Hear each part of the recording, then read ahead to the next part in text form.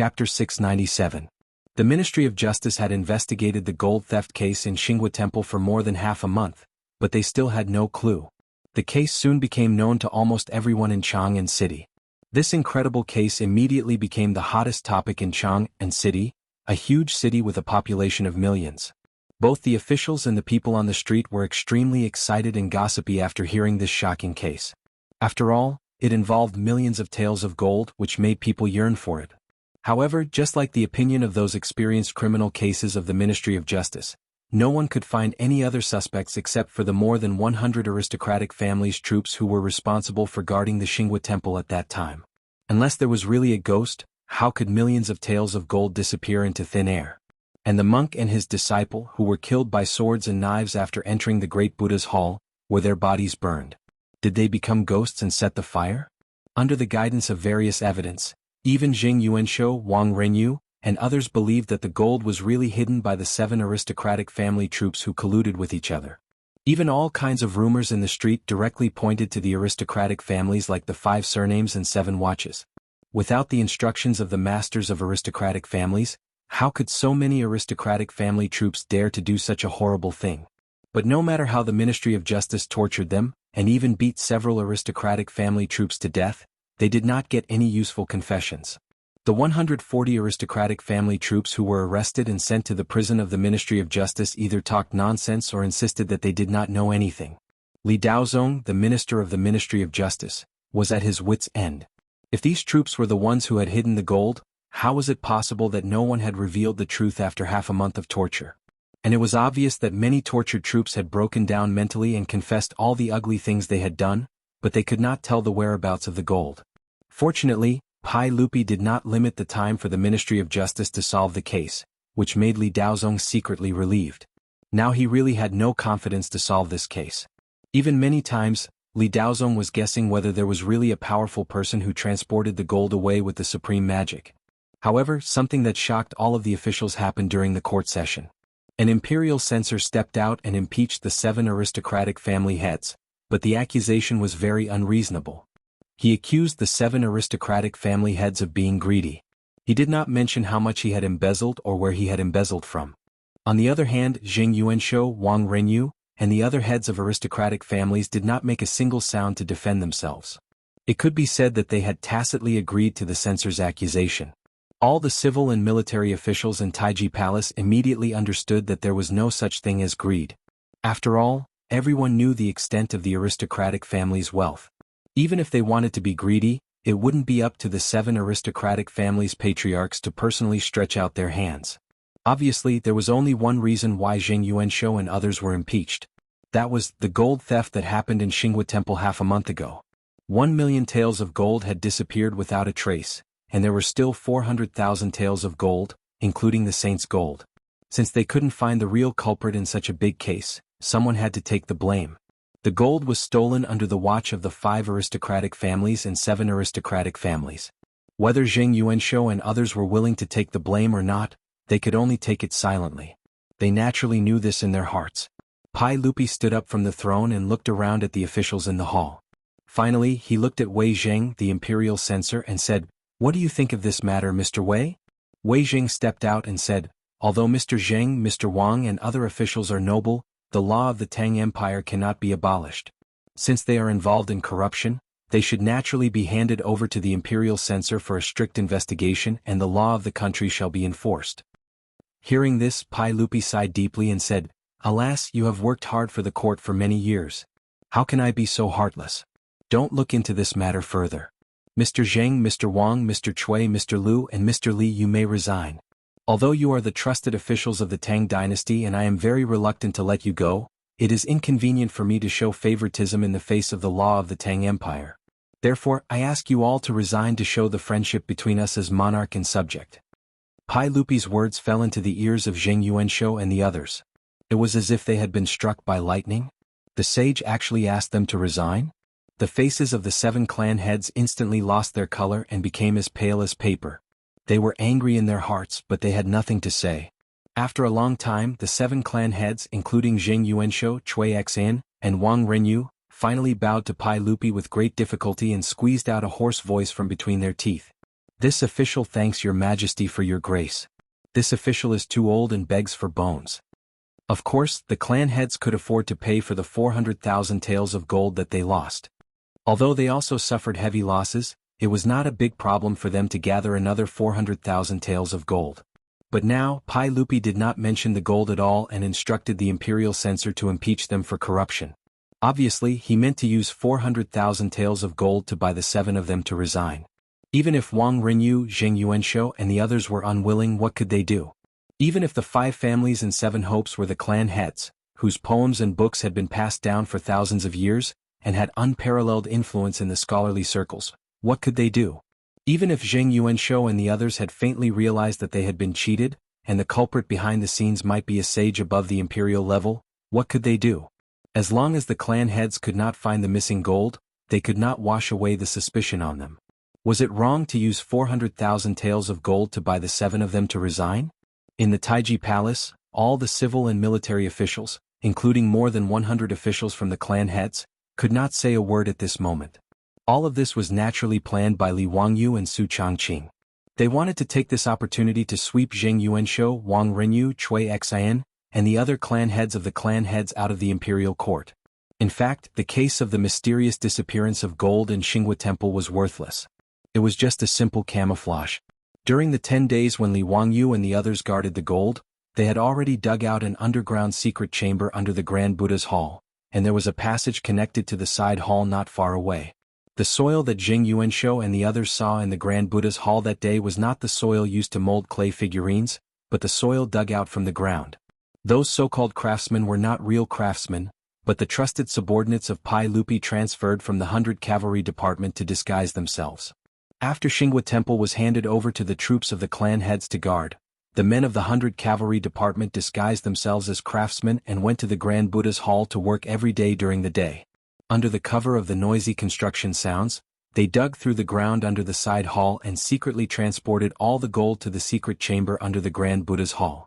After the gold was removed, they filled the bottom of the side hall with the soil piled up in the main hall. Therefore, after the fire that day, Pai Lupi ordered people to dig down, but they found nothing except soil. The only difficulty of this plan was how to hide from the eyes of the troops of the clan heads. However, since it was Li Wangyu who proposed to keep the window on the gable wall for observation, it was naturally a flaw, deliberately left by Li Wangyu in order to confuse the eyes of the troops of the clan heads. Chapter 698. In the future, Li Wangyu liked to watch all kinds of high IQ crime movies, and the Mission Impossible series was his favorite movie. He remembered that in Mission Impossible 4, there was such a plot. After Tom and his assistant sneaked into the Kremlin, they used a 3D projection screen to create a full image, thereby creating an empty corridor to cover their actions behind the screen. Li Wangyu had thought of this, so he deliberately proposed to keep the circular ventilation window on the mountain wall, so that the guards outside the side hall could observe the gold situation in the side hall at any time. Pai Lupi, Qing Yaojin, Fang Xianling, and Du Ruhui were all puzzled by Li Wangyu's idea. In their minds, if those aristocratic families could observe the gold situation through the window at any time, how could the cavalry department secretly transport the gold away without being discovered? However, Li Wangyu merely smiled and did not reply. He merely said that he would take care of this matter.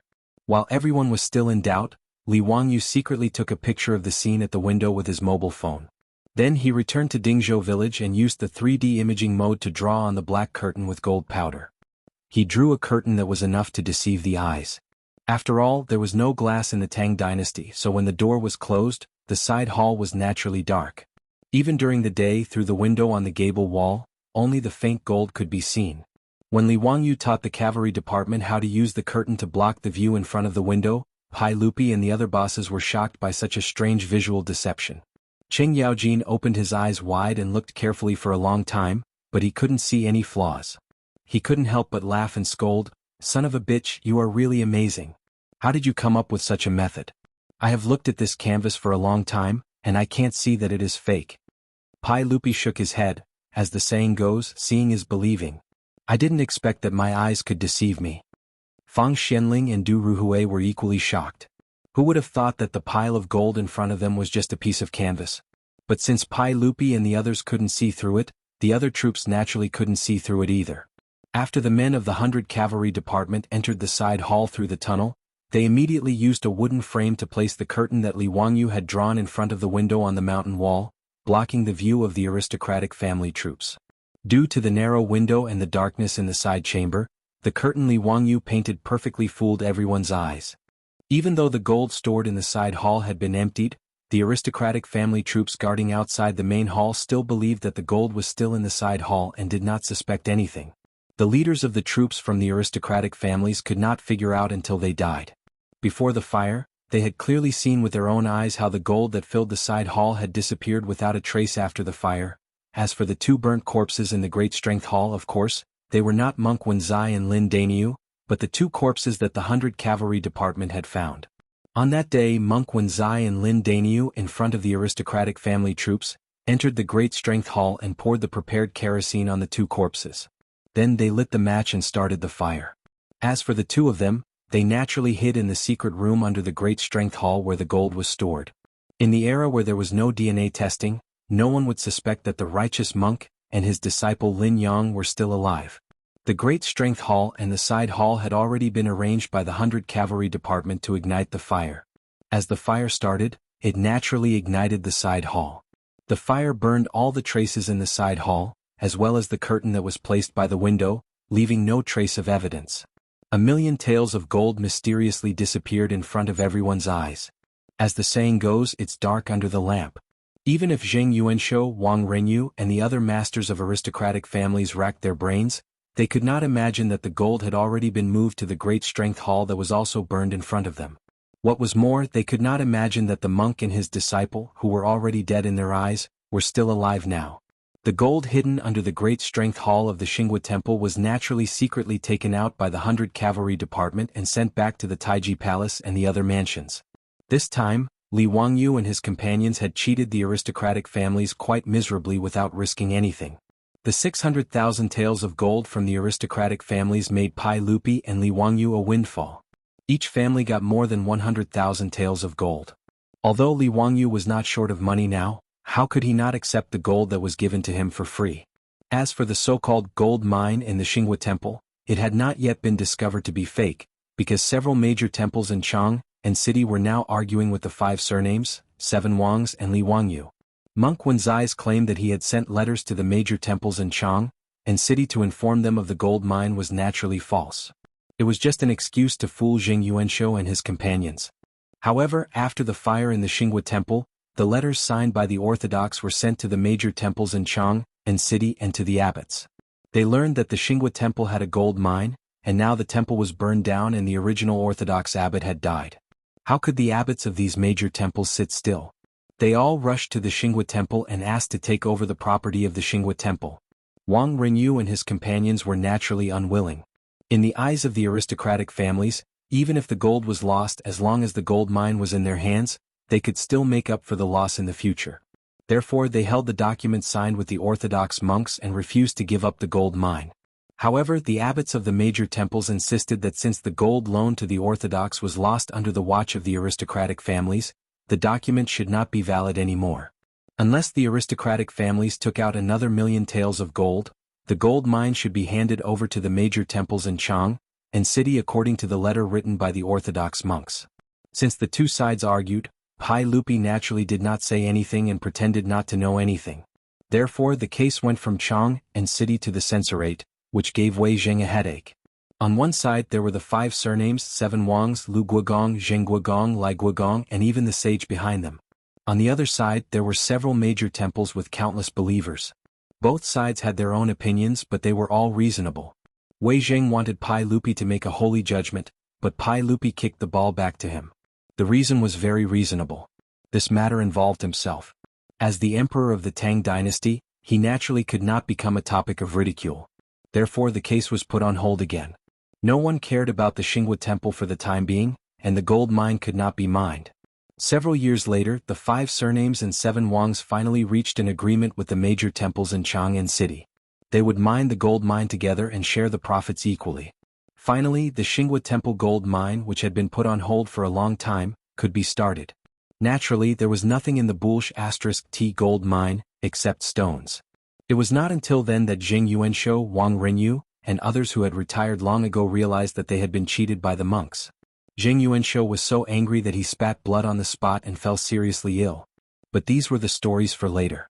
At this time in the Taiji Palace, Pai Lupi was in a good mood. He forced all the heads of the 5 surnames and 7 Wangs to retire. Although there were still hundreds of officials from aristocratic families in the imperial court, Pai Lupi even felt lighter without the 7 heads as their backbone and their constraints in the imperial court. In the Taiji Palace, Pai Lupi pretended to comfort the heads of the 7 aristocratic families and praised them for their contributions to the imperial court. At this time, Li Wangyu was seeing them off outside Chang'an City. Chapter 699. At a pavilion 10 miles north of Chang'an. As the saying went, there was a pavilion 10 miles away and a pavilion 5 miles away. The pavilion was a place for travelers to rest and also a place for the Tangs to bid farewell to their friends and relatives. Today, Li Wangyu was here to bid farewell to the Qiuzi merchant Bai Mohu, the monk Wenzai who was preparing to go west to catch up with Master Xuanzang, and his disciple Lin Daniu. Bai Macho's injuries from being tortured by the gangsters that day had already recovered. His throat that had been burnt by the medicine, after Sun Simiao's treatment, although he could now speak, he could only speak in a low and hoarse voice. Li Wangyu bowed to Bai Mohu and said, "Lao Bai, you were almost imprisoned because of me and suffered such a serious injury. It's all my fault. Please accept my bow as an apology."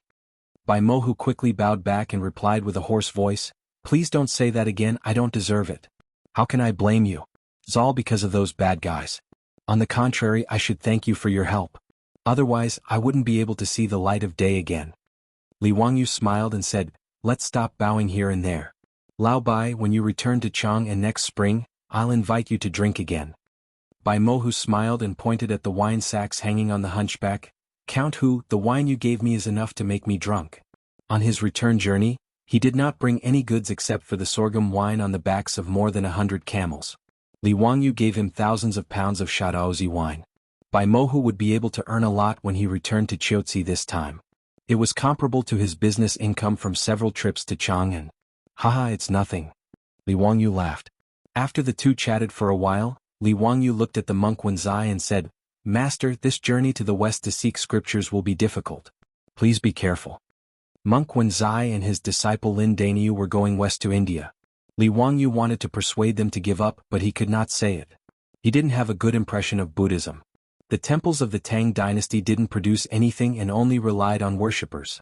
The monks did not pay taxes, nor did they submit to the corvée.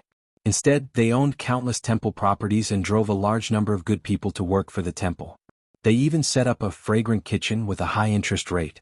Buddhist temples were as beautiful as palaces and extremely luxurious.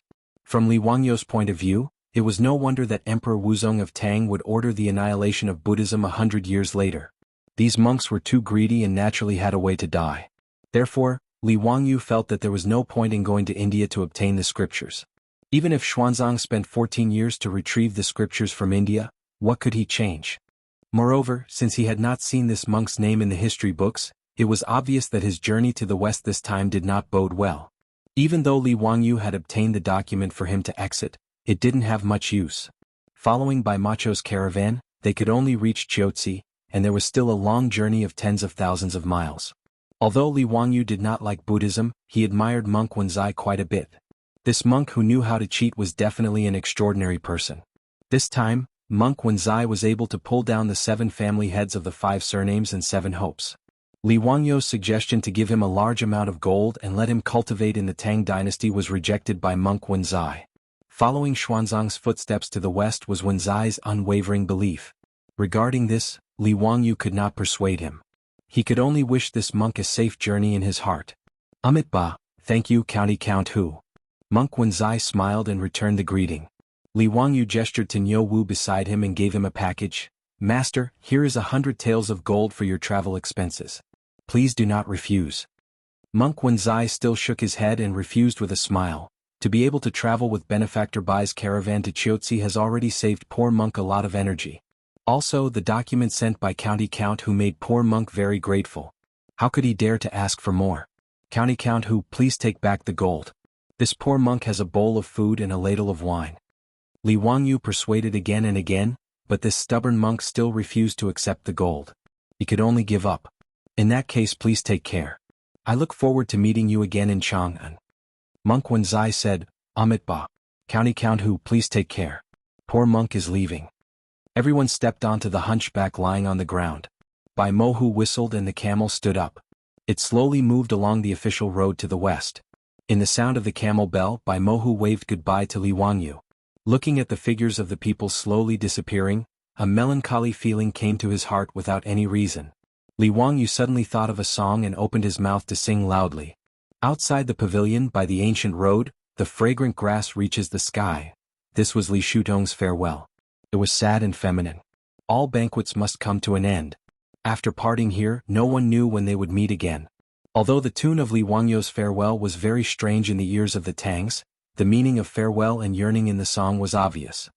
The horizon of the sky, the corner of the earth, half of my friends are gone. In the song, Monk Wenzai turned around slightly. On the hunchback, he bowed to Li Wangyu with one hand. After the farewell was sung, the camel team gradually disappeared on the official road. Li Wangyu sighed deeply and calmed down. He called Niu Wu and the team behind him to return to Chang'an. Monk Wenzai's insistence on going west made Li Wangyu sigh with emotion. Limited time and endless dust. Let fate take its course. When they passed by the East Market, Li Wangyu remembered that Kong Yingda's restaurant was not far from here.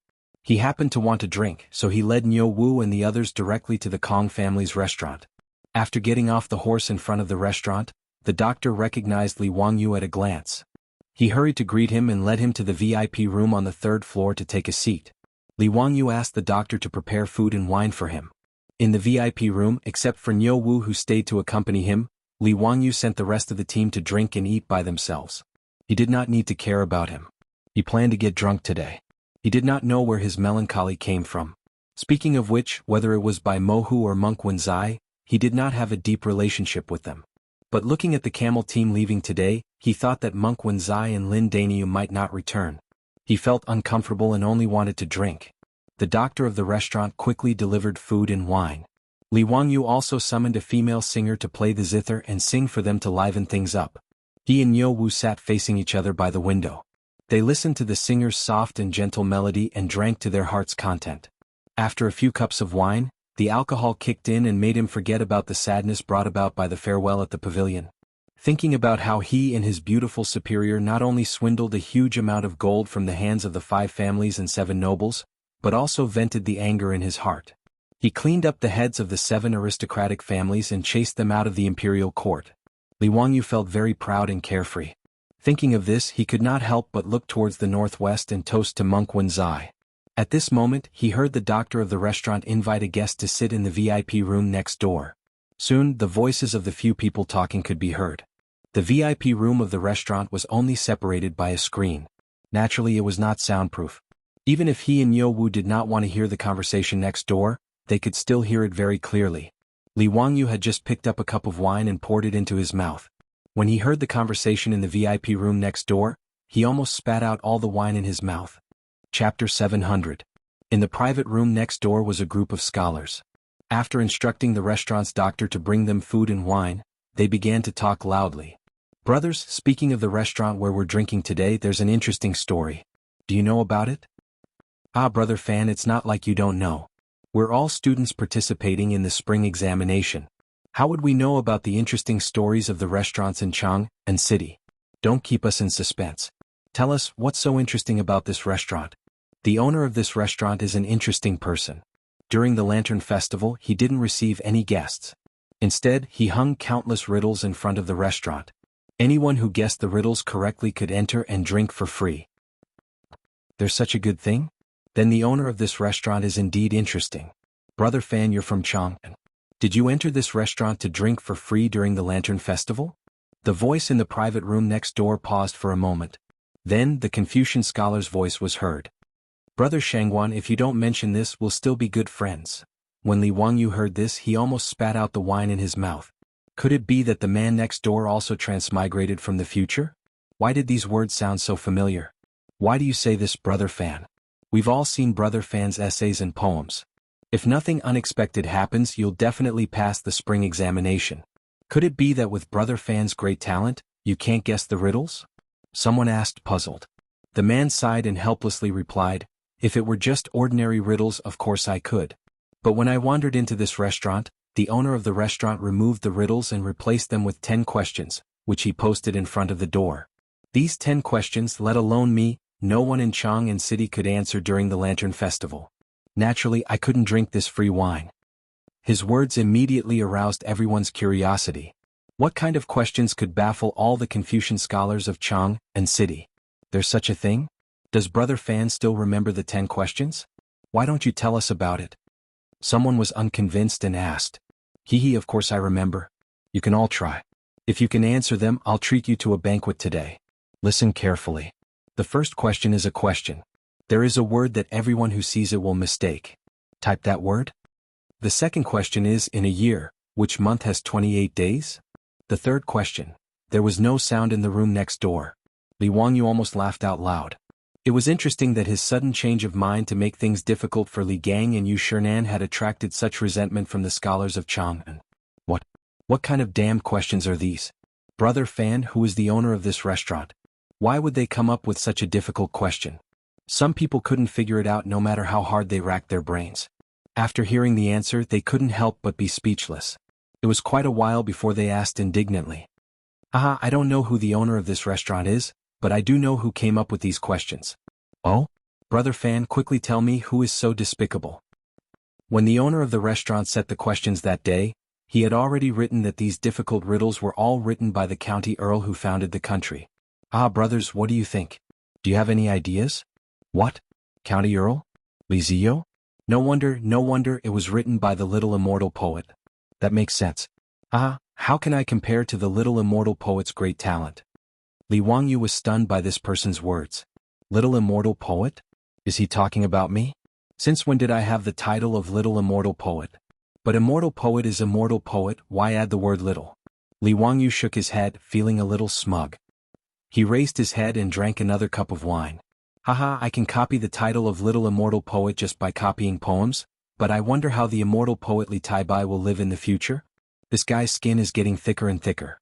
Not only is he not ashamed, but he is also somewhat proud. A voice came from the room next door. Brothers, you may not know, but in Chang, and no one calls Li Ziyo little immortal poet. Behind his back they all call him Bei's County Earl. Li Wangyu heard this and could not help but raise his eyebrows. He pricked up his ears and wanted to hear why he was called Bei's County Earl. Brother Fan, are you trying to reconcile? What do you mean by Bei's? Bei's is an ancient mythical beast. It knows astronomy, geography, and trifles. After being tortured by his 10 questions, the students in Chang and were both impressed and annoyed. They wanted to scold him, but they did not know how to do so. They did not know whether to laugh or cry, so they simply called him Bei's County Earl. So it is. It is very vivid. Interesting. Interesting, your sister. You are the mythical beast. You are not a human. Li Wangyu ridiculed in his heart, but he shook his head helplessly. It seems that the brain teasers really made these scholars of the Tang dynasty uncomfortable. Even Yo Wu, who was beside him, looked like he was trying to hold back his laughter. Li Wangyu looked at him and rolled his eyes. In the room next door, a group of Confucian scholars was still talking about him. Brother Fan, I wonder what poems the little immortal poet has written recently? Of course there are. Have you heard of Li Ziyo's 2 poems about the Lantern Festival? I have not heard of them. Brother Fan, please recite them for us. The voices in the room next door naturally reached the ears of the singer who was playing the zither for Li Wangyu. As a woman, she naturally loved Li Wangyu's 2 poems about the Lantern Festival. Hearing this, the singer did not wait for Li Wangyu's order. She immediately plucked the strings of the pipa in her arms and began to sing Green Jade Case, New Year's Eve. As soon as the song started, no one in the room next door spoke. They all began to listen to the singer's voice. Looking for her thousands of times, suddenly looking back, she is in the waning light. The song was sung 3 times before she stopped. Suddenly, there was a burst of applause in the room next door. This is the little immortal poet's new work? Amazing, truly amazing. It really makes people unable to stop loving it. The little immortal poet really is the little immortal poet. TSK, with this poem about the Lantern Festival, how can we write poems during the Lantern Festival in the future? That is indeed the case. Since the Bei's County Count wrote this poem about the Lantern Festival, from now on, who would dare to write a poem about the Lantern Festival? Wouldn't that be like displaying one's slight skill in front of an expert? Immediately, someone gently knocked on the partition screen and said, "Sorry to disturb you. Could you please ask the singer to sing the other poem as well?" The singer raised her eyes to look at Li Wangyu. Seeing him nod, she plucked the strings again and began to sing Xing Cha Zi, New Year's Eve. Last year on the Lantern Festival, the lights of the flower market were bright as day. The moon was high above the willow branches and people made an appointment at dusk. The room was silent again. Everyone listened attentively, afraid of missing a word. Since they were all students participating in the spring examination, their knowledge was naturally quite good. After listening to the 2 poems about the Lantern Festival, the room was abnormally quiet. It was so quiet that one could hear a pin drop. After a long time, Li Wangyu heard a sigh coming from the other room. The Lantern Festival's poetry will be finished from now on. The sentence, "The moon was high above the willow branches, and people made an appointment at dusk," made people's hearts yearn. The little immortal poet really lives up to her name. In the field of poetry, Li Ziyo should be called teacher. Since ancient times, the word teacher was extraordinary. It meant that the one who reached the top was the teacher. The scholar was the elder, so he was called teacher. Li Wangyu was 17 years old. For these scholars to be willing to call him teacher, one could see his current position in their hearts. Chapter 701. When Yo Wu heard the words from the room next door, he could not help but wink at Li Wangyu. Li Wangyu pretended to be calm, putting on a straight face and coughing lightly. He looked like he did not care, but he was actually feeling really good inside. Naturally, he felt really good hearing someone praise him in secret, but he still put on an act. Yo Wu knew his Longjuan's temperament, so he just grinned and did not expose him. On the other hand, the songstress looked at the master and servant pair weirdly. The Confucians next door were praising County Earl Hu, so what was the meaning of their expressions? Another voice came from the room next door. "I heard that the imperial court is preparing to attack the Turks again? Do you know about this?" When Li Wangyu heard this, he frowned. He did know about this matter. In the 8th month of the 3rd year of Jingguan, Pai Lupi ordered Minister of War Li Jing as the general manager and Zhang Gongjin as the deputy general manager to attack the Turks. It was also in this battle that Pai Lupi finally took revenge for the humiliation of being forced by Jelly Khan to sign the Wei River Alliance, destroying the Turks in one fell swoop. However, Li Wangyu did not know about this matter from Pai Lupi, Qing Yaojin or Li Jing. He only knew about it from history books. How did these Confucians know about such a secret of the imperial court? It had only been 3 months, and the matter of attacking the Turks had already caused such an uproar? We do not know about this matter, so how did Brother Shangguan know? Brother Zhu, have you forgotten that Brother Lu and I are both from Hunan? When the 2 of us left for Chang'an, the Zhetzong House of Hunan had already started to recruit soldiers and was preparing to move to Longyu. As such, I believe that they are going to attack the grassland. When Li Wangyu heard this, he understood why this Confucian scholar could guess this matter. This Confucian scholar surnamed Shangguan was smart to be able to guess that the imperial court was going to attack the Turks. During the early Tang dynasty, the soldiers were farmers who cultivated the land. They trained during the farm breaks and joined the army during wartime. Since they were going to use soldiers against the Turks, the imperial army in Chang, and was clearly not enough, so they had to recruit soldiers from the various prefectures. Due to the current traffic situation in the Tang dynasty, it would take up to a year to prepare for the deployment of troops. Therefore, it was normal for Hebei province to begin recruiting troops after receiving the order. Naturally, such a large-scale conscription of prefectural soldiers could not be hidden from the world. In ancient times, it was a joke to try to keep it a secret before a large-scale war. Li Wangyu knew that he had thought wrongly before, so he was too lazy to pay attention to it and continued to drink his wine with Niu Wu. The few Confucian scholars next door were discussing the matter of the imperial court dispatching troops to the grasslands, and the topic of conversation eventually came back to Li Wangyu. Speaking of the imperial court sending troops to the grasslands, I think of the poem, Leaving the Fortress by the Little Immortal Poet. Speaking of which, it is quite strange. As far as I know, the little immortal poet is only 17 years old this year. He has never been to the border and has no experience in the army. How could he write such a vigorous poem? Could it be that there are people in this world who are born with knowledge? Brother Lu, you're getting carried away. What kind of person is the little immortal poem? How can he be mentioned in the same breath as others? He is the imperial tutor. Brother Lu, throughout history, has there been anyone like the little immortal poet, who is only 16 years old and can be the imperial tutor of the crown prince? Haha, Brother Shangguan is right. It's my fault. With the little immortal poet's poem, Leaving the Fortress, it is like 2 poems of the Spring Lantern Festival. How can the later generations write it? It is difficult to surpass such a classic work. That's true. The little immortal poet is not giving the later generations a chance to write poems. Come everyone, Let's drink to the little immortal poets leaving the fortress and to this masterpiece of a frontier poem. Frontier poems were the favorite subject of the Tang dynasty poets. Before the Tang dynasty, there were no more than 200 frontier poems collected. In the Tang dynasty, there were more than 2,000 frontier poems collected in the complete Tang dynasty poems alone. It could be seen that the Tang dynasty people loved frontier poems. Of course, the poem that Li Wangyu had plagiarized from Wang Changling's Leaving the Fortress was indeed a representative work of frontier fortress poetry. It could be said to be one of the 7 masterpieces of the Tang dynasty. It was normal for the Confucian scholars to give it such a high evaluation. There was a burst of noisy drinking in the room next door. When Li Wangyu heard it, he couldn't help but laugh. At this time, Li Wangyu was already drunk. His brain was dizzy from the stimulation of alcohol. When he heard those Confucian scholars say that there were no classics in frontier poems, he couldn't help but want to show off. He didn't care whether he would scare others or not. He picked up his chopsticks, knocked on the bowl and plate and loudly recited. The yellow river far away among the white clouds, a lonely city of 10,000 mountains. When these 2 lines of the poem came out, the room next door, which was noisy just now, suddenly became quiet again. These 2 lines described the magnificent scenery of the frontier fortress in the northwest. From the rolling waves of the Yellow River to the lonely city on the frontier, it created a sense of desolation and loneliness. The several Confucian scholars looked at each other, the hands holding the wine cups stiffening. A lonely city connected the frontier fortress with the sorrow of separation. This poem was very wonderful.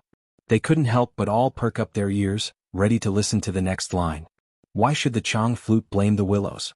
The spring breeze does not cross the jade gate. The nostalgia of the frontier soldiers seemed to spread out. The magnificence and desolation of the frontier fortress, the sorrow and heroism of the soldiers who couldn't return home. Wang Zhihuan's masterpiece, another classic frontier fortress poem of the Tang dynasty, had been plagiarized by the shameless Li Wangyu. And those Confucian scholars didn't know how to react. Awkward, really awkward. This was simply a slap in the face. Just a moment ago, everyone was praising the little immortal poet's frontier poem, saying that it was the masterpiece of the world. But in the next room, someone immediately recited a poem that was on par with her? Everyone even doubted if they had heard wrongly. But that songstress's eyes lit up. Without hesitation, she immediately plucked the strings of her zither again, opening her mouth to sing the poem Li Wangyu recited, Leaving the Frontier. After the songstress finished singing, Li Wangyu still hadn't had his fill. He recited another poem. Grape wine in a luminous cup, the lute immediately urges me to drink. Lying drunk on the battlefield, don't laugh. Since ancient times, how many people have returned from a campaign? The clouds of the Qinghai Mountains, the lonely city looks at the Jade Gate. The yellow sand wears the golden armor after 100 battles, Lulan won't return until it's broken. Today he was sending off monk Wenzai, so he was originally feeling melancholy. Now that he had drunk a few cups of wine, under the stimulation of alcohol, he didn't care and recited several wonderful frontier poems. Li Wangyu felt good. The songstress was stunned. All the Confucian scholars were stunned. Separated by a screen, everyone could only hear the sound but not see the person. At this moment, besides shock, there were only 10,000 alpacas galloping through their hearts. Damn it, when did frontier poems become a specialty in this field? And they were sold wholesale? They had only praised the little immortal poet's frontier poem, and now they were fighting? Moreover, every single one of them was actually so magnificent and full of ambition. All the Confucian scholars were sluggish for a long time. After carefully pondering over these frontier poems, they had to admit that these poems were on par with the little immortal poets, Leaving the Frontier. Brothers, come, let's drink. I hope that all of you can pass this year's spring examination. Yes, let's drink. Haha, the taste of today's wine is really good. In the room, the Confucian scholars were stunned for a long time before someone interrupted. Everyone closed their mouths and didn't talk about the poem anymore. They greeted each other and drank, erasing the awkwardness from just now. Chapter 702. In the past, when they heard Li Wangyu's poems, they would come to meet the poet and make friends with him. But today, when they were flattering the goddess of poetry, they were directly slapped in the face by the unknown guy in the next room. Under such embarrassment, how could they have the nerve to make friends with him? Therefore, they could only persuade each other to drink and pretend that they didn't hear the poem. Of course, in everyone's hearts, these few poems were firmly engraved in their minds. They planned to find someone to ask who these few poems were later. Brothers, by the way, you should know about the gold theft case in Xinghua Temple which has caused a stir in Chang'an City recently, right? What do you think? The Confucian scholars simply changed the topic and talked about the hottest thing in Chang'an City recently. This extremely bizarre case naturally attracted the gossips of everyone in Chang'an City and incessantly discussed it. Even though they were Confucian scholars who came to Chang'an City to attend the imperial examination in spring, they also knew about it. Of course I know. Tut, this case is really strange. It's a million taels of gold. I was born in an official's family, but I have never seen so much gold. I'm not afraid of being laughed at. I haven't even seen 10,000 taels of gold, let alone a million taels of gold. None of us have seen it either. The strange thing is that so much gold disappeared just like that.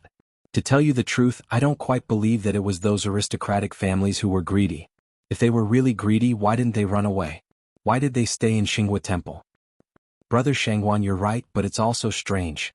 I heard from the people in the Ministry of Justice that those troops were very sure that before the side hall where the gold was stored caught fire, they saw with their own eyes that the gold was in the side hall. If so, I'm afraid that only immortals could transport the gold away. Brother Lu, don't joke. Do immortals need to steal gold? Immortals can turn stone into gold by themselves, right? You're right. I was wrong. However, in this gold theft case in Xinghua Temple, not only the gold of the 5 families and 7 kings was lost, but also the gold of the sage, Duke Lu, Duke Zheng and Duke Lai were also lost. Even the goddess of poetry lost 80,000 taels of gold. It's really a heavy loss. Tisk tsk. Speaking of which, I admire the little immortal poet the most. You are indeed worthy of being the Bays County Earl. It was said that when the little immortal poet was chased out of the clan by the Li clan of Hu County, she led an old servant and started from scratch. In less than a year, she had earned Noda's family business and was also conferred a title by the saint. She was really amazing. Although I lost 80,000 taels of gold this time, in my opinion, it is nothing. Little immortal poem will definitely be able to earn it back. The group of Confucian scholars also nodded repeatedly. They admired Li Wangyu to the core. Not only was his literary talent outstanding, but in terms of poetry, no one in the world could surpass him. Moreover, his ability to earn money was comparable to Shang Xing, Tao Xing, Zhu Gong and Fan Li. It could not help but be envious. Li Wangyu was already drunk at the moment. When he heard this, he actually found an excuse to interrupt and said, it's just some useless things. It's not worth mentioning, not worth mentioning. When his words fell into the ears of the group of Confucian scholars, they became even more displeased. They felt that the people in the cubicle were not tactful at all. We are talking, how can this person be so impolite? The group of Confucian scholars were all students participating in this year's spring examination. They were not from Chang'an, so they naturally did not want to cause trouble. Although they were unhappy, they did not argue with him and pretended not to hear him. Brothers, you don't know that the Li clan of Hu County is regretting it to the point that his intestines are turning green. Little immortal poet, such a godly figure, was actually chased out of the clan by them. They really have eyes but can't see. Now in Chang'an, who doesn't laugh at them? Serves them right. This kind of clan is unworthy of being a member of the Li Tang clan. The saint should have chased them out of the clan. When Li Wangyu heard this, he almost couldn't help but applaud the Confucian scholars in the cubicle. Sure enough, the eyes of the crowd were as bright as snow. If it weren't for the fact that the Li clan of Hu County was very well behaved and that they were still relatives, Li Wangyu would have already made trouble for the Li clan of Hu County. However, if he ruined his own reputation in order to deal with the Li clan of Hu County, that would not be good. Therefore, Li Wangyu restrained himself and did not seek trouble with the elders of the Taotai clan. At this time, when he heard the Confucian scholars curse the Li clan of Hu County, he naturally felt happy. He interjected, "Well said. Well said." The group of Confucian scholars in the elegant room were stunned. None of them understood what was going on with the guest next door. In the Tang dynasty, it was rare to see someone respond like this. Some of the Confucian scholars felt that it was inappropriate for them to impudently talk about the imperial clan, not to mention that there was a shameless eavesdropping person in the cubicle. Therefore, they did not respond and directly changed the topic to this year's spring examination. Brothers, do you all know? The imperial court has already announced that the rules for this year's spring examination are different from previous years. It is said that the examination papers will be copied and sealed? That's right, it is indeed so. It is said that the changes in the spring examination were also the idea of the immortal poet. This plan is very clever. In this way, why do we need to care about the examinees who have submitted their papers? Speaking of this, I feel very carefree in my heart and should drink a toast. With this sealing of the papers, we don't need to worry about cheating in the spring examination. We brothers have studied hard for many years and can also display our talents. Haha, we should drink a cup to victory. Speaking of which, the person I admire the most right now is none other than the immortal poet. Not to mention his poems and essays, just the immortal poet's engraving printing technique is a blessing for us scholars. Brother Shangguan is right. What I admire even more is the water wheel and four-wheeled carriage that the immortal poet created. This is something that will benefit the country and the people for thousands of years. If I can learn from the immortal poet and benefit the people, then my years of study will not be in vain. If I can become the immortal poet's disciple, I would rather not take this year's spring examination. Brother Lu's words are exactly what I want to say. After the scholars surnamed Lu and Shangguan said these words, the crowd of Confucian scholars burst into laughter. Ah, Brother Lu and Brother Shangguan, don't joke like this. Why don't you see who the immortal poet's disciples are? Not to mention the Crown Prince and His Highness King Yu, even Junior Supervisor Yen and Imperial Censor Ma. One is a 4th-rank Imperial Censor and the other is a 6th-rank Imperial Censor. It is not easy for Brother Lu and Brother Shangguan to become the immortal poet's disciple. Passing the spring examination is easy, but becoming the immortal poet's disciple is too difficult. Brother Lu and Brother Shangguan, do you still have the extravagant hope of becoming classmates with the Crown Prince and His Highness King Yu? Li Wangyu was dizzy when he heard the Confucian scholars next door dismissing the two of them.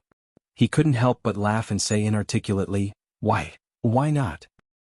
With the two of you, as long as you pass this year's spring examination, I will accept the two of you as my younger children. When his words fell into the ears of the group of Confucian scholars, they were first stunned and then became furious. What an arrogant guest. It was one thing to rudely interrupt time and time again, but now he actually dared to speak such drunken nonsense? Everyone could hear that the guest in the next room was very drunk and couldn't speak clearly. He actually came to take advantage of them and said that he wanted to accept Shangguan and Lu as his disciples. Who did he think he was? Did he really think that just because he drank a few cups of wine he was a character like the immortal poet? At this time the Confucian scholars couldn't care less. In a moment of anger, they directly pushed open the partition screen in the room, wanting to see what kind of crazy person was so rude. When Yo Wu saw the Confucian scholars angrily push open the partition, he quickly stood up and prepared to stop them. Just as he was making a ruckus, he heard a burst of noise from the back of the room. Waha, I told you that I didn't see wrong. Isn't the person sitting downstairs the middle of that brat Zio's residence? That bastard Zio must be drinking and making merry here. Let's find him and settle the score.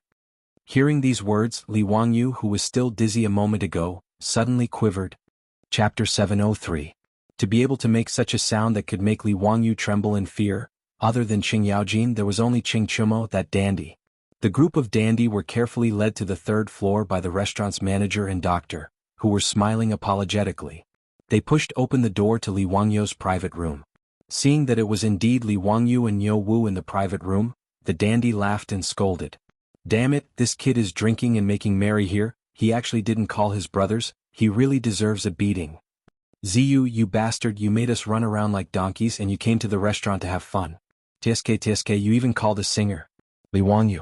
You bastard, you've learned bad things. Everyone don't talk nonsense with this kid. Today we must make this kid drink, otherwise we won't be able to vent our anger. This bastard, he sent us to manage the Wangyu Charity Hall, but he came here to have fun. Brothers, today we must not let this kid off. As soon as the dandy saw Li Wangyu, they shouted to beat him up. Li Wangyu, who was already drunk, looked at the situation and suddenly broke out in a cold sweat. Even his drunkenness sobered up a lot. He naturally knew why the dandy were like this and knew that he was in the wrong. He quickly stood up and bowed to the dandy. Brothers, good day. Ziyu greets all my brothers. It's been a few days since we last met and I've missed all of you. I didn't expect to meet all of you here in this restaurant. Come, brothers, please take a seat. Today this little brother will be treating and we won't leave until we're drunk. The Wangyu Charity Hall that Li Wangyu set up on a whim was not short of money, but there were many things that needed people to do. March was the time for spring sowing, but last year a large area of Guangzhong Road was hit by a disaster. Even though Pai Lupi issued a decree to waive last year's rent, it was still a drop in the bucket, and the people were now crying for food. Although the government also provided disaster relief, it could only ensure that the people of Guangzhong Road did not starve to death. At this time Wangyu Charity Hall, which was not short of money, could play a role. With the support of Empress Zhang Sun and a group of top playboys in Chang'an, the Wangyu Charity Hall did not encounter any resistance in the Guangzhou circuit. But even if he had the money, it wasn't easy to run a charity hall. Whether it was counting the number of farmers affected by the disaster or distributing food, it was a very complicated matter. The debauches didn't understand this either. Although they had their own stewards to help them, they were still very busy. He sent someone to ask Li Wangyu for help, but at that time, Li Wangyu was busy digging a hole for the 5 surnames and 7 factions. How could he care about these things? He repeatedly said that he was not free and refused. Moreover, with his temperament, he didn't have the patience to do these things. He had always been the one who only cared about setting fires and not cleaning up. Li Wangyu did not expect that he would be caught red-handed by these foppish playboys when he came to this restaurant to relax after seeing Monk Wenzai off outside Chang'an City and wanted to have a drink on the way back. Cheng Chumo ignored Li Wangyu and went forward to grab him by the collar and scolded jokingly, "Don't talk nonsense, Zio, you scoundrel. You left so many things to us. You tell us what to do." Niu Wu knew that the debauches were joking with his Langjun and did not stop them. He just laughed and watched the fun. Li Wangyu saw that the debauches were coming at him aggressively and decided to play rogue.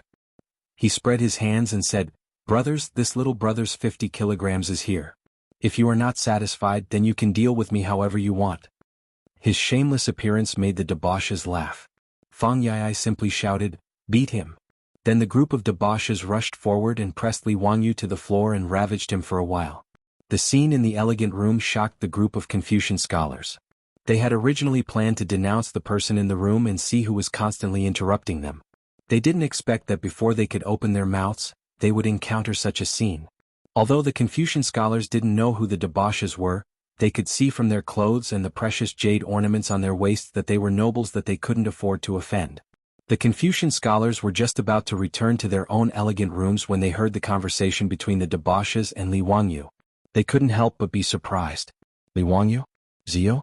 The Confucian scholars looked at each other in disbelief. They were so excited that their bodies were trembling. Could this be the famous count of Hu County that they had been discussing all this time, Li Wangyu, Li Zio? They thought back to the poem that the person in the room had recited. If it was said by the immortal poet herself, wouldn't it all make sense? No wonder. In this world, besides the immortal poet, who else could compose such a poem? The Confucian scholars suddenly felt that today was truly the blessing of the Tao ancestor. They had run over to this restaurant and were actually able to see the immortal poet herself. They were truly too happy. The Confucian scholars were all scholars. Although their eyes were constantly emitting a scorching light, they didn't scream like the fans of later generations would when they saw their idol. They could be considered to have excellent self-restraint. It wouldn't be an exaggeration to say that in the eyes of these Confucian scholars, Li Wangyu was no different from the superstars of later generations. The debauches ravaged Li Wangyu for a while before pulling Li Wangyu up from the floor. His hair was messy like a chicken's nest and his clothes were as dirty as rags. Only after the crowd had finished laughing did they notice the group of Confucian scholars standing uneasily in the elegant room. Cheng Chumo couldn't help but curiously ask, "Zio, who are these people?" Li Wangyu looked over and couldn't help but smile. He naturally knew that these Confucian scholars were his fans in the elegant room just now. Li Wangyu said, "They are all students participating in this year's spring imperial examination." "Oh, that's right, I just chatted with you for a long time. I still don't know your names?" His last sentence was naturally directed at the group of Confucian scholars. Since this group of Confucian scholars had flattered him for a long time today, Li Wangyu was naturally willing to chat with them. "Greetings, sir. I am from Shanzhou of Hunan Province. My surname is Shangguan and my given name is Yi." "Greetings, sir. I am from Bianzhou of Hunan Province. My surname is Liu and my given name is Ringui." "Greetings, sir." The group of Confucian scholars immediately respectfully bowed to Li Wangyu and then reported their names one by one. The others didn't matter, but 2 of them made Li Wangyu feel slightly surprised. Shangguan Yi? Liu Ringui? Li Wangyu felt that it was really interesting.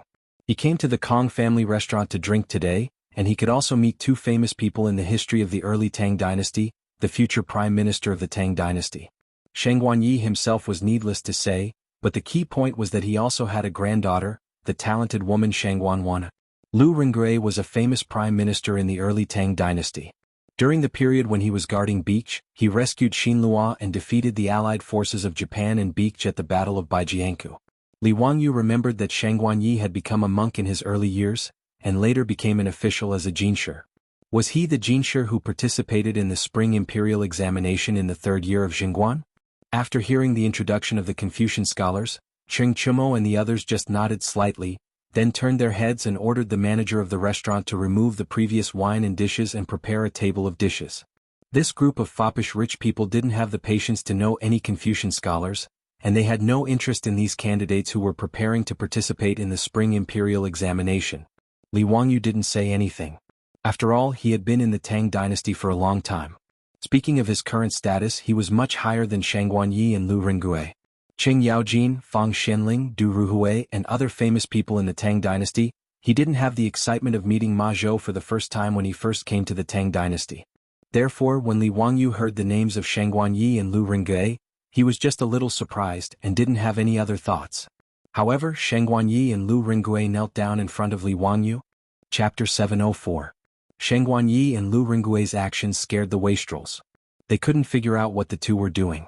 The group of Confucian scholars immediately understood the two's actions and couldn't help but reveal looks of envy. Li Wangyu was also somewhat baffled by the two's actions. Brother Shangguan, Brother Lu, what is the meaning of this? He had drunk so much that he had forgotten what he had said before. Now that he had made a fuss with the wastrels, he had sobered up a lot. However, he didn't remember that he had said that he would accept the two as his disciples. Teacher said earlier that if the two of us were lucky enough to pass this year's spring imperial examination, teacher would accept us as his disciples. I don't know if teacher's words still count? Li Wangyu was stunned. Did he say that? How come he didn't have any impression of it? He looked at Niu Wu and asked if this was true. Niu Wu was also speechless. He could only nod silently, indicating that this was indeed what Li Wangyu had said earlier. After receiving Niu Wu's confirmation, Li Wangyu was also dumbfounded. He had really agreed to accept Shang Guanyi and Lu Ringgui as his disciples? Li Wangyu had a headache. He subconsciously wanted to find an excuse to refuse. However, when he saw Lu Ringgui and Shang Guanyi kneeling on the ground and their eyes filled with anticipation, he couldn't bring himself to refuse. Forget it. In any case, one sheep was already herded and a flock of sheep was also released. 2 more disciples was no big deal. Thinking about Li Qingqian, Li Tai, Ma Zhou, Yan Libin, Shang Guanyi, and Lu Ringgui were all his disciples, it seemed quite interesting. Looking at Pai Lupi's meaning, that brat Li Ji should also acknowledge him as his teacher in the future. After this mess, the historians in the future would have a headache when they researched the history of Jingguanyan. Thinking of this, Li Wangyu nodded slightly at Shang Guanyi and Lu Ringgui on the ground. Since I said this before, I won't go back on my words. After this year's spring imperial examination, if the 2 of you can pass, go to Hu County's Dingzhou village to find me. I will accept the 2 of you. But if it doesn't, then there's no need to mention it again. Shang Guanyi said happily, Teacher, don't worry. Brother Lu and I are both candidates for this year's examination. I will definitely not embarrass you. I will definitely pass this year. That's right. Don't worry, teacher. If I can't become a grand scholar, how can I have the face to acknowledge you as my master? Brother Shangguan and I are confident that we can pass this year's spring quarter examination, Lu Ringgui said without hesitation. Li Wangyu didn't doubt that the 2 of them could pass the imperial examinations. What a joke. If the 2 future prime ministers of the Tang dynasty couldn't even pass the spring imperial examination, who else could? After receiving Li Wangyu's confirmation, Shang Guanyi and Lu Ringgui were overjoyed. As for the other Confucian scholars, they were all filled with envy. They hated themselves for not saying that they wanted to take the little immortal poem as their master. Anyone would understand how great the benefits of being Li Wangyu's disciple were. Even though Li Wangyu looked like he was 17 this year, and they were much older than him, so what? The young man in front of them was not only famous in Chang'an, but he was also the imperial preceptor of the crown prince. If they took him as their master, wouldn't it mean that they would also be close to the crown prince? If the crown prince inherited the throne in the future, would Li Wangyu's disciples not have a good future? These Confucian scholars naturally didn't think that Shang Guanyi and Lu Ringgui, who they called brothers, would be able to become the prime ministers of the Tang dynasty in the future even if they didn't rely on Li Wangyu's influence. Li Wangyu said, "Well, since the spring quarter examination is around the corner, you two should review your homework well. Don't be careless. You also know that this year's imperial examination requires you to copy the exam papers. If you don't have real talent, it won't be easy for you to pass. If you can't pass the imperial examinations, Don't blame me for not opening the door for you too. Yes, teacher, you're right. Brother Lu and I will definitely not let you down. Li Wangyu said a few more words to them and then indicated that they could go back. This group of Confucian scholars knew that Li Wangyu was here, so they didn't dare to continue drinking in the private room. After they respectfully saluted Li Wangyu, they hurriedly left. After Sheng Guanyi and Lu Ringgei left, Fang Yai asked curiously, Zio, can the 2 students who want to take you as their master really pass the spring quarter examination this year? It's not easy to pass the spring quarter examination. Li Wangyu said, haha, I believe in them. Brother Yai, just wait and see. I'm sure they will pass. The foppish young masters didn't quite believe his words, but they didn't care. After all, whether the 2 students passed or not had nothing to do with them. Don't talk about that. Come on everyone, let's drink. Today we must make that bastard Zio drunk. Cheng Chumo raised his glass and shouted, which attracted the response of the foppish young masters. The private room suddenly became noisy. Needless to say, Li Wangyu was drunk again. The next day he rubbed his temples and got up from the bed. He took the hangover soup from his beautiful boss and drank it in one gulp. Then he said painfully, I will never drink with Cheng Chumo and his group of bastards again. His beautiful boss rolled her eyes at him and said, Humph, you say that every time, but when have you ever done it? Wangyu, don't forget that you are not 26 years old now. Your body is only 17 years old. Getting drunk like this is not good for your body. Li Wangyu said with a cheeky smile, Yes, my wife cares about me. Humph, who's your wife? Li Wangyu grabbed his beautiful boss's soft arm and imitated the tone of the bully in the TV series as he teased, What's wrong? Do you want to break off the engagement? To tell you the truth, today you have to obey, even if you don't want to. The beautiful boss didn't bother to pay attention to him. She reached out and pinched his ribs. Li Wangyu was in so much pain that he immediately let go and said, It hurts, Changqing, do you want to kill your husband? Stop pretending. Get up quickly. Cheng Chumo and the others have been here for a long time. They are waiting for you in the restaurant downstairs. The beautiful boss smiled and pulled him up. Li Wangyu was speechless. He put his hand to his forehead and said, My God, what are they doing here again? Are they going to ask me to drink again? Changqing, go and tell them that I am sick.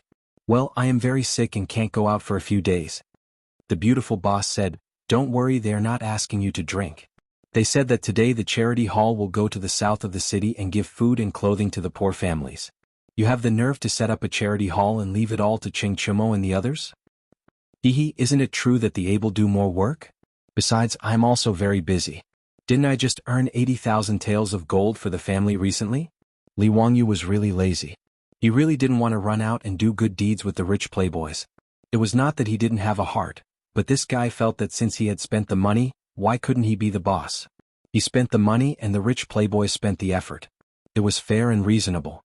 However, since Cheng Chumo and the others had already come knocking on his door, Li Wangyu also knew that he would definitely not be able to escape today. He could only sigh and climb up from the bed. When his beautiful superior helped him change his clothes, this guy did not forget to take advantage of her, causing her to roll her eyes to almost reach the sky. The beautiful boss slapped away the soft hand on her chest and said in a coaxing tone, Well, be good, go early and come back early.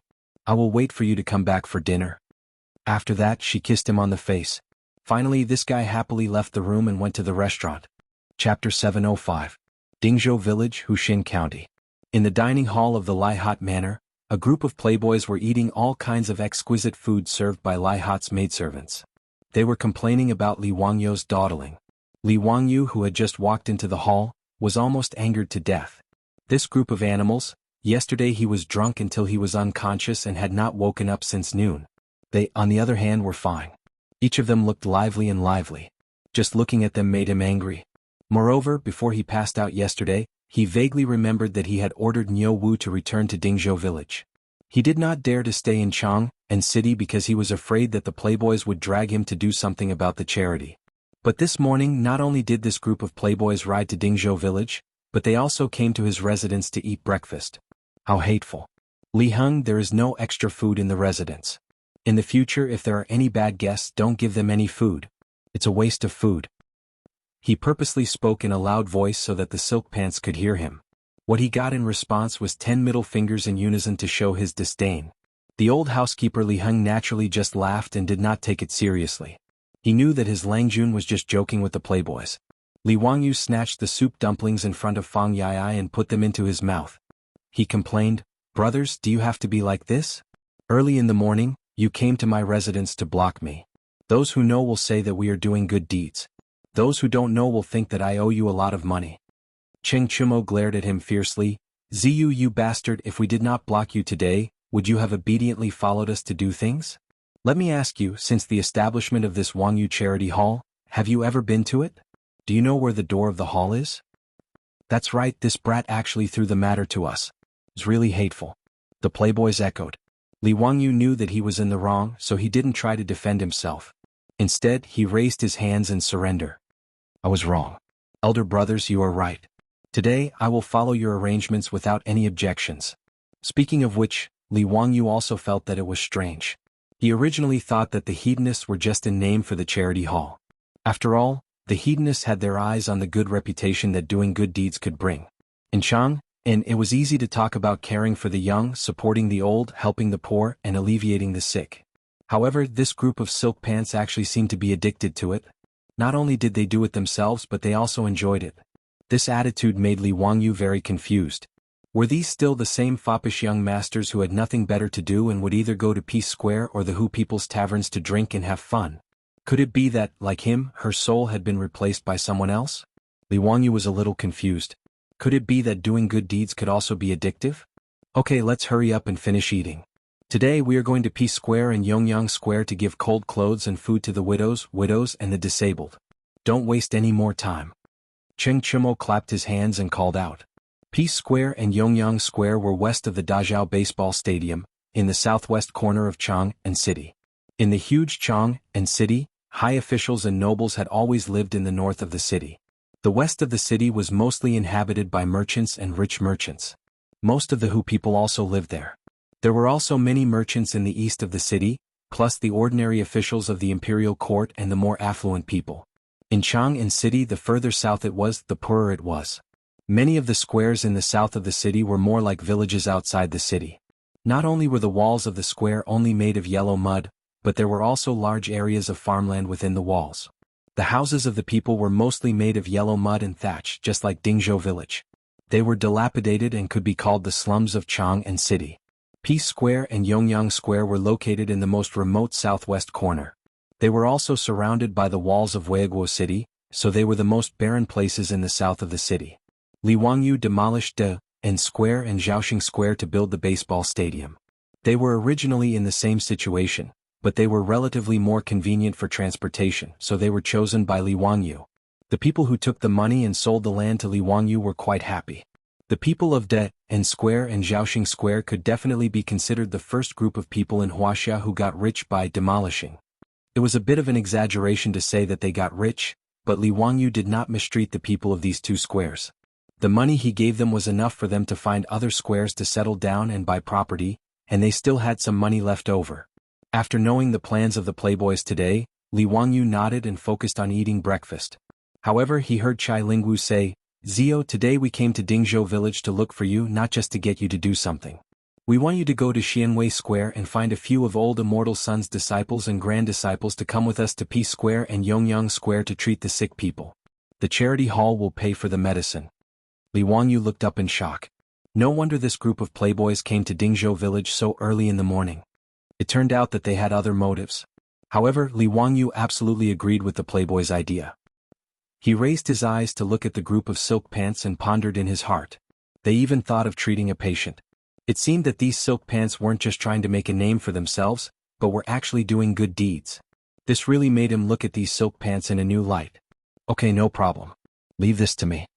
Li Wangyu patted his chest and promised. He was naturally not boasting. With his relationship with Sun Simiao, it was not a big deal to borrow his disciples and grand-disciples to treat illnesses. That day, Li Wangyu made a bet with Zhang Baozong. After Mr. Baozong lost, he really went to Xianwei Square and kowtowed to Sun Simiao to become his disciple. In fact, Zhang Baozong was originally unwilling to do this. However, when he came into contact with the microscope in Xianwei Square and the magical surgery and penicillin, he became willing. Not only did he not hesitate to call Sun Simiao master, but he also took the initiative to send his disciples and grand disciples to Xianwei Square. The Xianwei Square, which was originally not small, actually became a little crowded after dozens of the best doctors of the Tang dynasty gathered there. Li Wangyu also felt that it was a waste for Sun Simiao and the others to gather in Xianwei Square. After all, the medical conditions in the Tang dynasty were really not good. Even in the capital of Chang, and when most people fell sick, they just relied on those unreliable medical workers. After the fops mentioned this, Li Wangyu thought about whether he should invest in building a hospital in Chang'an City. Wuxia was actually the first country in the world to set up hospitals. As early as the Western Han Dynasty, Emperor Wu of Han Dynasty Lu Che set up medical centers everywhere. People with diseases and epidemics give up empty houses to buy medicine, equipped with doctors and medicine, and treated the people for free. However, hospitals similar to modern hospitals in the future, which recruited and treated patients according to their categories, only appeared in the Southern Song Dynasty. Li Wangyu felt that since the charity hall was going to treat the poor, this kind of free medical treatment was just a temporary act. It was better to take out gold to open a hospital. After all, with Sun Simiao the great god, there was no need to worry about not having enough good doctors. As for money, it was even less of a problem. Not to mention that Wangyu's charity hall earned more than 200,000 strings of cash every year by collecting feces in Chang'an City. Even with his current wealth, it was not difficult to use it to maintain a few free hospitals. The more Li Wangyu thought about this matter, the more feasible it was, so he simply told the fops his idea and wanted to hear their opinions. Chapter 706. After listening to Li Wangyu's explanation about the hospital, Cheng Chumo and the others naturally applauded and cheered. However, Fang Yai glanced at Li Wangyu vigilantly and asked, "Zio, what kind of hospital is this? Don't tell me you intend to be a hands-off shopkeeper and leave it to us to manage? No way, you don't even need to think about it." Fang Yai's words reminded the group of silk pants that this was indeed the case. Li Wangyu, this bastard, all of his ideas were good. It was just that this fellow was lazy to the bone and belonged to the type of person who only cared about killing and not burying. This was the case with the charity hall. Although the playboys also enjoyed it, when they thought about how they were running around outside every day while this guy was eating, drinking, and having fun in the manor, they couldn't help but feel angry. Li Wangyu couldn't help but have a few black lines appear on his face. Damn, how did this group of playboys see through my thoughts? When did these bastards become so smart? He quickly coughed dryly and said, "Ahem, brother Yai, what are you thinking? How could this little brother think that way? Hee, you all misunderstood this little brother. This hospital, and we naturally can't manage it. After all, we don't know medicine. This little brother is going to let old immortal Sun manage the hospital. Our Wangyu Charity Hall will only be responsible for providing money and food. What do you all think?" "That's fine. The charity hall can take out 1,000 copper coins every month."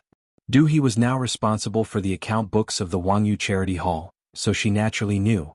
Li Wangyu said, "If the hospital's expenses are not enough in the future, this little brother will pay for it out of his own pocket. This is nothing. Since all the brothers have no objections, I will go to Xianwei now and find old immortal Sun to settle this matter." Cheng Chumo impatiently waved at him, motioning him to go quickly. He then turned to the old housekeeper Li Hang and asked, "Housekeeper Li, may I ask if there are any cows that have just fallen to their deaths recently? If there are beef, cut a few catties for us." Li Wangyu was getting up and walking out. When he heard Cheng Chumo's words, he almost staggered and fell to the ground. *CK, this bastard who doesn't want firth. Who would cut a few kilograms of beef for breakfast? What was even worse was that he actually asked Li Heng if there were any cows that fell to their death recently. Obviously, this was the after effect of the stewed beef with potatoes that he had treated Pai Lupi, Fang Shenling, Qing Yaojin, and Du Ruhui to. Li Wangyu pretended not to hear Cheng Chumo's words. He comforted himself while muttering, "Don't be angry, don't be angry. If you get sick from anger, no one will take your place." Then he went out to look for Sun Simiao. Li Wangyu, Sun Simiao, and Zhang Baozong greeted each other before taking their seats in a private room. "Old immortal Sun, Mr. Treasure, I'm here today because I have a request." After seeing Sun Simiao, Li Wangyu came straight to the point and said, "I see that in Chang'an City when ordinary people fall ill they lack doctors and medicines. It's very pitiful, so I want to do something for them." Sun Simiao and Zhang Baozong looked at each other. They did not quite understand what Li Wangyu meant. "Zio, I know this too. I often go to the mountains to collect herbs and treat the people for free. But it's just a drop in the bucket. Immeasurable deity, I can't do anything about it. There's always a limit to human power." Sun Simiao sighed. "Old immortal Sun, because of this, I plan to open a hospital in Chang'an City. There will be outpatient clinics and inpatient clinics to treat the patients. Oh, outpatient clinics are where the patients come to see the doctor and get medicine. Inpatient clinics are where the patients who have difficulty moving and are easy to infect will be opened. I'll pay for all the medical expenses and medical expenses of the ordinary people's families. Although I don't charge any money, I'll treat the patients and the medicine will be good. What do you think, old immortal son and Mr. Treasure? Free consultation fees and medicine? Zio, you'll pay for it? That's not a small sum. Zio, are you really willing? Sun Simiao and Zhang Baozong did not expect Li Wangyu to be so generous. They could not help but be surprised. This was not something that could be done with a few thousand strings of cash or even tens of thousands of strings of cash.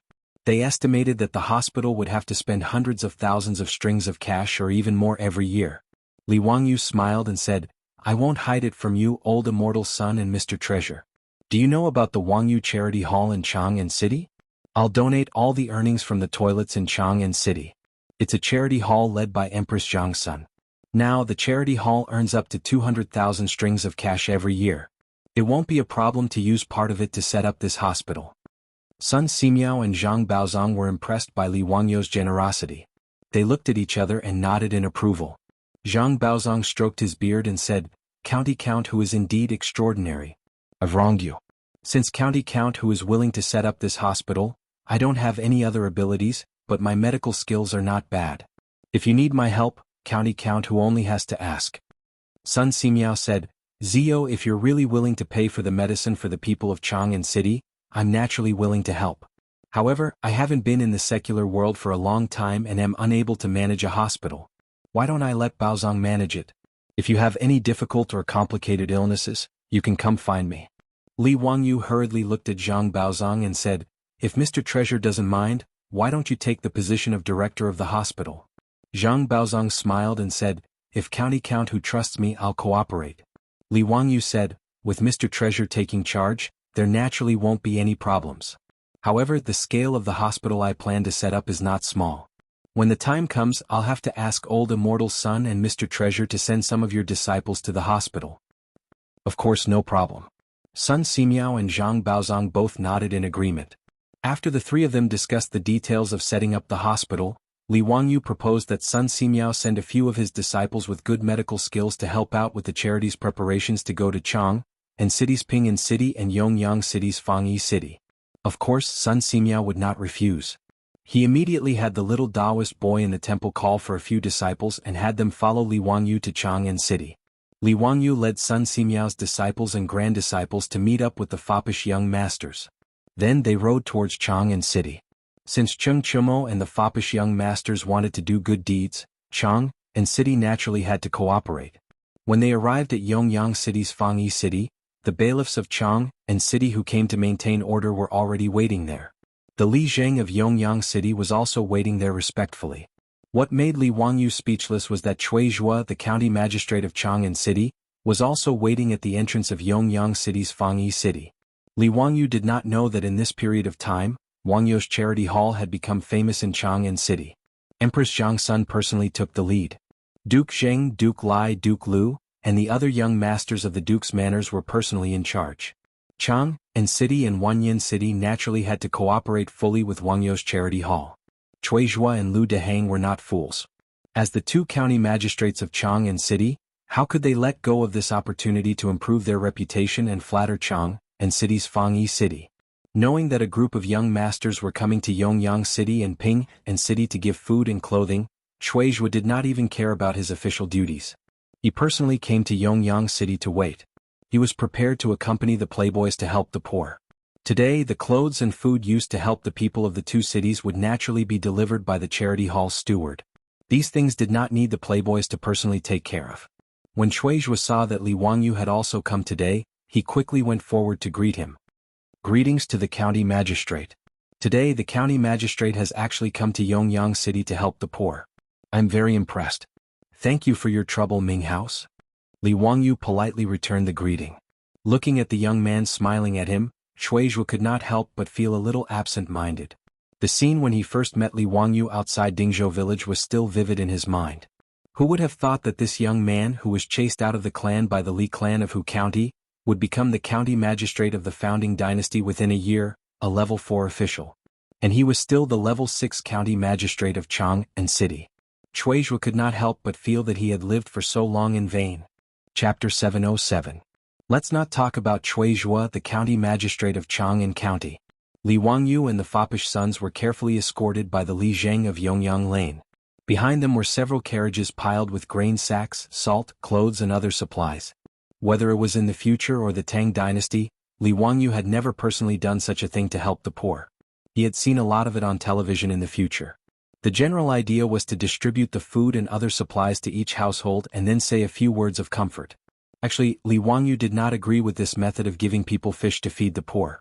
Even the poverty alleviation in the future was not so simple. Simply giving the poor people some money and food could only relieve them of their poverty for a while. It could not change their poor lives. Continuously giving them money and food would only raise lazy people. It would not help at all. The poverty alleviation in the future of Wuxia was more about helping the poor find jobs, providing them with vocational training and jobs. This was the reason why it was better to teach a man to fish than to give him fish. But now Wangyu's charity was only blood transfusion. It did not have the effect of creating blood. Li Wangyu could not help but shake his head when he thought of this. But the wastrels were in high spirits. It could be seen that this group of wastrels was sincerely doing good deeds. Even though the clothes of the people in Yongyang Lane were shabby and dirty, Ching Chumo and this group of wastrels who were used to living like princes did not mind. They even personally carried bags of food from the carriages and sent them to the people's homes. Sun Simiao's disciples also began to treat the illnesses of the people in the homes. Yongyang Lane was very lively at this time. The streets and alleys of the lane were filled with children running around. There were also voices of people bowing and thanking the wastrels.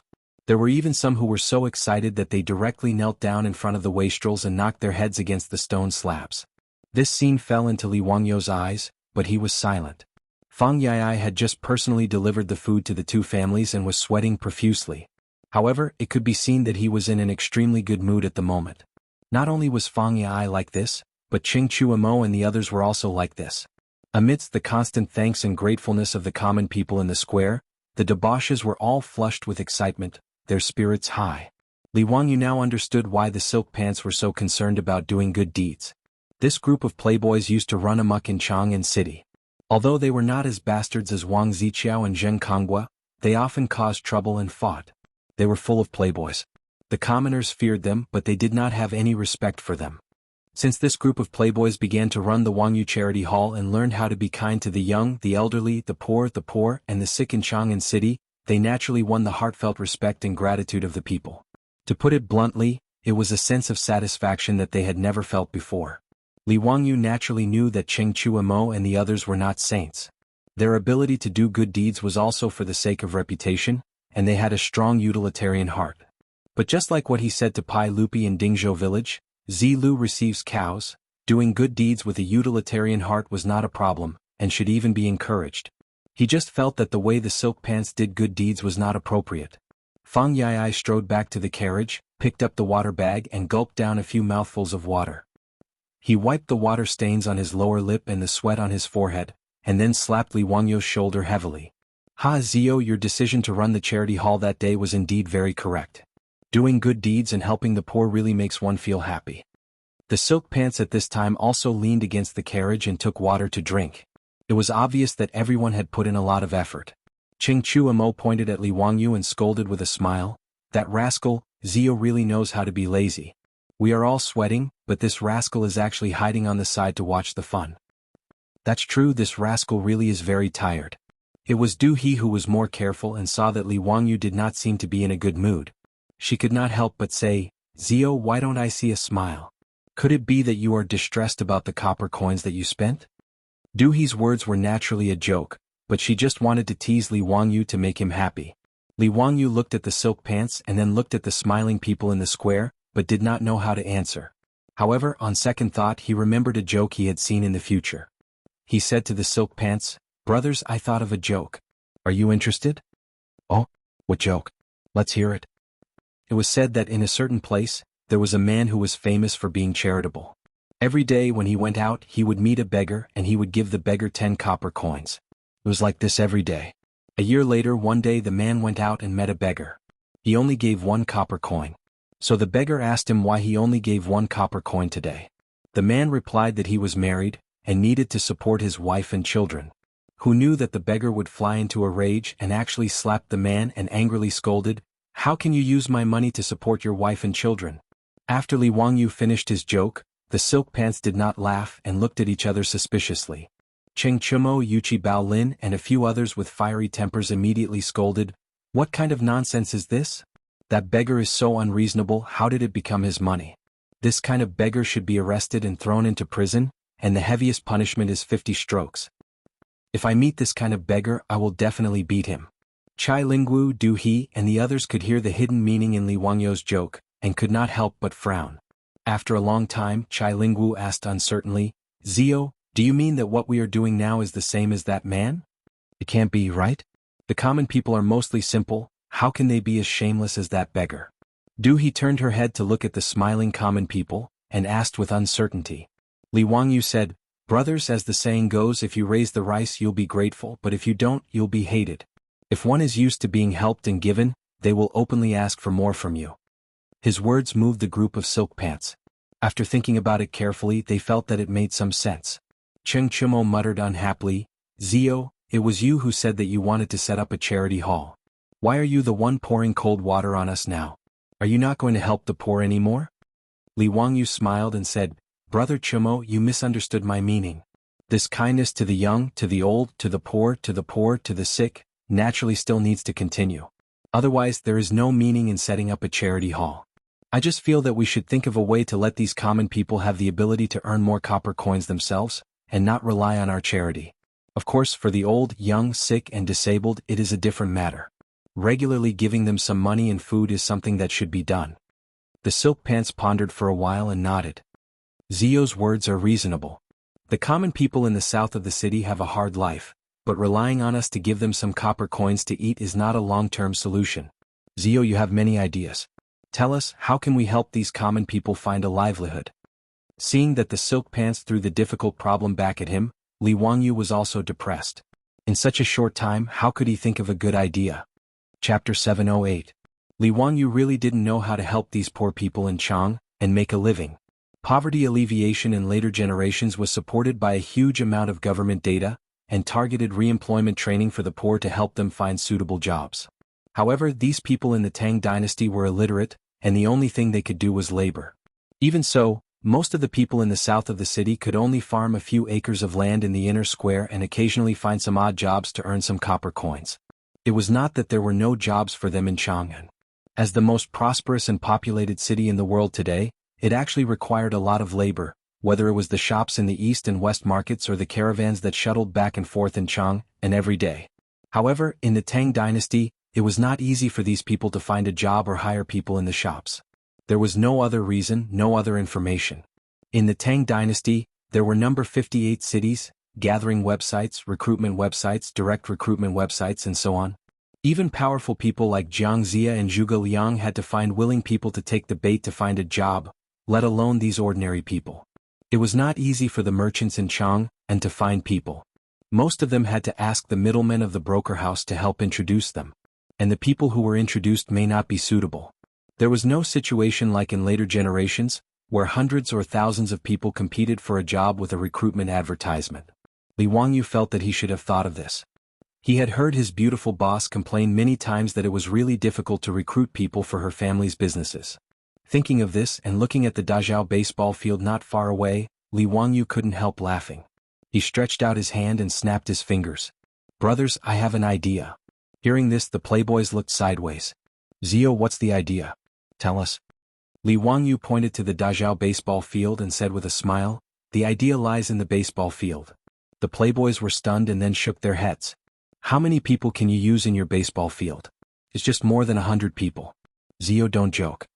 Li Wangyu said, "Brothers, have you forgotten about the Ball newspaper? Now, every issue of the Globe could sell tens of thousands of copies in Chang'an City. Since that was the case, why not help these people publish information in the global newspaper? I'll just create a job search column. In this way, whether it was merchants or shops, when they needed people they would be able to follow the map. Since we can help these people find a source of livelihood and also solve the needs of the merchants, why not? Job search column? Every word Li Wangyu said was understood by the rich kids, but when put together they were completely dumbfounded. They didn't understand what he meant. Zio, why is there a job hunting column? It's simple. Just gather the information of these people such as their name, age, where they live, what specialties they have, and so on. Then publish this information on the global newspaper. Now, everyone in Chang and would read this newspaper, including the merchants and shopkeepers of the eastern and western cities. If they need help in their shop, they can choose from among them. Isn't this the best of both worlds?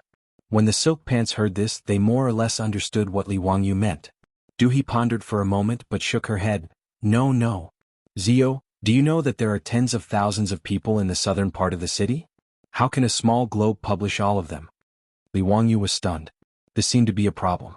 However, looking at the smiling Chang and County Magistrate Cui Zhuo, Li Wangyu smiled again. Brothers, this is simple. We'll have to trouble Cui Ming House with this matter. Why don't we ask Cui Ming House and Lu Ming House of Wanyan County to send out their scribes to gather the information of the people in the two counties in detail and compile it into a book? We'll publish the information on the globe and let the merchants who need help go to Chang and Wanyan counties to inquire. Then we'll let the county magistrate bring the people that the merchants have taken a fancy to the county magistrate. Both sides can meet face to face. Isn't that enough? Li Wangyu's idea came out of his mouth. The fancy pants nodded in agreement with his words, but Cui Zhuo's expression did not look so good. If the county magistrate did as Li Wangyu said, wouldn't it become a middleman? What kind of scandal would that be? Moreover, how many people would the county magistrate need to do such a thing? If Cui Zhuo nodded and agreed, wouldn't he be scolded to death by the scribes and bailiffs in the county magistrate? However, Li Wangyu, the county magistrate who founded the country, said these words and a group of nobles stared at him. Although Cui Zhuo was unwilling, he couldn't say a word for a long time. Li Wangyu saw Cui Zhuo's constipated expression and immediately understood what he was struggling with. He couldn't help but laugh. Cui Ming House, don't think it's troublesome. This is actually a good thing. Cui Zhuo's expression was bitter. He cupped his hands toward Li Wangyu and said, Please advise me, county magistrate who? Li Wangyu said, The people under the Ming House's rule have a stable livelihood. I think it's also good for the Ming House, right? Cui Zhuo naturally nodded. These words were not wrong. For a county magistrate like him, the people under his rule could live and work in peace and contentment.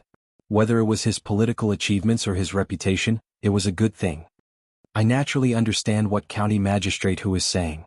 However, if we want to manage this matter, we need a lot of people.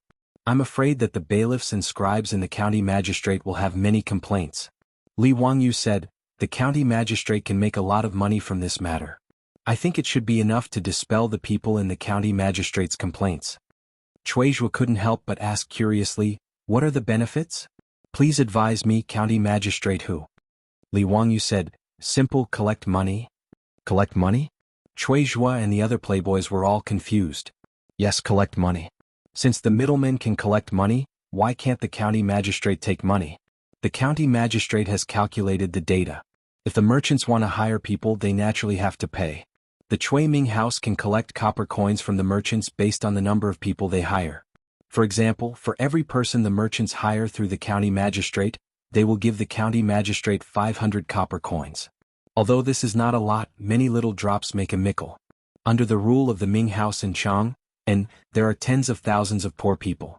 Is the Ming House afraid that the county magistrate won't be able to make money? The Ming House can take out a portion of this money and use it to subsidize the bailiffs and scribes. Would they have any complaints after taking the money? Li Wangyu's words made Cui Zhuo's eyes light up. It seemed to make sense. If the middlemen could collect money, so could the county magistrate. However, for the county magistrate of Chang and Wanyan to collect money, he didn't know if the imperial court would allow it. Li Wangyu saw Cui Zhuo's concerns and continued, The Ming House doesn't have to worry about the imperial court opposing it. Isn't there still Brother Eai and Brother Du? I think Prime Minister Fang and Prime Minister Du will give us some face. Cui Zhuo immediately looked at the playboys inquisitively. He wanted to see their opinions. Fang Eai, Du He, and the others looked at each other and nodded with a smile. It seemed that the officials in their manners wouldn't object to something that was beneficial to the people. Seeing that the playboys also supported his actions, Cui Zhuo became interested. Since County Magistrate Hu and the other princes say so, then I will give it a try. Chapter 709. 10 days later, a new issue of the newspaper was released. Nowadays, reading the newspaper had become a trend in Chang'an. Whether it was the ordinary people, the shopkeepers in the two markets, or the officials and nobles in the imperial court, they were used to buying a copy of the newspaper and reading it carefully after it was published. It was not that everyone liked to watch the batting game or buy lottery tickets, but because everyone read the newspaper. If they didn't read it, they wouldn't even have a topic to chat with others. Therefore, whether they liked it or not, they would read the newspaper carefully. However, today's newspaper was a little different from the past. People were surprised to find that there was a content that had nothing to do with the batting game at the bottom of the newspaper. The newspaper stated that the Wuxia Charity Hall, which had recently become famous in Chang'an, was now cooperating with the two counties of Chang'an and Wanyan to help the poor. The two counties had registered the people in Chang'an who had difficulty making a living, and there were tens of thousands of people who were willing to go out to work. Any shopkeeper in Chang'an who needed to recruit workers could go to the two counties of Chang'an and Wanyan to recruit workers. This piece of news that had never been heard before immediately made the two markets, Pingkong Square and Chongren Square, lively. Many shopkeepers gathered together to discuss this matter. Shopkeeper Zhang, have you read today's newspaper? It's interesting. The two counties of Wanyan and Chang'an are also doing business as brokers? Haha, I was just about to talk about this with shopkeeper He. This is new. Not to mention the Tang dynasty, even in the previous dynasty, there was no such thing as a broker. Tut tut, it also said that the government doesn't do it for free. Every time they recruit someone through the government, they have to pay the government 500 coins. Chang'an and Wanyan counties are so poor that they are crazy. Shopkeeper He, you're wrong. I think it's a good thing. Oh? What do you mean? Shopkeeper Zhang, please enlighten me. Shopkeeper He, you were also recruiting workers a few days ago, right? Yes, that's right. Shopkeeper He, are you satisfied with the workers introduced by the broker? It's just so. After all, it was recommended by the broker house. We can only make a final decision after half a year of trial work. The trial period was the probation period. The merchants of the Tang dynasty were even more black-hearted. The probation period was as long as half a year, during which they were only given basic food, lodging, and a few copper coins. If he was an apprentice, it would be even worse. He would have to be an apprentice for at least a year. During that time, he would not be able to earn a single copper coin. She could tell that shopkeeper He was not very satisfied with the servant introduced by the broker house. This was also very normal. His shop needed workers, so he went to the broker house, and through various connections he found someone to bring over for the shopkeeper to take a look. Regardless of whether it was good or not, he could only give it a try first. As for whether this person was suitable or not, and whether he could satisfy the shopkeeper, that was up to fate. Shopkeeper He, look at what's written in the newspaper. There are tens of thousands of people in Wanyan and Chang'an counties. When we need to recruit people, won't we be able to choose at will? Wasn't that a good thing? In this old man's opinion, although I've never heard of the county yamen doing this, it's more reliable than finding a broker. Even if we were to pay the broker house, it would be more than 500 copper coins. Moreover, this was done by the Wuxia Charity Hall behind the scenes. What's wrong with that? The broker house in Chang'an city was similar to the headhunting company or employment agency in the modern world. Naturally, they would charge a fee for introducing workers to these shops. Most of the workers in Chang'an city were paid about 1 copper coin a month, and the broker house would charge a month's salary as a reward. In comparison, the fees in Chang'an and Wanyan counties were half of the price of the broker house. Shopkeeper Lu's words make sense. No, I have to go to the Chang'an county yamen to take a look. If I can really find suitable workers, that would be a good thing. Shopkeeper He thought that it was very reasonable, so he said this and hurried to the county yamen. At this time, in the Chang'an county yamen, the 3 groups of yamen runners and the scribes of the yamen were chatting together. Leader Zhao, do you think that the Ming House has nothing better to do when they asked us to register the information of those people? For this matter, my legs are about to break from running. It's really the case that once the higher-ups ask, the subordinates run until their legs break. Who says they aren't? The Ming House can really think of something like this. What's wrong with the yamen? Do they want to do business like the broker house? Everyone be quiet. If the Ming House hears you, you'll have to bear the consequences. A scribe was afraid of trouble and quickly stopped them. Leader Zhao glared at them and said, "What? My legs are about to break from running. Can't I say a few words?" Shu, do you know who gave the Ming House this idea? Who? If I find out, I'll beat him up. What kind of idea is that? Leader Zhao glared at them. That was the idea of County Count Hu, Duke Lu, Duke Lai, and Duke Sheng. Haha, Leader Zhao, go beat them up. A scribe who knew what was going on made fun of him and said. After he said this, Leader Zhao, who was shouting at the top of his lungs, as well as the Yamen runners and scribes who were complaining, immediately shut their mouths. They even looked around with a guilty conscience. After making sure that no one was paying attention to them, Leader Zhao lowered his voice and said, "Even if it's County Count Hu, he can't make fun of us like this." Someone laughed out loud. "I say, Leader Zhao, aren't you always very bold? How come you're even calling him County Count Hu? County Count who hasn't been born yet and has just turned 17. Haha, don't those scholars say that those who are more accomplished are more important? Aren't I just respecting County Count Hu?" Although Leader Zhao was an unreasonable person, he still knew who he could provoke and who he couldn't. The Ming House said that there are benefits to helping those merchants recruit people. They'll charge us 500 copper coins per person. The Ming House said that they'll reward us with half of the money. Leader Zhao wasn't happy and glared, "Nonsense. Even if it's 250 copper coins, how much can you get? Don't forget that our Chang and county has 3 groups of Yamen runners and scribes. There are over 100 people. Do you think that you'll get 2 or 3 copper coins per person? But we've registered tens of thousands of people in the past few days. If we introduce all of them, we'll get a lot of money." A scribe argued. 10,000 people. If each person received 500 copper coins from the merchants, that would be 5,000 strings of copper coins.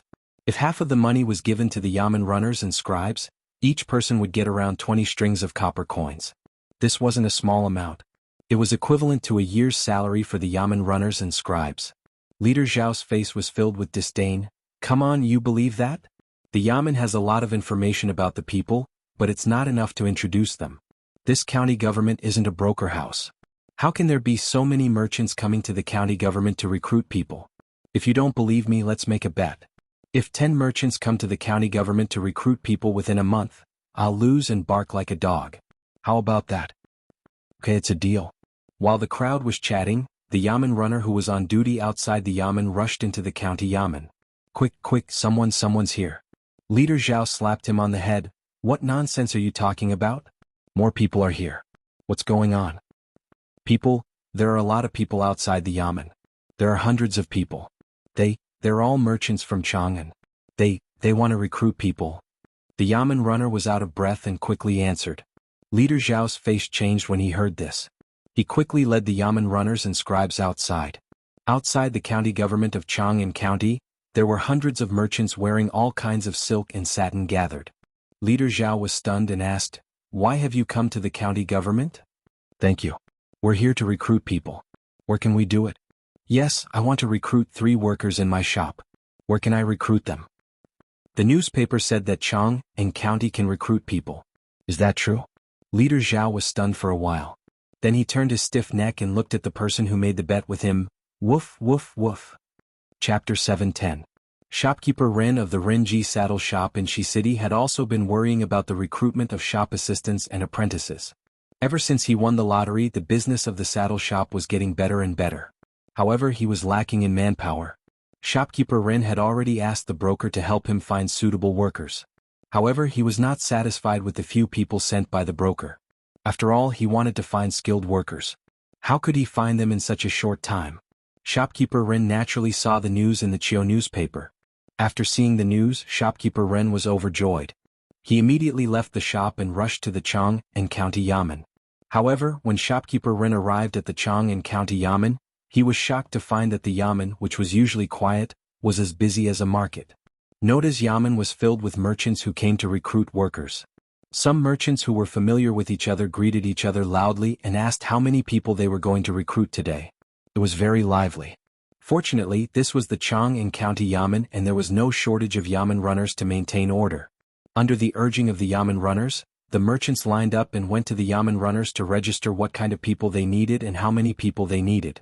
Shopkeeper Rin saw the situation and did not bother to greet his acquaintances. He quickly went to line up.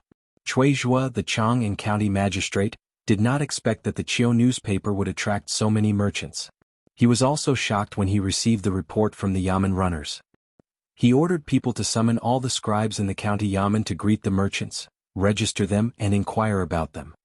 He also sent Yamen runners to ride horses to each lane to inform the commoners who met the needs of the merchants to come to the county Yamen to work according to the information given by the scribes. The Yamen runners of Chang and county were like the delivery men in the future.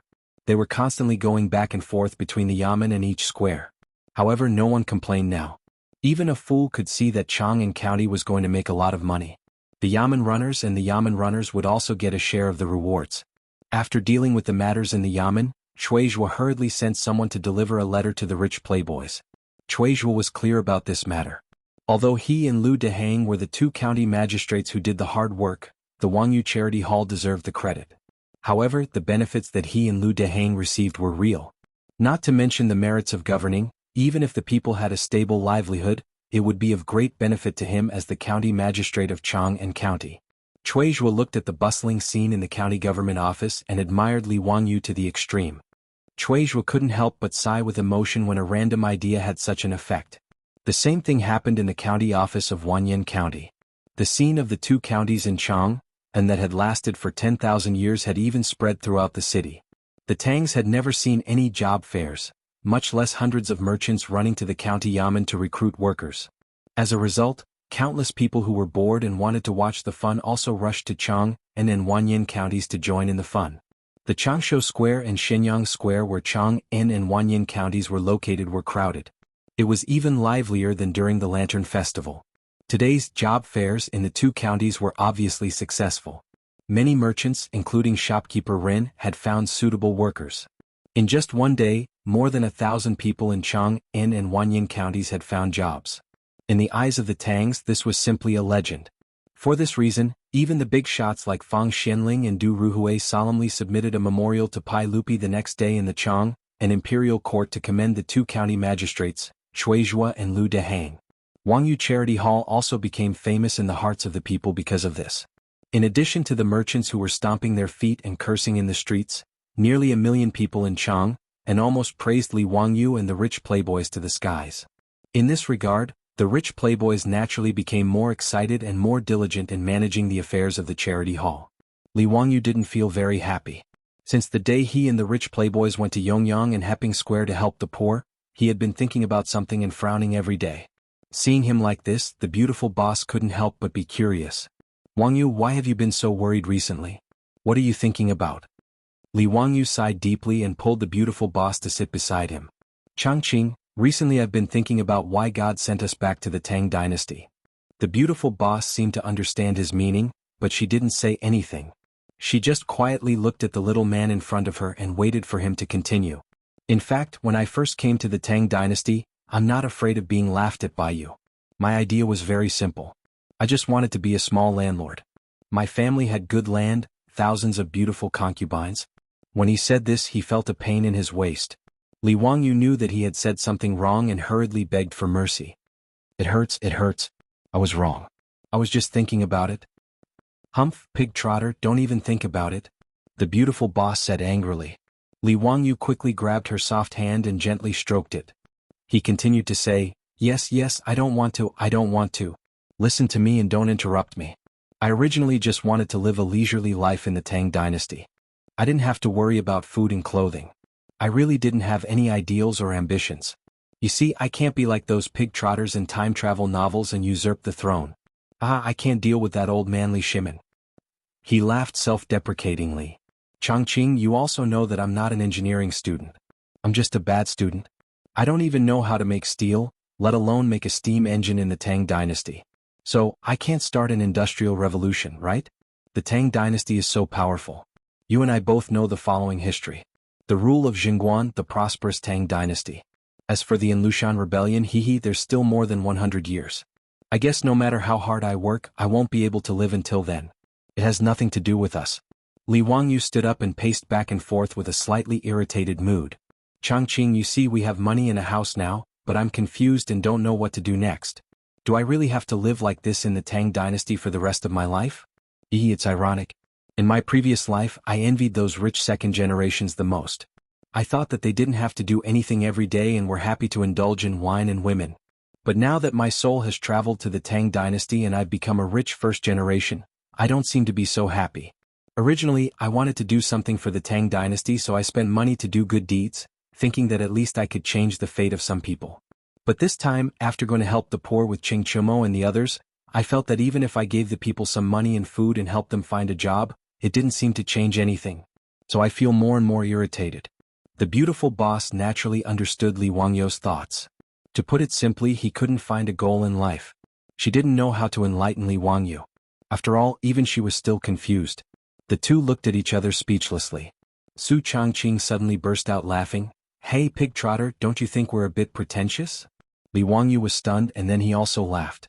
It seemed that they were really a bit pretentious. Su Changqing covered his mouth and laughed for a long time, but suddenly his eyes lit up and he said to Li Wangyu, "It turns out that I have a friend who was heartbroken." She also felt that life was gloomy and there was no meaning in living. Li Wangyu couldn't help but interrupt. Hey, I didn't feel like I was dying and I didn't feel that life was gloomy. I didn't fall out of love, hee. Listen to me, don't interrupt me." Su Changqing glared at him and continued. Later she went to the Tibetan area to teach. Chapter 7:11. Later she went to the Tibetan area to teach. The beautiful boss continued. "A year later, when she appeared in front of me again, I almost couldn't recognize her. Although her appearance has darkened a lot, what's more important is her spirit. Wangyu, do you understand that feeling? It's like she's a completely different person, full of confidence and happiness." I asked her why she had such a big change. She said that when she was teaching, she felt the happiness and satisfaction of being respected, needed, and cared for. These were all things she had never experienced in her previous life, so she felt confident and happy. Li Wangyu was a bit confused. He looked at Su Changqing in puzzlement and asked, "Changqing, what do you mean?" The beautiful boss poked his forehead with her slender finger and said, "You're so stupid. I mean, since you can't think of anything to do for the time being, you might as well teach." Yes, since you want to do something for the Tang dynasty, you might as well teach and educate people. You can't change this era, but you might as well change a person's fate. Isn't that meaningful? Have you forgotten that sentence? Knowledge can change fate. Although you're a bad student in the Tang dynasty, well, you can barely be a teacher. Ma Zhou and Yan Liben were fooled by you, weren't they? The beautiful boss laughed. Li Wangyu said, "Don't you know how to chat? What do you mean by fooling? They were the ones who begged me to be their teacher. By the way, do you mean that I should take in a few more disciples?" The beautiful boss was speechless. She directly rolled her eyes and said, "You're so stupid. Why take in disciples? What I mean is that you should run a school. Speaking of which, Dingzhou village doesn't even have a private school now. Aren't you embarrassed to watch those naughty kids run around the village all day long? In the future, at this age, they've already gone to school." Li Wangyu couldn't help but feel embarrassed after hearing the beautiful boss's words. He muttered, "Changqing, don't joke around. Meh. Run a school? If my primary school's homeroom teacher heard this, he would probably laugh his head off. He didn't think that he could start a school. Wasn't this a joke? A flunky from a second-tier university came to the Tang dynasty to engage in education? The beautiful boss glared at him. Why not? Don't forget that Li Qingqian and Li Tai are all learning from you, as well as Ma Zhou and Yan Liben. Since that's the case, what's wrong with being a teacher for those brats?" Li Wangyu was speechless. He raised his head and stared at the ceiling for a long time before finally nodding. "All right then, let's give it a try. It's just misleading the students. Anyway, illiterate people were everywhere in the Tang dynasty. Since he dared to be the emperor's tutor, teaching a bunch of brats shouldn't be a big deal." Li Wangyu also agreed with the beautiful boss's words. Since knowledge could change one's fate, he might as well try and see if he could change the fate of some brats. "Since we're going to open a school, why don't we just waive all the fees? I'll take care of the students' food, clothing, housing, and transportation. Let those naughty kids in the village go to school as well. It'll be a dormitory system and they'll go home every 10 days. What do you think?" Li Wangyu thought for a while and discussed with his beautiful boss. "Of course. How many students are you going to recruit?" Li Wangyu said, "Let's recruit 100 people first. We'll see how it goes." The beautiful boss asked again, "Where are you going to set up the school?" Li Wangyu remembered that he had asked Pai Lupi for the land on both sides of the Gan River. He couldn't help but smile and said, "Let's set it up next to Dingzhou village. Some time ago, because of the potato incident, Li Shimin rewarded me with 10,000 mu of land. It's right next to the Gan River. I'll take out 100 mu of land to build the school first. If the school wants to expand in the future, there will be enough land." The beautiful boss naturally had no objection to this. After confirming that they were going to build a school, both of them became interested. They immediately found a pen and paper and began to write and draw on it, thinking about how to build the school. Sports field, track, canteen, dormitory, teaching building, swimming pool, horse racing field, archery range, auditorium, lake, lawn. It was as if the two of them had found a fun toy. They were constantly drawing on the paper according to their imagination and intentions. Li Wangyu had just swindled more than 100,000 taels of gold from the aristocratic families. He didn't treat money as money. He could design the school's blueprint however he wanted. Li Wangyu and Su Changqing began to plan the school's blueprint at noon. They were actually in high spirits all the way until it was time to light the lamps. Li Wangyu stretched his body with satisfaction. He looked at the sketch that was beginning to take shape in front of him. His heart was filled with satisfaction. The beautiful boss looked at the sketch but suddenly burst into laughter. Changqing, what are you laughing at? I remember you said you were only going to recruit 100 students? Huh? What's wrong? The beautiful boss pointed to the sketch and asked, look at how big the school we designed is. Let alone 100 students, I'm afraid it can accommodate 10 times more, right? Isn't this a bit too exaggerated? Li Wangyu was also stunned. It seemed to be true. If the school was built according to this sketch, thousands of acres of land might not be enough. It seemed too exaggerated. The scale was comparable to the scale of the universities in the later generations. But looking at the sketch, he was reluctant to modify it because it was his and the beautiful boss's painstaking efforts. Li Wangyu touched his nose and couldn't help but laugh. Let it be big. Anyway, we have plenty of land and money. Maybe we can recruit more students in the future. The beautiful boss asked, what about the teachers? How are you going to solve it? Li Wangyu didn't think about the teachers. He was stunned for a while before he replied with uncertainty, recruit from Chang and City. Pay more. You can recruit some people, right? The beautiful boss glanced at him. Are you going to find some old masters to teach those students? What's the difference between that and a private school? Why spend so much money to build this school? Li Wangyu couldn't help but be speechless. What the beautiful boss said was right. But there was no solution. He couldn't go back to the later generations and recruit a group of teachers to work in the Tang dynasty, could he? It was even more impossible for him to teach so many students alone. He couldn't do it even if he died of exhaustion. Li Wangyu couldn't think of a solution even if he scratched his head. He simply acted shamelessly and spread his hands. Changqing, what do you say? I'll listen to you. You're so stupid.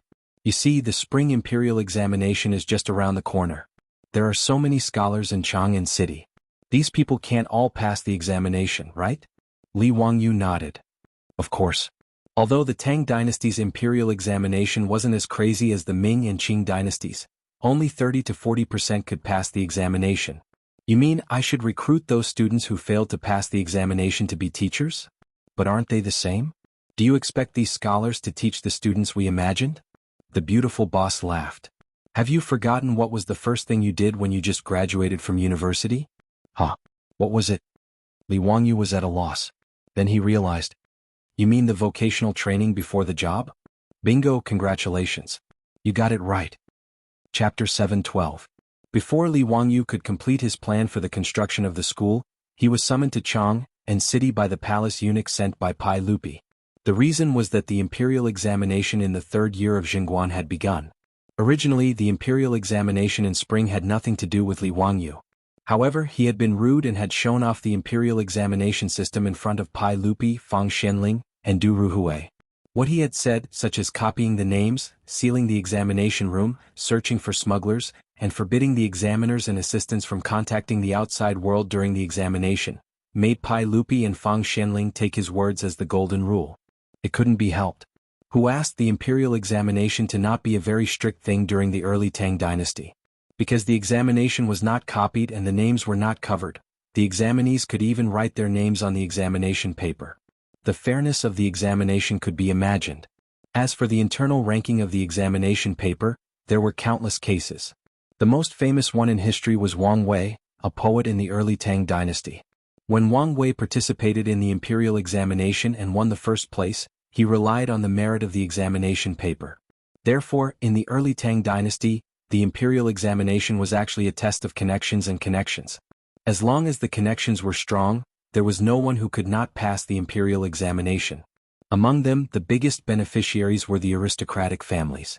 Therefore, Pai Lupi was quite resentful of them. Therefore, when Li Wangyu and Pai Lupi talked about the measures to prevent cheating in the imperial examination, Pai Lupi was wild with joy. At that time he ordered Fang Xianling and Du Ruhui to follow suit and cut off the hands of the aristocratic families and courtiers that stretched out to the imperial examination system. Now that the imperial examination in spring had begun, Pai Lupi was still worried, so he ordered the eunuch to summon Li Wangyu back to Chang and city and let him accompany him to inspect the examination room. Originally, the examination room of the imperial examination in the Tang dynasty was in the square in front of the Ministry of Rites. Rows of seats were placed in order, and the examinees sat in the open air to take the examination. The examination time was not long, only 1 day, so it was not a torture. In this kind of examination room environment, there was naturally no need for strict confidentiality. After Li Wangyu's suggestion, the examination venue for this year's spring imperial examination was changed. The Ministry of Rites specially vacated a courtyard in Noda for the imperial examination. Under Pai Lupi's orders, Qing Yaojin dispatched the imperial army of the Golden Guards to surround the examination venue. Outside the examination hall, the candidates who were preparing to take part in the imperial exam this year had already gathered in front of the examination hall, waiting for the examination hall to open. There were many subjects in the imperial examinations such as Ming Fa, Ming Swan and Ming Ci, which were not taken seriously by others. Even if one passed the imperial examinations, one would only be appointed as a small official by the imperial court. The elementary scholar section was abolished because it was too difficult. The earliest Shuozai was worthy of being called a talented scholar. It was not something that the scholars of the Ming and Qing dynasties could compare to. At this time, the imperial examination of the Tang dynasty paid special attention to the Jinshi and Ming Jing examinations. Jinshi was tested on current affairs, poetry and essays. Ming classics was tested on current affairs, calligraphy and moai. However, Li Wangyu knew that many of the prime ministers of the Tang dynasty were Jinshi. Therefore, the Jinshi examination was the most important. The advanced examination naturally did not test on the Ming and Qing dynasties. Instead, it focused on poetry. Therefore, when Yu Shernan saw Li Wangyu plagiarizing 2 of Li Taibai's poems, he was certain that he would pass the spring imperial examination. The Ming Jing examination was about calligraphy and moai. In layman's terms, it was about filling in the blanks and writing from memory. It was relatively easy. After all, one only needed to be familiar with the calligraphy and annotations to pass the intermediate examination. On the other hand, composing poems required a certain amount of talent. Therefore, it was very difficult to pass the Jinshi examination. In the Tang dynasty there was a saying, 30 years old Ming Jing, 50 years old Jinshi. It meant that if one passed the Ming Jing examination at 30 years old, one would be considered old. However, if one passed the Jinshi examination at 50 years old, one would be considered very young. The advanced examination had the lowest admission rate. On average, there were only 20 people on each roll. The rate of passing the Jinshi examination was only 1 in 60. At this time, more than 1,000 examinees had gathered outside the examination hall. It was a spectacular sight. Pai Lupi in casual clothes stood outside the crowd with Li Wangyu. Fang Xianling, Du Ruhui and a few others were also in casual clothes. Pai Lupi looked at the thousands of examinees and was very satisfied. Zio, look at these examinees. They are the foundation of the Tang dynasty. I wonder how many of them will be able to pass the Jinshi examination and serve the imperial court. Li Wangyu was very tactful and flattered. Congratulations, uncle. All the heroes in the world are in your hands. Ah, you bastard. I said this in the beginning, but later I found that it was not completely true. However, with Zio's good plan to improve the imperial examination, I can now say this again. Pai Lupi was very proud. Fang Xianling suddenly smiled at Pai Lupi and said, Your Majesty, speaking of the imperial examination, Zio mentioned something interesting a few days ago. What is it? Tell me about it, Fang Gonggong. Fang Xianling twirled his beard and said with a smile, I also heard from my son that Zio was drinking in a restaurant and happened to meet several examinees participating in this year's spring imperial examination. 2 of the examinees wanted to be Zio's disciples, but Zio told them to go to your residence to be Zio's disciples after passing the Jinshi examination. Your Majesty, don't you think Zio is deliberately making things difficult for them? Du Ruhui also said, Haha, that's right. I also heard about it. It is said that Zio said with certainty that the 2 examinees will pass the Jinshi examination this year. I don't know why Zio is so confident. I heard that the 2 examinees are not yet 30 years old. If it is the Ming Classics examination it will be fine. But it is the Jinshi examination, I'm afraid it will not be easy. Pai Lupi was interested and asked Li Wangyu, Oh? Is there really such a thing? Ziyu, you rascal, you're too wicked. If you don't want to accept them as disciples, just say it. Why do you have to make things difficult for them? Haha, you only accept them as disciples when they pass the Jinshi examination. It is really difficult for them. Li Wangyu laughed in his heart. What a joke. If the two future prime ministers of the Tang dynasty failed to pass the Jinshi examination, wouldn't it be funny? However, the admission rate of the Jinshi examination was too low. Li Wangyu did not dare to guarantee that Lu Ringgui and Shang Guanyi would pass the Jinshi examination this year. After all, he only knew that the two of them had passed the Jinshi examination in history. But who knew when they passed the Jinshi examination? Li Wangyu could only pretend to be mysterious when Pai Lupi, Fang Shenling, Du Ruhui and others made fun of him. He said, "Hey Uncle Master Fang and Master Du, let's wait and see." Pai Lupi said, "I don't believe that, Zio. You can casually pick two examinees in a restaurant and pass the Jinshi examination. Tell me the names of the two people. I want to see the results when the list comes out this year." The two people are called Shang Guanyi and Lu Ringgui. They are both examinees from Hunan province. Hey uncle, maybe the Jinshi examination this year will be one of them. Li Wangyu said. The Jinshi examination was the Zhuangyuan, but there was no such thing in the Tang dynasty. The term Zhuangyuan was later changed to Jinshi, because people thought that Jinshi was too indecent. Li Wangyu was just saying it casually. Anyway, Shang Guanyi and Lu Ringgui must have real talent. As for whether they passed the Jinshi examination or not, it didn't matter. Anyway, bragging didn't pay any tax. However, Pai Lupi took his words seriously. Chapter 7:13. The drum outside the Ministry of Rites sounded 3 times, signaling the opening of the examination hall. The examinees waiting at the examination hall began to line up and prepare to enter. However, when they entered, some unpleasantness occurred. The reason was that the Imperial Army of the Golden Guards who were guarding the examination hall wanted to search the examinees' bodies to see if they had any notes. When this news spread, the entrance of the examination hall at the Ministry of Rites was instantly thrown into chaos. This year's spring examination was too different from previous years, causing the examinees to be caught off guard. In particular, the examinees were actually being searched by the Imperial Army. This made the examinees even more dissatisfied. This was something that had never happened before. This is a disgrace to the educated, truly a disgrace to the educated. We are all examinees participating in the spring examination. Why are we being searched by the Imperial Army? I have also participated in the spring examination a few times, but I have never been searched like this before. Why are we being searched this year? The entrance of the examination hall was in chaos. There were even people who shouted to charge in. Such provocative words made the scene even more chaotic. Seeing this situation, Pai Lupi couldn't help but frown. His good mood from before was instantly ruined. Nonsense. How dare these examinees be so impudent? Me Tua pass down my decree. Those who cause trouble will be disqualified from this year's spring examination. Pai Lupi ordered Me Tua, who was serving behind him. Yes. Me Tua replied.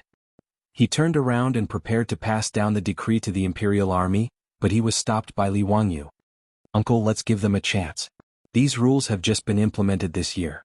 These examinees don't have it easy, so let them off, Li Wangyu persuaded. Speaking of which, he also held some responsibility for the commotion in front of the examination hall at the Ministry of Rites. After all, he was the one who suggested the rules for the spring examination to Pai Lupi. If many examinees couldn't participate in this year's spring examination and wasted a year's worth of time, Li Wangyu would feel apologetic. Although Pai Lupi was displeased, he didn't continue to insist on Li Wangyu's words.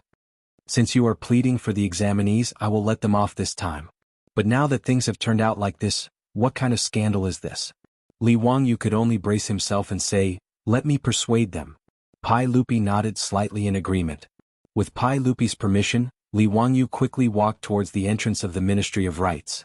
Niu Wu was afraid that the examinees would bump into him, so he wanted to lead his troops forward to protect him, but he was stopped by Li Wangyu.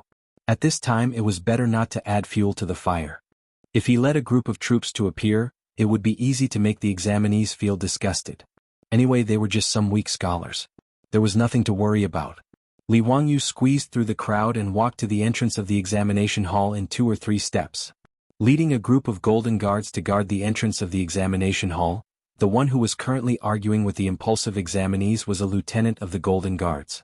Li Wangyu stepped forward and was about to reveal his identity to the captain and show him his goldfish talisman when he saw the captain bow to him. Greetings, County Earl of Huizhou. Li Wangyu curiously asked, "Oh? You know me?" The captain smiled and said, "When County Earl of Huizhou and the young dukes were practicing at the Golden Guards, it was this lowly official who led them to practice with County Earl of Huizhou." Only after he said this did Li Wangyu realize that this captain was very familiar. It turned out that when he and Qing Chumo were practicing at the Golden Guards barracks, Qing Yaojin had called him over to be their practice partner. Since he was an acquaintance, this matter was easy to handle. Li Wangyu smiled and whispered into his ear, "The sage is watching, so don't let these examinees continue to cause trouble. Have them quiet down, I want to say a few words to them." Hearing that Pai Lupi was also here, the captain did not dare to hesitate and immediately nodded in agreement. Yes. He called over several Golden Guards and gave them a few orders. Then he stood on the stone steps in front of the Ministry of Rites and loudly shouted at the crowd below, "Silence! Everyone be silent. If there is any more noise you will be severely punished." The soldiers of the Golden Guards also shouted in unison. Everyone shouted in unison, and their voices were quite loud. Very quickly those noisy examinees were suppressed. Out of the thousands of people present, no one said anything. Seeing that the crowd had finally quieted down, the captain invited Li Wangyu to the steps and then shouted at the examinees, "This is County Earl of Huizhou. He has a few words to say to all of you.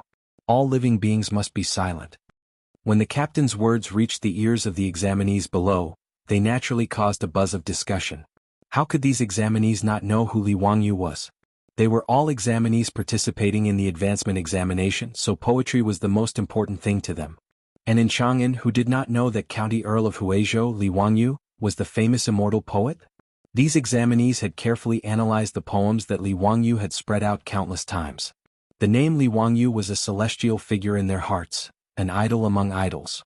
When they heard that the young man standing on the steps of the Ministry of Rites was County Earl of Huizhou, Li Wangyu, all of the examinees were extremely excited. "Greetings, teacher." "Greetings, County Earl of Huizhou." "Greetings, immortal poet." The 1,000 examinees on the field all bowed to Li Wangyu in unison, and all sorts of names came out of their mouths. Li Wangyu, this outwardly passionate man, hadn't thought that he would have such a high status in the hearts of these scholars. He couldn't help but feel somewhat proud. He hurriedly returned the greetings, then stood up straight. Gathering his qi in his dantian, he loudly shouted, "Everyone, I know that many people are dissatisfied with the change in the rules of this year's spring examination. I won't hide it from everyone. In truth, these ideas were suggested by this one to the saint." Li Wangyu's words caused another round of discussion below. The lieutenant could only shout for silence once more before the examinees quieted down. "Everyone, the reason I asked the saint and the imperial court to ban this topic and change the spring examination was for everyone's sake.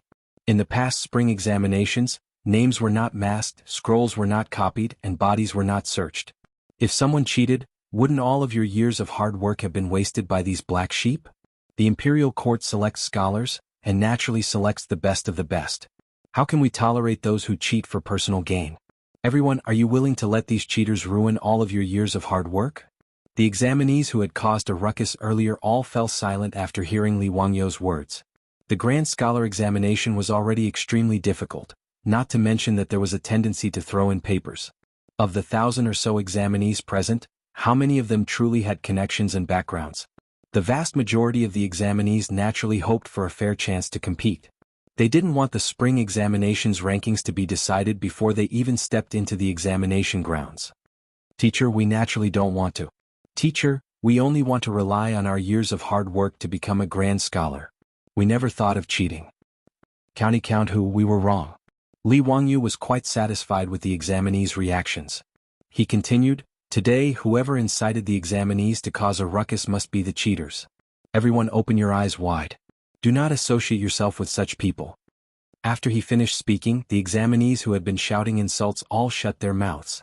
Regardless of whether they had connections or not, how could they bring this matter to the table? As a result, the entrance of the Board of Rites examination hall became much more orderly. Chapter 714. Pai Lupi, Fang Xianling, Du Ruhui and the other officials nodded in satisfaction when they saw that Li Wangyu was able to subdue the thousands of troublemakers with just a few words. Fang Xianling smiled at Pai Lupi and said, "Your Majesty, although Zio is young, he is very methodical in his actions. He is so steady that he doesn't seem like a 17-year-old boy. In the future, This boy will definitely be the right-hand man of the Tang dynasty and your majesty's right-hand man. Pai Lupi was naturally happy when he heard this, but he still pretended to be angry and said with a straight face, "This boy has always liked to cause trouble. He still needs to be taught more." Since ancient times, Wuxia was particular about the country and the world. Li Wangyu and Pai Lupi were uncle and nephew, so they were naturally close. Moreover, someone as excellent as Li Wangyu was, Pai Lupi, as the head of the Li Tang clan, was naturally proud that the Li clan could produce such a talent like Li Wangyu. Fang Xianling and Du Ruhui were both shrewd people. How could they not see the pride in Pai Lupi's heart? But they didn't point it out. They just smiled and didn't say anything. In front of the examination hall of the Ministry of Rites, Li Wangyu ordered the captain of the Jinwu guards to find a black curtain and encircle a passage in front of the examination hall. Everyone was confused and looked at Li Wangyu, wanting to know what he meant. Li Wangyu stood on the stone steps of the examination hall and shouted to the crowd, Everyone will enter the examination hall after passing through this curtain. Before entering the examination hall and being searched, if anyone carries something that they shouldn't have, they can throw it away in this curtain. Everyone has studied hard for many years. Whether or not you can pass the examination depends on today. Everyone, please don't make a mistake. If someone is found to be carrying a cheat sheet, then it is really a self-inflicted evil. You can't blame others. Am I right? The reason why Li Wangyu did this was because he could tell that even though the scholars no longer objected to the golden guards searching their bodies, he could also see that many of the examinees were avoiding his gaze with fear on their faces. Clearly they were carrying something that they shouldn't be carrying. This was actually normal. After all, the previous spring imperial examinations were very lax. Li Wangyu reckoned that it was common for someone to find a gunman, to take the test for them, let alone bring along a cheat sheet. Because of his advice to Pai Lupi, the spring quarter examinations had suddenly become much stricter. It was normal for the examinees to feel uncomfortable. That was why Li Wangyu came up with this idea. He wanted to let the examinees who brought along their notes to discard their contraband without hurting their reputation. Thank you for your protection, sir. Thank you for your kindness, teacher. The group of examinees were sincerely convinced and bowed to Li Wangyu once again to express their gratitude. This scene naturally fell into the eyes of Lu Quan, the Minister of Rites. Lu Quan had originally heard an official from the Ministry of Rites report that the examinees were causing trouble in front of the examination hall because of the body search. Lu Quan, who was startled, hurriedly rushed over and happened to see the scene of the students bowing to Li Wangyu. Seeing that order had been restored in front of the examination hall, Lu Quan's hanging heart finally relaxed. The official from the Ministry of Rites hurriedly explained to Lu Quan how Li Wangyu had handled the situation. Lu Quan repeatedly nodded his head in praise. As expected of County Count Hu. Such an exquisite heart is truly hard to come by. I was worried that something big would happen in the spring quarter examinations today, but I didn't think that County Count Hu would be able to resolve this matter with just a few words. Okay, quickly arrange for the examinees to enter the examination hall. Don't delay the start of the examination, Lu Quan instructed the official from the Ministry of Rites. At the front of the examination hall, thousands of examinees walked through the black curtain under the direction of the official from the Ministry of Rites. Then they handed in their certificates for public examination. After verifying the examinees' identities, they were searched by the Imperial Guard before being allowed to enter the examination hall. Li Wangyu stood beside the stone steps of the examination hall with his hands behind his back. He smiled as he watched the examinees enter. When the examinees passed by him, they all respectfully bowed to Li Wangyu before stepping into the examination hall. Sheng Guanyi and Lu Ringgui were also in the crowd. They slowly walked in front of Li Wangyu and bowed to him. Greetings, teacher. Li Wangyu smiled and nodded at them. Do well in the examination and strive to get a good result. As the saying goes, no one asks about you for 10 years, but you become famous in one fell swoop. Today is the day that the two of you become famous. Sheng Guanyi and Lu Ringgui looked at each other. Their eyes were filled with excitement. Thank you, teacher. Li Wangyu nodded pretentiously. I'll give you another poem. The past was filthy and not worth praising, but the present is debauched and boundless. Riding the wind and galloping horses, I've seen all the flowers in Chang and in a day. Go do well in the examination. I'll be waiting for you in Dingzhou village. Teacher, you mean? Li Wangyu's words made Sheng Guanyi and Lu Ringui's eyes widen. Did this mean that the immortal poet was willing to accept them as disciples? In their surprise, they didn't even have time to ponder over Li Wangyu's poem. That day in the restaurant, Li Wangyu had said that he would accept them as disciples when they passed the Grand Scholar examination. But now that Li Wangyu had called himself a teacher, it naturally meant that he had acknowledged their identity as disciples. How could they not be surprised? Li Wangyu smiled. I've boasted to the saint that one of you will definitely pass the examination. Don't let me go back on my words, ha. Yes, we won't let you down. After Sheng Guanyi and Lu Ringgui finished speaking, they knelt down respectfully and kowtowed 3 times to Li Wangyu before getting up and entering the examination hall. After everyone had entered the examination hall, the door of the Ministry of Rites closed with a bang. The 3rd year of the Jingguan Imperial examinations had officially begun. After the black curtain in front of the examination hall was removed, Li Wangyu looked at the scattered pieces on the ground. He didn't know whether to laugh or cry. Not only were the pieces of paper full of small words, but there were also dozens of books of the 5 classics on the ground. Li Wangyu was speechless. Damn, did they think that the examiners were blind? The 5 classics on the 5 classics was a book that examined the Book of Changes, Shangshu, Maoshi, Book of Rites, and Zhuizhuan. It was the official textbook of the Tang dynasty. Could it be that those examinees were still hoping to openly flip through the books and copy the answers during the spring imperial examination? What was even more strange was a robe that was thrown on the ground. Li Wangyu was curious and picked up the robe. He couldn't help but be amused after taking a closer look. The inner lining of the robe was actually filled with small words, which were all the contents of the Moy scriptures. This guy was really a genius. He could even think of such a way to cheat. Pai Lupi led Fang Xianling, Du Ruhui and the others over. They couldn't help but be a little unhappy when they saw the mess on the ground. Sure enough, Zio was right. If it weren't for this spring examination Zio who asked for a body search, I wouldn't have known that these examinees were so daring. Everyone look at this. What do you think of this? Fang Xianling and the others looked at the various cheating tools on the ground and couldn't help but shake their heads and smile bitterly. Li Wangyu felt that the examinees couldn't be blamed for this. Speaking of cheating, in fact he had done it a lot when he was in school. Cheating and anti-cheating had always been the time when the underachievers were most willing to compete with the teachers. So many people were ready to cheat. It could only be said that the spring examination back then was too lenient. The spring examination was like the college entrance examination of the modern era. Naturally, it needed to be restrained by rules. Li Wangyu was an underachiever. He dared to cheat in the school exams on weekdays, but how many people dared to cheat in the college entrance examination? Therefore, to prevent cheating, it should rely on the system, not the self-awareness of the examinees.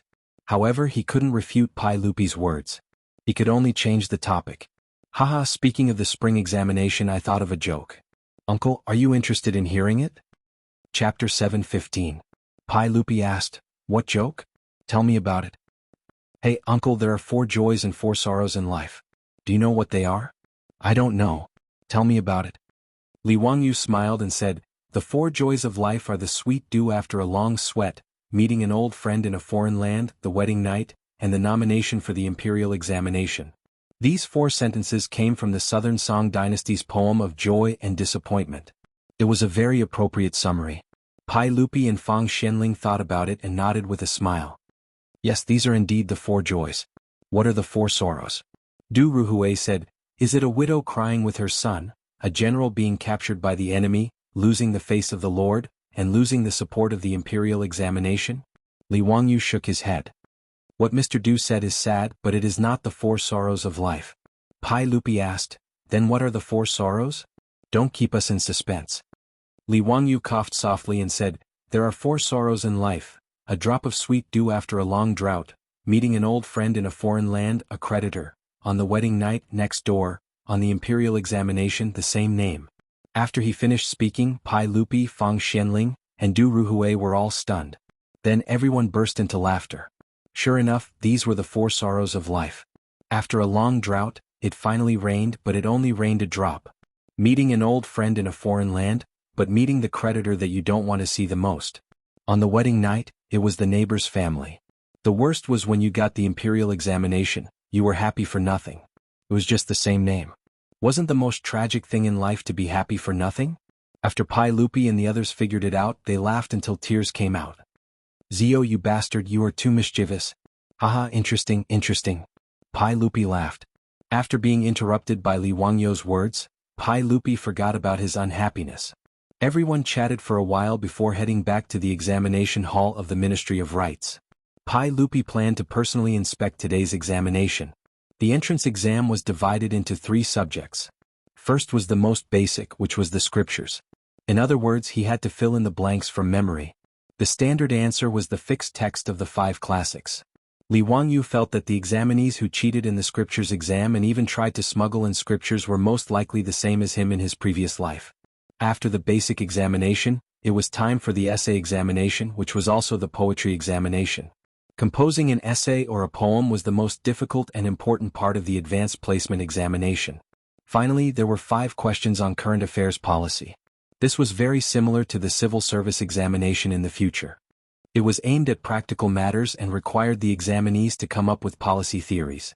Whether it was Pai Lupi, Fang Xianling, Du Ruhui or Zhang Sun Wuji, these big shots, they were all very pragmatic. The contents of the Jinshi Imperial examination placed more emphasis on the examinee's ability, unlike the Ming and Qing dynasties, where they relied on an empty 8-legged essay. Li Wangyu accompanied Pai Lupi and a group of big shots into the examination hall of the Ministry of Rites. Under the accompaniment of the Minister of Rites, Lu Quan, they began to patrol around the examination hall. More than 1,000 examinees were currently taking the scriptures exam. Li Wangyu looked around. The performance of these examinees was not much different from the students in the future. Top students like Shang Guanyi and Lu Ringgui were definitely focused on writing. Their expressions exuded a kind of brilliance that said, "This question is so easy." This kind of expression was what Li Wangyu hated the most. On the other hand, those who were biting their pencils and pondering hard with a conflicted expression on their faces were obviously bad students. Some of them had even begun to daydream. They were undoubtedly bad students. Li Wangyu was also like this in the past, so he was very clear about the meaning of this expression. Thinking of the scene of being tortured by exams when he was in school, and then looking at the examinees of the Tang dynasty in front of him, Li Wangyu couldn't help but laugh out loud. Pai Lupi glanced at him. "Zio, why are you laughing?" Li Wangyu couldn't help but feel embarrassed. He could only vaguely answer, "Hee, nothing. It's just that some of the examinees seem to be a little interesting." "What's so interesting about them? Tell me about it." Pai Lupi still asked, making Li Wangyu speechless for a while. He couldn't say that looking at those examinees reminded him that he was also a bad student in the past, right? Li Wangyu could only point to those bad students and say, "Uncle, look at those examinees. They are gnashing their teeth. You know that they are thinking hard, but if you don't know, you will think that they have a grudge against this exam paper." I found it interesting, so I laughed. Pai Lupi looked in the direction of his finger. Sure enough, there were a few examinees with abnormally ferocious expressions on their faces. Pai Lupi couldn't help but smile. "Hee, what do you mean by thinking hard? It seems to me that you have been studying in the past and haven't been paying attention. Now you are scratching your ears and cheeks thinking about how to answer." Li Wangyu said, "Hee, this is what it means to regret not having enough knowledge when you need it. You don't know how difficult it is until you experience it." He said this casually, but it made Pai Lupi, Fang Xianling, and the others nod their heads. Zio's words are wonderful. Endless charm. It's true that you only regret not having enough knowledge when you need it. Pai Lupi looked at those examinees and said to Li Wangyu, "Zio, as a teacher, you must seriously supervise Qingqian and Qingshua's studies. You must not be like those examinees who only regret not having enough knowledge when they need it." Li Wangyu hurriedly nodded. "Yes, uncle, don't worry. I will definitely supervise the 2 of them to study hard and improve every day." Pai Lupi laughed. "Zio's words are interesting. How what a good, study hard and improve every day. Yes, this is how studying should be." Fang Xianling also laughed. "Looking at what Zio said today, your words are concise and profound, and every sentence is a gem. Zio, have you been writing again recently? Why don't you read it to me?" Li Wangyu's head was full of sweat. He had just said it casually. Especially studying hard and improving every day, this was the catchphrase of the teachers and parents of the later generations. How could Pai Lupi and Fang Xianling see so many profound meanings? However, Li Wangyu remembered after Fang Xuanling's words that the 2 sentences he had just said seemed to have come from Han Yu's ancient and modern literature, encouraging study. In the later generations, the phrase "studying hard and improving every day" was famous in China because the chairman wrote the inscription for a primary school student. However, the original source was Han Yu's article in the Tang dynasty. When Li Wangyu was studying Han Yu's encouraging study, every time he read the phrase "studying hard and improving every day," he always felt a sense of disharmony. It felt like the modern slogan had been transmigrated to the Tang dynasty. It seemed that after taking advantage of Han Yu's teachings of teachers, it was inevitable that he would steal the ancient and modern virtuous literature, encouraging learning as well. After Li Wangyu silently apologized to Han Yu in his heart, he calmly nodded at Fang Xianling and said, "Fang Gonggong, I recently wrote an article called Persuasion." Fang Yai clapped his hands and applauded, "Haha, as expected, I guessed correctly. I haven't heard Zio's article in a long time. Zio's Love Lotus, Epigraph of My Shack, Teachings of Teachers, and The Oil Cellar, I can't put them down and study them every day. It seems that I have another masterpiece to go with wine today." Du Ruhui and Lu Quan also looked expectant. "Yes, that's right. Zio, quickly read it. If it's the same as your previous articles, I'll invite you to a restaurant to drink." Chapter 7:16. Li Wangyu coughed pretentiously, once again apologizing to Han Yu in his heart. Only then did he open his mouth and recite, "A withered tree sprouts again in the spring, no one can be young twice.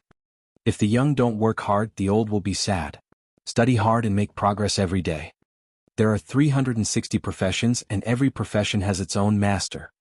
When it's time to learn, one will regret not having enough knowledge. There's a path to the mountain of books and a boat to the sea of learning. The teacher leads the way, but one's own cultivation depends on oneself.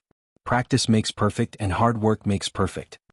Li Er, Fang Xianling, and the others began to ponder the meaning of the 200 words, ancient and modern literature, persuasion to learn. Han Yu's article couldn't be said to be very beautiful, but as Fang Xianling had said before, it was concise and profound, and every sentence was a gem. Li Wangyu only learned many of the famous sayings in the future after learning this article. It turned out that they all came from this 200-word article. Something like, "If the young don't work hard, the old will be sad. The new generation excels the old. There's a path to the mountain of books and a boat to the sea of learning." Almost every sentence was familiar to the later generations. An article that could be passed down for thousands of years was extraordinary. Pai Lupi couldn't help but nod and clap his hands in praise of this article. Fang Xianling and Du Ruhui immediately said, "Ziyu's article is really thought-provoking and every word is a gem. When it comes to persuasion, there's no other article that can compare. Your Majesty, I ask Your Majesty to issue an imperial edict to publish Ziyu's article to the world so that everyone can read and recite it." Lu Quan was even more excited. He bowed to Pai Lupi and said, "Your Majesty, I have a presumptuous request. Could Your Majesty please write down this article in your own handwriting? I want to ask the craftsman to carve it into a stone tablet and place it outside the examination hall of the Ministry of Rites, so that all students can remember this article in their hearts and remind themselves at all times." Pai Lupi naturally smiled and nodded in agreement. Lu Quan immediately motioned for an official from the Ministry of Rites to bring over a brush, ink, paper, and inkstone. He then asked Pai Lupi to paint.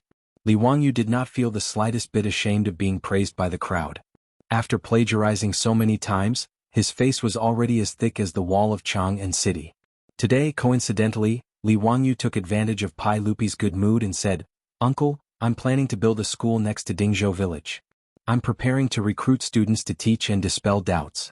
I wonder if Uncle will allow this nephew to ask the craftsman from the Ministry of Works to help this nephew with the construction?" "Ziyu, why do you want to build this school? Imparting the Tao and dispelling doubts? But a private school? It's just a private school, and you have the nerve to ask the Ministry of Works for help?" Pai Lupi asked, puzzled. In his opinion, how big could a private school be? It was just a small courtyard. It was making a mountain out of a molehill to ask the Ministry of Works for this. Li Wangyu scratched his head and did not know how to explain the word school to Pai Lupi. In ancient times, educational institutions were called xiang, su, shui, shu, and so on. However, the word school only appeared in the Republic of China. In the late Qing dynasty, modern educational institutions were called schools. In the Republic of China they were called schools. Pai Lupi and Fang Xianling naturally did not understand, but they could roughly guess the meaning of the two words school and study. Li Wangyu touched his nose and said with a smile, "Hey uncle, it's not a private school. The school I'm planning to build is actually an academy." In the history of Wuxia, the earliest academy was the Lijing Academy, founded by Pai Lupi's great-grandson, Li Longji of Tang Xuanzong. However, Pai Lupi and the others understood the word academy. Even if it's an academy, Zio, you don't need to ask the Ministry of Works to help you build it, right? Li Wangyu shook his head and said, "No, uncle. My academy covers a large area. Hey, to tell you the truth, in my plan, The academy covers an area of nearly 1,000 acres. There are dozens of buildings, lakes, pavilions and so on. The amount of work required is huge. That's why I want to ask the officials and craftsmen of the Ministry of Works to help me build it. Uncle, don't worry. I'll pay for all the expenses myself. His words shocked Pai Lupi, Fang Xianling, Du Ruhui and the others. An academy covering an area of more than 1,000 acres? Was this an international joke? The Imperial College, the Hongwen School, and the Chongwen School together covered an area of less than 100 acres. Li Wangyu actually wanted to build an academy covering an area of more than 1,000 acres. Pai Lupi thought he had misheard. He stared at Li Wangyu and asked, "Zio, say it again. How big is the academy?" 1,000 acres. After confirming that he didn't mishear, Pai Lupi couldn't help but take a deep breath. "You scoundrel, what's wrong with you? Do you know how much gold it will cost to build such a big academy? Your Dingzhou village only has a few dozen children. Why do you need to build such a big academy?" Fang Xianling also tried to persuade him. "Zio, it's good that you're willing to build an academy, but you don't need to build it so big, right?" Li Wangyu smiled indifferently and said, "Hey, Uncle Fang Gonggong, didn't I just make a fortune? No problem, this cost is nothing." In front of Lu Quan, Li Wangyu naturally couldn't say it out loud. However, Pai Lupi, Fang Xianling, and Du Ruhui naturally understood what he meant. They couldn't help but be speechless. This time, the 5 families and 7 kings lost their pants and each of them earned more than 100,000 taels of gold. Since Li Wangyu was willing to use part of it to build an academy, it really didn't matter. Pai Lupi still shook his head and said, "Zio, tell me clearly, why does it need to be so big to build an academy?" Li Wangyu knew that he was going to meet Pai Lupi today, so he was prepared to bring up this matter. Therefore he always carried the sketch of the academy with him. When faced with Pai Lupi's question, he immediately took out the sketch. "Uncle, everyone please look, this is the sketch of the academy that I'm going to build." Li Wangyu pointed at the sketch and introduced it to Pai Lupi and the others. "The academy that I'm going to build is unprecedented. It includes all kinds of libraries, classrooms, dormitories, cafeterias, sports fields, horse racing fields, kuju courts and baseball fields. Hey, so it's going to take up a lot of space." Pai Lupi and the others carefully looked at the sketch of the academy and shook their heads. Li Wangyu's generosity was unheard of. Fang Xianling asked curiously, "Zio, how many students do you plan to enroll? It's such a big academy, are you going to compete with the Directorate for Students?" Li Wangyu shook his head and said, "Master Fang, the students I plan to teach are not the same as the scholars today. That's why I'm only going to enroll children who are under the age of 10. Pai Lupi and the others were even more speechless. Thousands of acres of land might cost tens of thousands of taels of gold, but the academy was only going to enroll children? In everyone's eyes, it was simply wasteful to the extreme. Although the money was not his own, Pai Lupi still felt the pinch for Li Wangyu.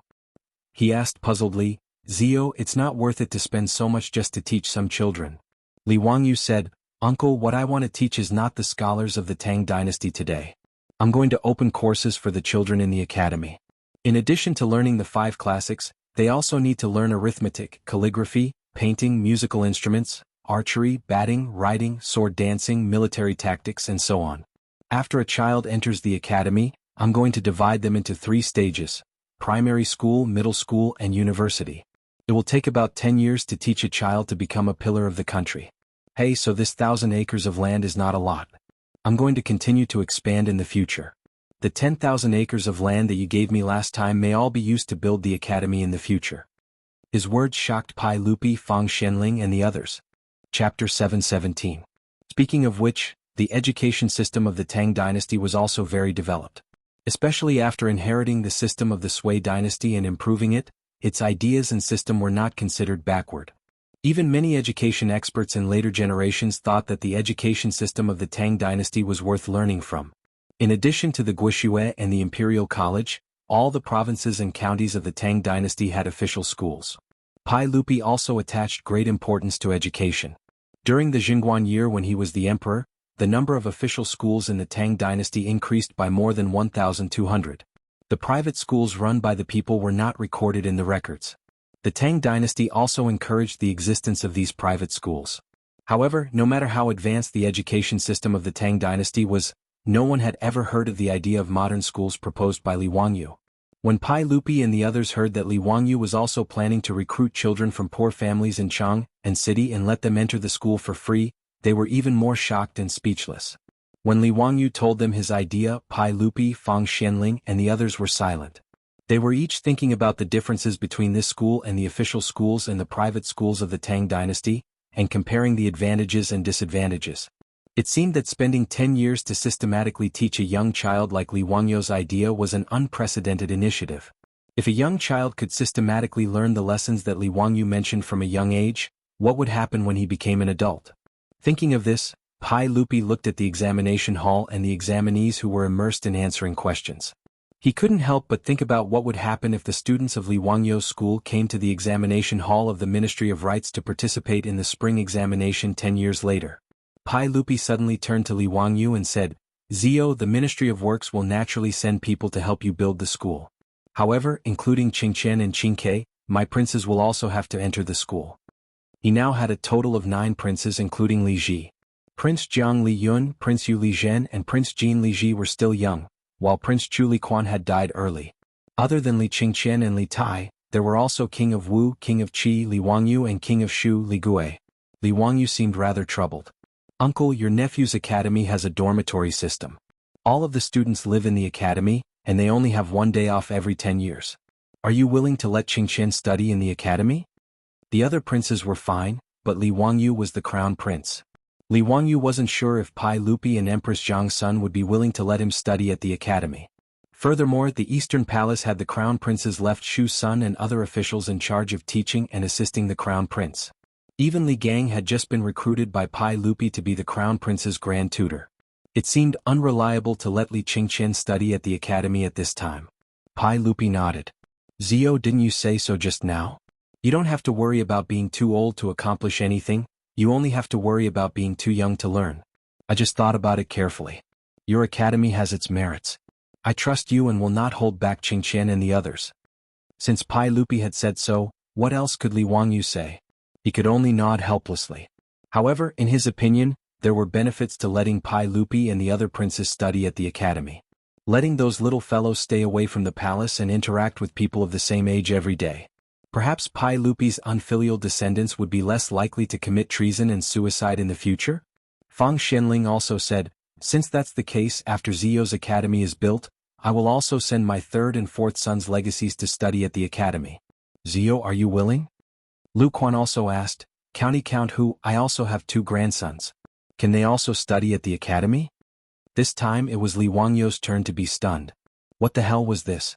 He had originally built the academy to teach the children of poor families. Why did they want to send their children and grandchildren to study at the academy after just talking to Pai Lupi and the others? If this news were to spread, wouldn't those officials and nobles all want to send their children and grandchildren to study at the academy? At that time, wouldn't his academy become a replica of the Hongwen School and the Chongwen School? He then looked at Du Ruhui, who actually had a regretful expression. He only had 2 sons, Du He and Du Go, and they were almost 20 years old. Obviously they couldn't study at the academy. No, he couldn't go through the back door. Li Wangyu smiled at Fang Xianling and Lu Quan.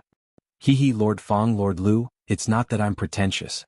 It's just that there are rules for entering the academy. You have to take an exam. Only after passing the exam can you enter the academy. If I rashly agree to let the children and grandchildren of Lord Fang and Lord Lu enter the academy, there are so many officials and nobles in Chang'an City. Please forgive me, Lord Fang and Lord Lu. Why don't you let them take the entrance exam after the academy is built? With your family's education, wouldn't it be easy for you to pass the entrance exam?" Fang Xianling and Lu Quan looked at each other. They understood and nodded with a smile. Li Wangyu then said, "However, the academy also plans to recruit girls. If Lord Fang and Lord Lu have girls of the right age, they can directly send them to study at the academy without the exam." His words stunned Pai Lupi and Fang Xianling. Li Wangyu also planned to recruit girls? Although the Tang dynasty was open-minded and didn't have the Ming and Qing dynasties, there were very few girls who went to study at the academy. "Zio, I'm afraid this is inappropriate. Your academy also plans to recruit girls? If men and women study at the academy together, it will cause a lot of trouble. Zio, I advise you not to do this." Lu Quan couldn't help but persuade. Li Wangyu scratched his head helplessly. He also knew that recruiting girls would cause a lot of trouble. In Chang'an City, building a female toilet caused a lot of trouble, let alone a girls' school. Fortunately, he and his beautiful boss had already expected this. Lord Lu, it's not a girls' and boys' school. Instead, it's a girls' school on the side of the academy. Men are not allowed to enter and only female teachers are invited to teach. Li Wangyu pointed to a corner of the sketch and said. In fact, his girls' school was just skirting the boundaries. That area was just the girls' dormitory area. After these girls entered the academy, they would still be in the same academy. Lu Quan didn't know his plan. He sighed and said, Zio, what's the use of girls entering the academy? Even if you teach them to be extremely knowledgeable, could it be that they would still be able to become officials? It's enough if they can read and understand the principles.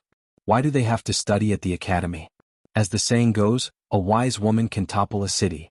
What's the use of girls studying? Li Wangyu smiled and said, Lord Lu, you're wrong. It's always good for girls to study. Even if they marry a husband in the future, they can at least write and calculate. They can also manage the family business. What's more, they have to help their husband and teach their children. If they can't read and write, how can they teach their children well? If the Empress is not talented, how can she write the book, Women's Principles, and teach all the women in the world? Lord Lu, don't you think so? He even mentioned Empress Zhangsun, so Lu Quan naturally couldn't say anything. He just shook his head, obviously not agreeing with Li Wangyu. Chapter 7:18. Even Pai Lupi did not comment on Li Wangyu's intention to recruit girls. Although he did not care much about etiquette, he still felt that it was troublesome. If he nodded his head and allowed his princesses to study at the academy, those old officials in the imperial court would probably start nagging again and be very annoying.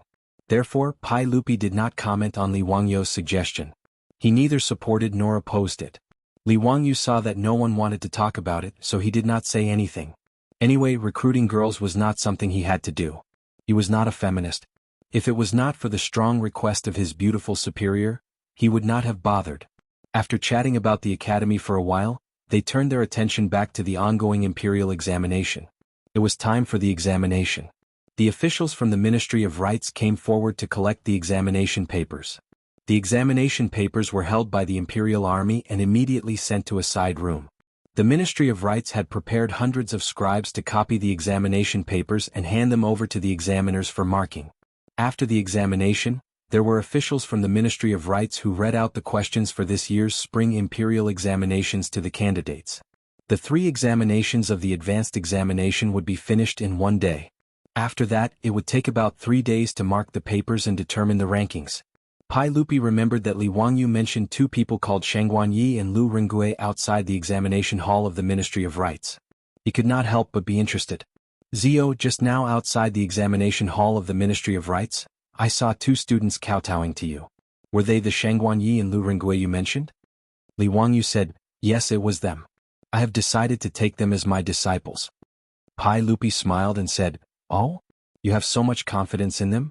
You said before that you would only accept them after they passed the imperial examination.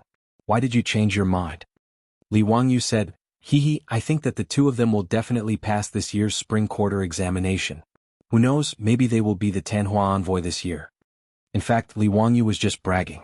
Whether Shang Guanyi and Lu Ringgui could pass the exam or not was another matter.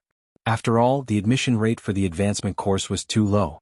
Out of more than 1,000 examinees, only 20 or so would be accepted.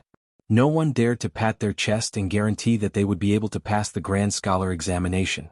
But since he had already said so much, he couldn't afford to lose face, right? Naturally, he had to say this.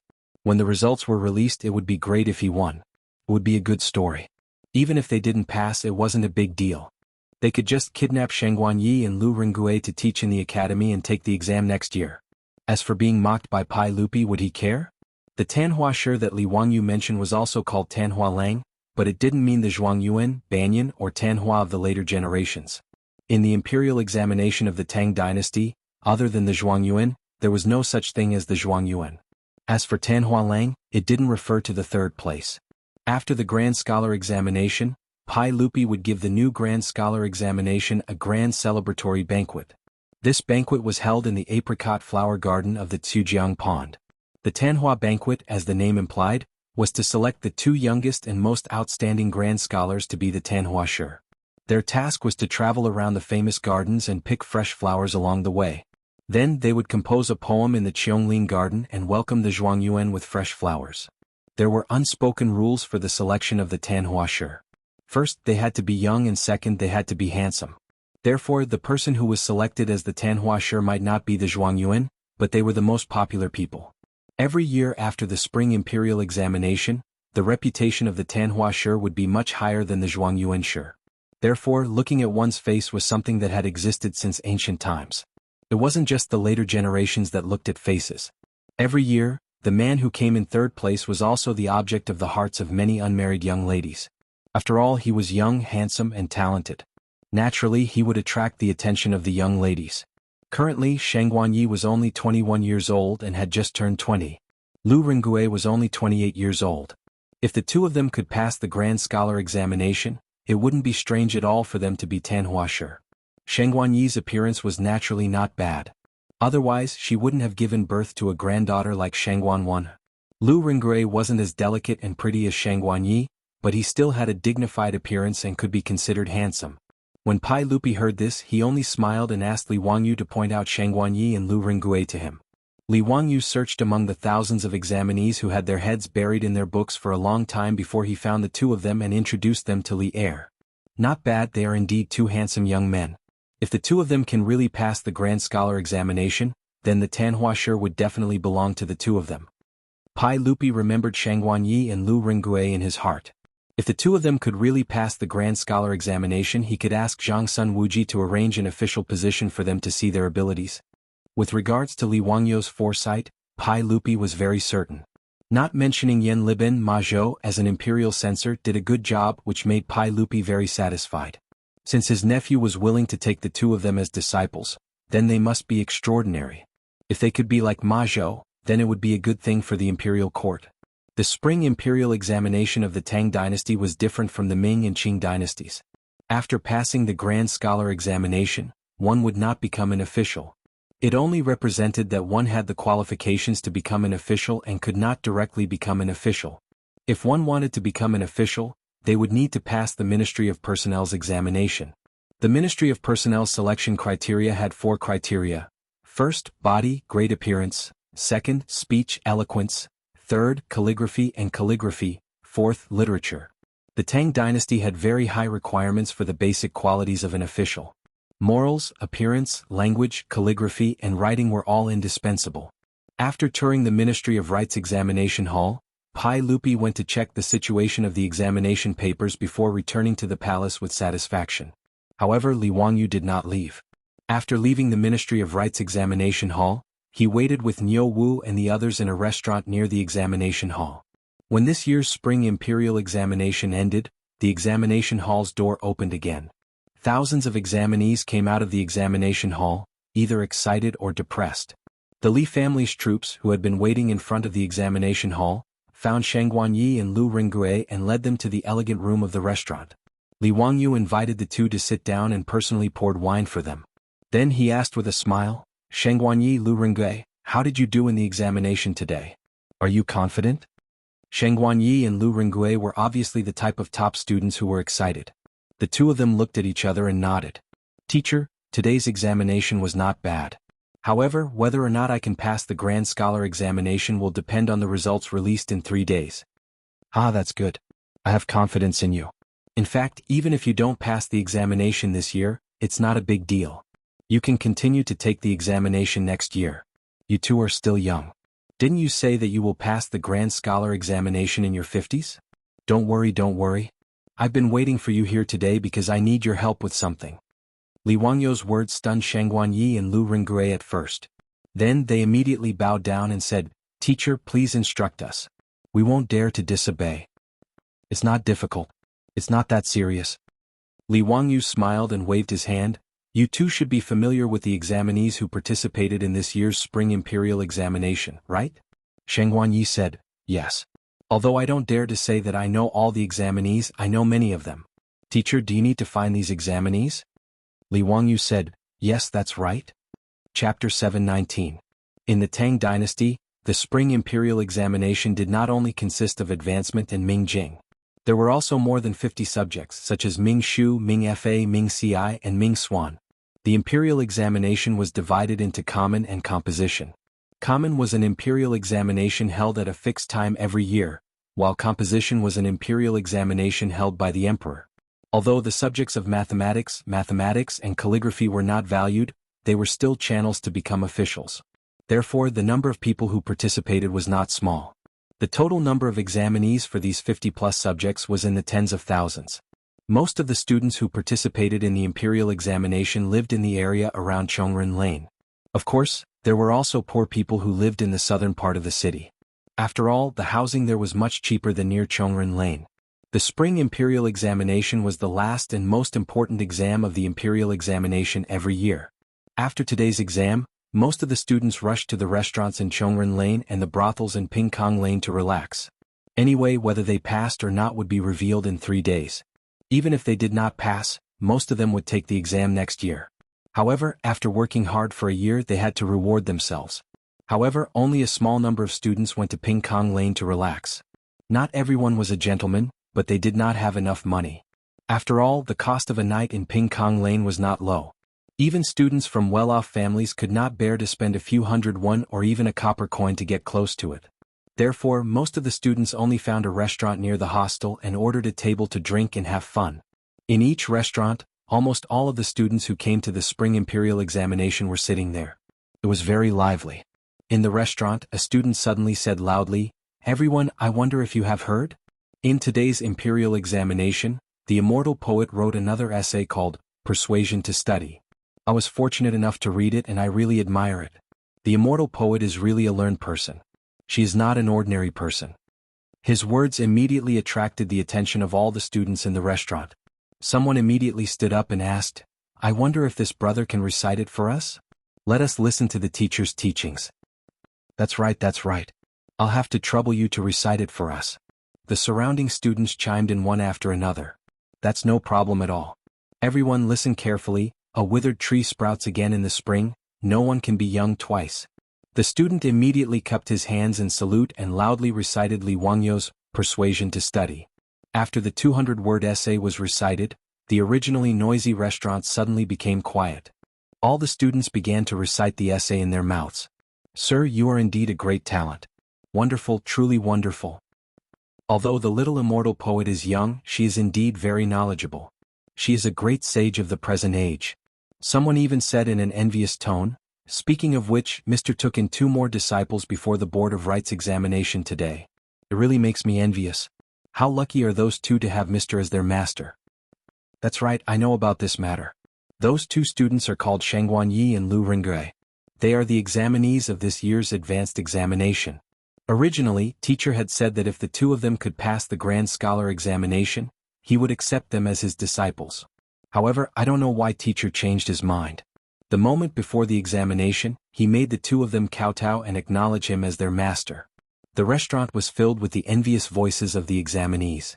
If they can acknowledge teacher as their master, what does it matter if they pass the spring examination or not?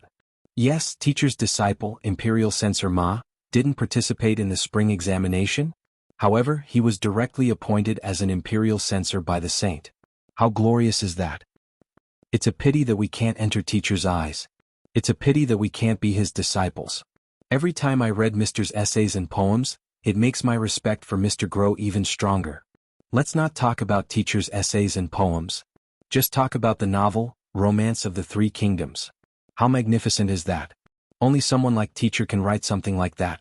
Sigh, even if I can't acknowledge teacher as my master, it would be good if I could follow teacher and serve him." Someone couldn't help but laugh out loud when he heard this. "Stop dreaming. You're not that beautiful young lady. Why would sir need you to serve him?" "Haha, that's the reason." The restaurant was filled with laughter again. At this time, someone loudly said, "Actually, it's not impossible. Do you know? Teacher plans to build an academy in Hu County. He plans to recruit people from the Confucian scholars." His words immediately attracted the attention of the crowd. They all gathered around him and asked him questions at the same time. "Brother, can you explain it more clearly? What academy? Can you recruit us?" "Yes, but can we study under teacher?" That person shook his head. No. The academy that teacher wants to build will only recruit children around 10 years old." "What? Only recruit children? This is too much of a waste of teacher's talent. How can teacher teach children? Could it be that there's a mistake? How is this possible?" The man who spoke shook his head again. The academy that teacher wants to build will not only recruit children, but it will also teach these children for 10 years until they turn 20. It said that children from poor families won't have to pay a single copper coin for tuition. Teacher will also provide them with food and lodging for 10 years until they graduate. These words immediately stunned everyone. For a moment, no one said anything. They just looked at each other in dismay. After a long time, someone finally muttered, "Teacher is so generous. Why didn't I be born a few years later?" Hiss. Those children will have to study under teacher for 10 years? This is too inconceivable. The man continued, "Moreover, from what I know, Teacher's Academy will not only teach children the Confucian classics, but also mathematics, calligraphy, painting, musical instruments, archery, ball shooting, horse riding, sword dancing, the art of war, and many other subjects. Therefore they will need to study in the academy for 10 years. Another round of gasps could be heard in the restaurant's lobby. After a while, someone asked, "Brother, what did you mean when you said that teacher plans to recruit people from the Confucian scholars?" Haha, teacher wants to recruit hundreds if not thousands of children to study in the academy. With so many people he naturally can't teach them himself. Therefore, teacher plans to recruit people from the Confucian scholars to teach in the academy. These words caused the Confucian scholars to fall silent. Count who wanted to recruit them to teach in the academy? Teach those children? Everyone began to make all kinds of plans. After all, they were all scholars. Even if they didn't pass the imperial examination this year, they could still take the examination next year and obtain the qualifications to become an official. But if they went to teach in the academy, how could they become an official in the future? Although Li Wangyou's reputation was very attractive, it wasn't enough for these Confucian scholars to give up their aspirations for fame and turn around to devote themselves to the great cause of education. The old teachers in the private schools of the Tang dynasty were all scholars with no hopes of becoming an official. How many people as young as them would be willing to give up on fame? Chapter 720. In the eyes of these students, if Li Wangyou's purpose of building the academy was to recruit them, they would find a way to study in the academy even if they had to sell everything they had. But he just wanted to recruit them to teach a group of naughty children in the academy, which made them hesitate. No matter how famous Li Wangyou was, it was not enough to make them abandon their future to follow him. For a moment, there was an awkward silence in the restaurant. The middle-aged student who spoke before suddenly laughed and said, "Do you think that teaching in the academy will delay your future? Isn't that the case?" Of course not. Not only is there no harm, but there are also great benefits. Please explain it to us in detail. The middle-aged student who spoke coughed softly and said, "Most of you are not from Chang'an, right?" Everyone nodded and said, "Of course. If we are from Chang, and why would we live in a hostel?" Then do you know that the students from Chang and have a big advantage in the imperial examination every spring? Everyone was speechless. They looked at each other and nodded again. Of course. The imperial examination of the Tang dynasty was not very fair. At least the students from Chang'an and the surrounding provinces had a big advantage compared with the students from other provinces. The reason was simple. It was far away. The imperial examination of the Tang dynasty was held once a year.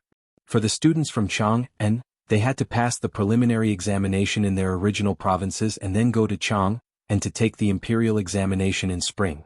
If they did not pass, they had to return to their original provinces to prepare for the examination next year. The Tang dynasty was not like the modern era, where there were many means of transportation such as planes and high-speed trains. A round trip which was far away might take half a year. Most of the time would be wasted on the road. Therefore, many students who were far away could only take the imperial examination in spring every 2 years. It was not impossible to stay in Chang'an, but they had to be recommended by high officials to skip the preliminary examination and take the imperial examination in spring directly.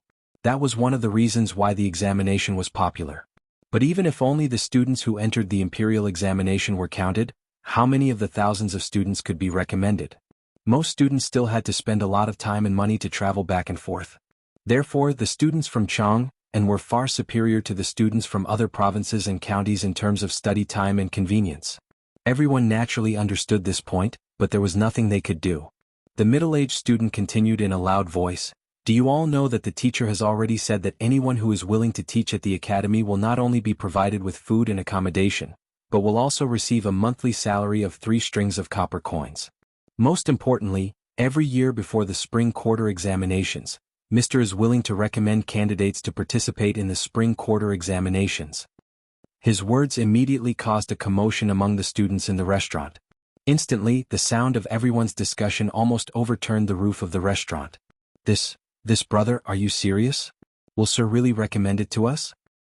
As long as we teach at the academy, you will recommend us? A monthly salary of 3 strings of copper coins? This is equivalent to a 5th or 6th rank official. The middle-aged student laughed and said, of course. Not only that, the teacher also said that he would invite the great scholars of the imperial court to teach law and official document writing in the academy. Even if ordinary commoners were lucky enough to pass the Grand Scholar examination, they still had to go through the selection process of the Ministry of Personnel. On the other hand, the Ministry of Personnel's selection was very practical. It depended on whether the new Jinshur had a good understanding of legal documents and whether they knew how to write laws and official documents. How would those commoners have the opportunity to come into contact with these? Therefore, the imperial examination of the Tang dynasty was not easy for commoners. It was full of difficulties. The middle-aged student's words caused the discussion in the restaurant to become louder. At that moment, many people were already tempted. However, they could not help but ask curiously, "This brother, how did you know all this?" To tell you the truth, I also plan to go to Mr.'s academy to teach those students. The 2 disciples that Mr. accepted in front of the entrance of the Ministry of Rites today, Shangguanyi and Lu Ringue, are my good friends. It was Shangguanyi and Lu Ringue who told me about this. As the saying goes, it's better to be happy together than to be happy alone. That's why I told you this. Hearing this, everyone nodded and bowed to the middle-aged student to express their gratitude. However, the middle-aged student continued, however, don't think that it's easy to go to the academy to teach and get Mr.'s recommendation. As far as I know, Mr. will not only interview you, but also give you some pre-job training. Only those who pass the test can enter the academy to teach. May I ask what pre-job training is? This new term naturally attracted everyone's curiosity. They naturally knew that not everyone could go to the academy to teach. However, they did not understand the meaning of training at all. The middle-aged student could not answer. He had only heard this from Shangguanyi and Lu Ringue. He only said that it was Mr.'s request. I don't know. In short, it's not a bad thing. If you don't pass the test this year, instead of going back to your hometown, it's better to go to the academy to try. If you can stay in the academy, you can earn a generous monthly salary. Moreover, you can revise your homework while teaching and prepare for the exam next year. It's not a bad idea. Brother, you're right. In this case, Mr.'s academy should give it a try. I wonder when Mr.'s academy will start recruiting? Where do we go to register? The middle-aged student raised 3 fingers. In 3 days, the Ministry of Rites will release the list. If you don't pass the test, you can go directly to the Imperial College. At that time, Mr. will borrow the Imperial College to interview you. Thank you, brother. The students bowed again and then discussed with each other whether they should go to the Imperial College to take the exam 3 days later. However, it was obvious that the middle-aged students' words had touched most of their minds. If the list was released 3 days later and they failed, they would go to the Imperial College no matter what. In Chongren Square, the same thing happened in several restaurants where students gathered. Someone spread the news to the examinees. This was naturally arranged by Li Wangyu. The reason why he waited for Shangguanyi and Lu Ringue in front of the entrance of the Ministry of Rites was precisely for this matter. Through Shangguanyi and Lu Ringue, he gathered the examinees who failed the exam and selected the teachers to teach in the academy. This was the idea of his beautiful superior. Originally, Li Wangyu only planned to recruit 100 students. However, looking at the attitude of Pai Lupi and Fang Shenling today, Li Wangyu realized that his academy would need to recruit at least a few hundred students. Would those officials and aristocratic families be indifferent when they learned that the crown prince and the prince were going to study in the academy? They would definitely break their heads to send their children of the right age to the academy. With so many children of the officials and aristocratic families going to the academy, would those commoners and merchants not be tempted? As the saying goes, parents in the world love each other dearly. Who would be indifferent? Not to mention recruiting a few hundred students. If the academy was open to enrollment, it was possible to recruit thousands or even tens of thousands of students. Thinking of this, Li Wangyu's forehead was sweating. Why did it seem that he was tricked by his beautiful superior? If so, with so many children in the academy, how many things would happen every day? Wouldn't he go crazy? Li Wangyu couldn't help rubbing his chin, wondering if he should recruit a vice principal to take charge of the academy and shift the blame. However, it seemed that such a person was not easy to find. Chapter 721. Li Wangyu combed through all the people he knew, trying to find a scapegoat. There was no need to consider the group of playboys. If he were to hand over the school to them, who knows what would happen. He did not want the reputation that he had painstakingly accumulated to be ruined by that group of playboys. Merchants like Cho Kuan and Cho Yuanliang were also not suitable. Although merchants had management skills, if they were to manage those scholars, it would be strange if they did not cause a scene. This era was like this, even Li Wangyu could not do anything about it. Great scholars like Yu Shernan were the most suitable, but whether it was Yu Shernan or Kong Yingda, Pai Lupi would not let them go. Moreover, he did not have the qualifications to let these big shots give up being third-grade officials and go to the school to be some vice principal. More importantly, this group of old men were too old. To let them work so hard to manage an academy, Li Wangyu could not bear it. After thinking about it, Li Wangyu tragically found that he could not find a suitable candidate. Not only must he have literary talent, he must be able to suppress those scholars who went to the academy to teach. He must also have management skills, and most importantly, he must be young and strong. Where could he find such a person in such a short period of time? In fact, Ma Zhou or Yan Liben were suitable candidates, but Li Wangyu could not bear to drag Ma Zhou and the others back to take the blame for him. Since Ma Zhou and Yan Liben had kowtowed to him to be their teacher, would he want to delay their future? As for Shang Guanyi and Lu Ringgui, they were too young and inexperienced. Thinking of this, Li Wangyu painfully scratched his head, extremely distressed. Why couldn't he find a suitable scapegoat to help him manage the school? If he really had to manage such a big school, he might as well not do it. Because of this, he had been worried for a few days, but there was no solution. While he was depressed, Li Wangyu's mind suddenly jumped out a name, making him stunned at first, then ecstatic. Yes, this person was absolutely suitable. Li Wangyu immediately became excited. He got up and paced back and forth, thinking about what he had just thought. The more he thought about it, the more he felt it was feasible. Niu Wu, prepare a horse. Let's go to Chang'an City. I want to enter the palace. Li Wangyu thought it through and punched his own palm. He raised his head and laughed. Niu Wu did not know what was going on. He rushed over and said, Langjun, it's already past midnight. The drum of dusk in Chang'an will sound in 2 hours. Are you sure you want to go to Chang'an now? The beautiful boss also walked out and asked curiously, Wangyu, why are you in such a hurry to go to Chang'an? Li Wangyu laughed and said, Hee, it's about the school. I just thought of who I can find to be the vice principal of the school. Waha, I'm really a genius. The beautiful boss gave him an angry look.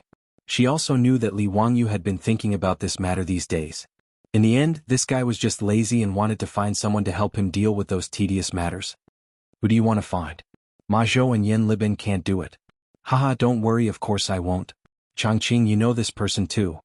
Li Wangyu moved closer to his beautiful superior's ear and whispered a few words.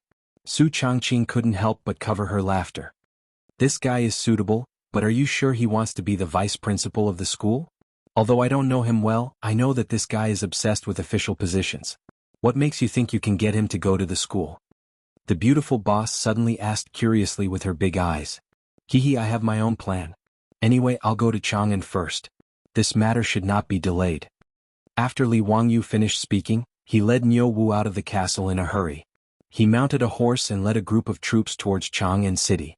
When they arrived at Taiji Palace, the palace gate was about to be locked. Hearing that Li Wangyu wanted to see him, Pai Lupi could not help but be surprised. He did not know why he came to Chang'an City at this time. Zio, why are you in such a hurry? Why did you come to see me so late? In the Yin and Yang Hall, Pai Lupi asked curiously. Li Wangyu said, Hee, uncle, I came here today because I have 2 things to ask of you. Let me hear it. Li Wangyu said, the first thing is about the academy. I want to give the 6 components of the academy to you, uncle, just like the carriage company and the wine workshop. This academy, well, it should be called the Royal Academy of the Tang Dynasty. Uncle, you will be the dean of the academy. What do you think? Pai Lupi was not happy to hear this. Instead, he was so angry that his nose was almost crooked. The reason was very simple.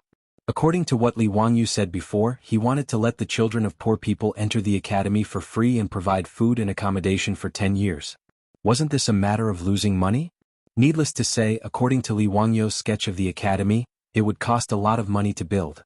Even though Pai Lupi had only taken a few 100,000 taels of gold from the aristocratic families, he could not bear to throw it away. After Pai Lupi returned to the palace from the examination of the Ministry of Rites, he asked the Minister of Works, Duan Luan, about it. According to Li Wangyu's plan to build an academy that covered thousands of acres, it would cost at least 500,000 strings of copper coins. This scoundrel actually had the nerve to come to him and ask him to give him 60% of the shares. Didn't that mean that he, Li Er, would help Li Wangyu make up for 60% of his deficit? The stingy Pai Lupi naturally did not want to be such a fool. Pai Lupi coughed lightly. Since this academy is being built by Zio, it is inconvenient for me to participate. It is better for Zio to manage it yourself. How could Li Wangyu not understand Pai Lupi's thoughts? He silently ridiculed the stingy Pai Lupi in his heart, but pretended to be regretful and shook his head. Uncle, you really don't want 60% of the academy's money? Then 50% is fine too. This is an opportunity to make money. If this nephew takes it all for himself, he will feel uneasy. Pai Lupi glanced at him but did not reply. He thought to himself, you bastard, do you think I am a fool? You clearly want to squander and you still want to drag me into it. Li Wangyu continued, Uncle, do you think that the academy will lose money? Is that not the case? I have asked Minister Duan.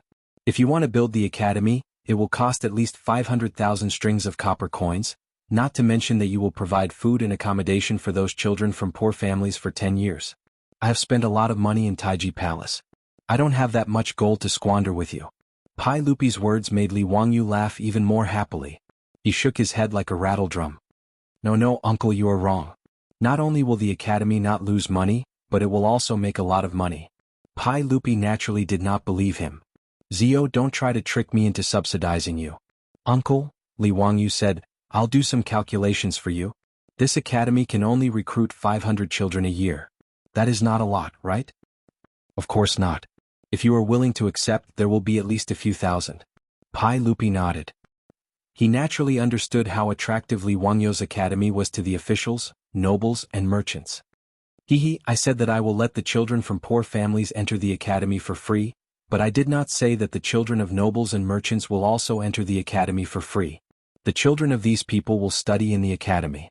I will charge them 100 strings of copper coins for a year's tuition, books, uniforms, and accommodation. That is not a lot, right? Li Wangyu's words made Pai Lupi stunned. He did not react for a long time. 100 strings of copper coins a year, and he dared to say that it was not a lot? Did he have any shame? Chapter 722. Pai Lupi did not know how to complain about Li Wangyu's unscrupulous pricing.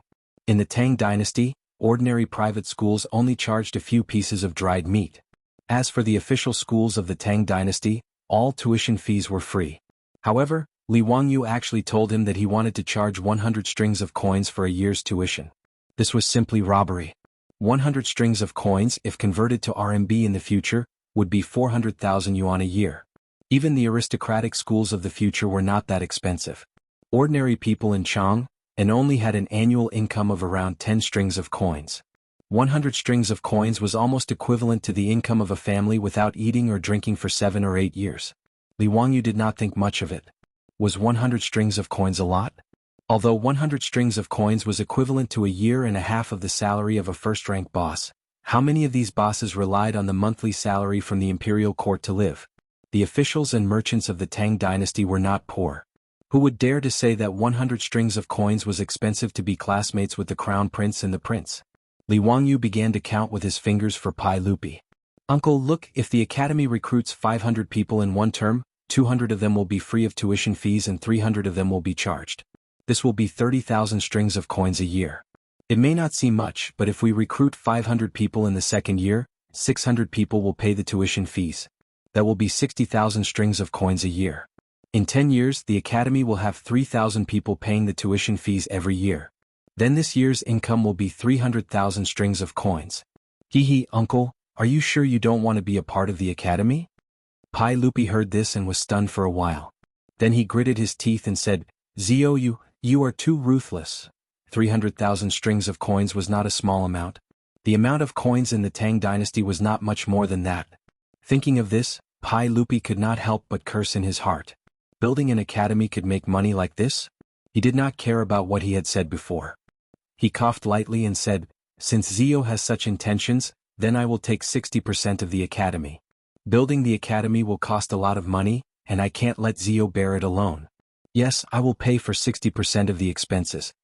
Li Wangyu once again despised Pai Lupi, who was not willing to act until he saw the rabbit. He said seriously, Since uncle is willing to fund it, how about we call the academy the Royal Academy of the Tang Dynasty? What do you think? Good, of course. Pai Lupi was naturally satisfied. Li Wangyu continued, Uncle, in fact, whether the academy makes money or not is secondary. More importantly, the academy can continuously cultivate talents for the Tang dynasty, the imperial court, and uncle. It can cultivate talents who are loyal to the Tang dynasty and the imperial court. This is the key. Oh? What do you mean, Ziyu? Pai Lupi asked curiously. Li Wangyu did not speak at this time. He looked around at the maids in the Yin and Yang palace, which meant that Pai Lupi asked them to leave. Some words could not be heard by others. It was rare for Li Er to see Li Wangyu so serious, so he also put away his smile. He signaled to the palace maids and ordered them all to leave. Even Mitua was not left. Soon, only the uncle and nephew were left in the hall. Zio, what exactly did you mean by what you said just now? You can say it. Pai Lupi asked again, how can you guarantee that the students taught by the academy will be loyal and patriotic? Li Wangyu lowered his voice and spat out 2 words from his throat, brainwashing. Brainwashing? Pai Lupi was stunned and did not understand the meaning of the word. What is brainwashing? Li Wangyu nodded, that's right, it is brainwashing. Brainwashing was the use of external methods to instill ideas into others. Well, uncle, you can understand the preaching of the Buddhist and Taoist sects as a kind of brainwashing. Therefore, no matter if it is a monk or a Taoist, their faith is absolutely firm. Because they recite scriptures every day, their faith in Buddha and Taoist ancestors has been deeply ingrained in their bones. And the more they shave their heads when they are young, the more they are like this. Pai Lupi frowned and thought for a while. Zio, why do you only recruit children? Is it because of this reason? To brainwash them? Li Wangyu said, that's right, it is because of this. I think that when teaching these children from young, not only should they be taught knowledge, but they should also be instilled with the idea of loyalty and patriotism. Uncle, what do you think will happen after 10 years? Patriotic education should start from young. Li Er could not help but suck in a breath of cold air. If people were taught the idea of loyalty and patriotism for 10 years, and these students continuously entered the imperial court in the future, wouldn't the Tang dynasty be as stable as Mount Tai? After 10 years of systematic education, even if only 30 or 40% of these children could learn something, it would be a terrible force. If there were 100 or 200 students who graduated from the academy every year to become officials, what kind of situation would it be? More importantly, as Li Wangyu said, these people had been taught the idea of loyalty and patriotism since young, and this was their belief. Thinking of this, Pai Lupi could no longer sit still. He stood up and paced back and forth in the hall. What Li Wangyu said today was something he had never thought of. In fact, this was also the reason why Li Wangyu only recruited children and not adult scholars. After all, those adult scholars had already formed their 3 views and were difficult to change, but children were like a blank sheet of paper. Since ancient times, although loyalty and patriotism were taught in China, no one had ever taught this as a belief, and there was no systematic education. Confucius said to be benevolent and Meng said to be righteous. It was true that scholars had the lofty sentiments and backbone to pledge their loyalty to their country, and there had been no shortage of heroic men who had sacrificed their lives for their country throughout the ages. However, this was not the same as what Li Wangyu said about educating them to be loyal to their country from childhood. Li Wangyu now really liked the Tang dynasty, and naturally did not want a person like An Lushan to appear 100 years later. Although he could not control what would happen 100 years later, he could do his best to prevent it from happening. As long as the Imperial Academy of the Great Tang was successfully established, with the Imperial Academy as an example, he could slowly influence the other private schools and schools of the Great Tang and push forward the education of patriotism. He didn't believe that in 100 years, that dog of a fart An Lushan would be able to stir up any waves. Pai Lupi finally understood the crux of the matter, and he slammed his palm on the table. Good Zio, your idea is indeed brilliant. That's how it should be. This Tang Dynasty Royal Academy must be set up, and please expand it. In my opinion, why don't we directly recruit 1,000 children? Li Wangyu blinked. Damn, Pai Lupi actually became a radical. Recruit 1,000 children? How much trouble would that cause? Even if there were 50 people in a class, wouldn't there be 20 classes in a grade? However, Li Wangyu did not object. As long as he could get that person to be the vice principal, he would let that person have a headache. He did not care. Thinking of this, Li Wangyu smiled at Pai Lupi and said, Uncle, I don't have the energy to manage this academy all the time. This academy needs a capable person to manage it. Uncle, do you have a suitable person in mind? Pai Lupi had never thought about this before. Hearing this, he did not have a clue. Li Wangyu continued, I do have a suitable person to recommend to uncle. Chapter 723. Who can help you manage this academy? Pai Lupi asked. Li Wangyu smiled like a fox about to steal an old hen and spat out 3 words, Su Jingzong. Pai Lupi frowned, his tone full of suspicion. Su Jingzong? Can he do it? Su Jingzong was one of the 18 scholars of the King of Qin's residence, but Pai Lupi did not think highly of him.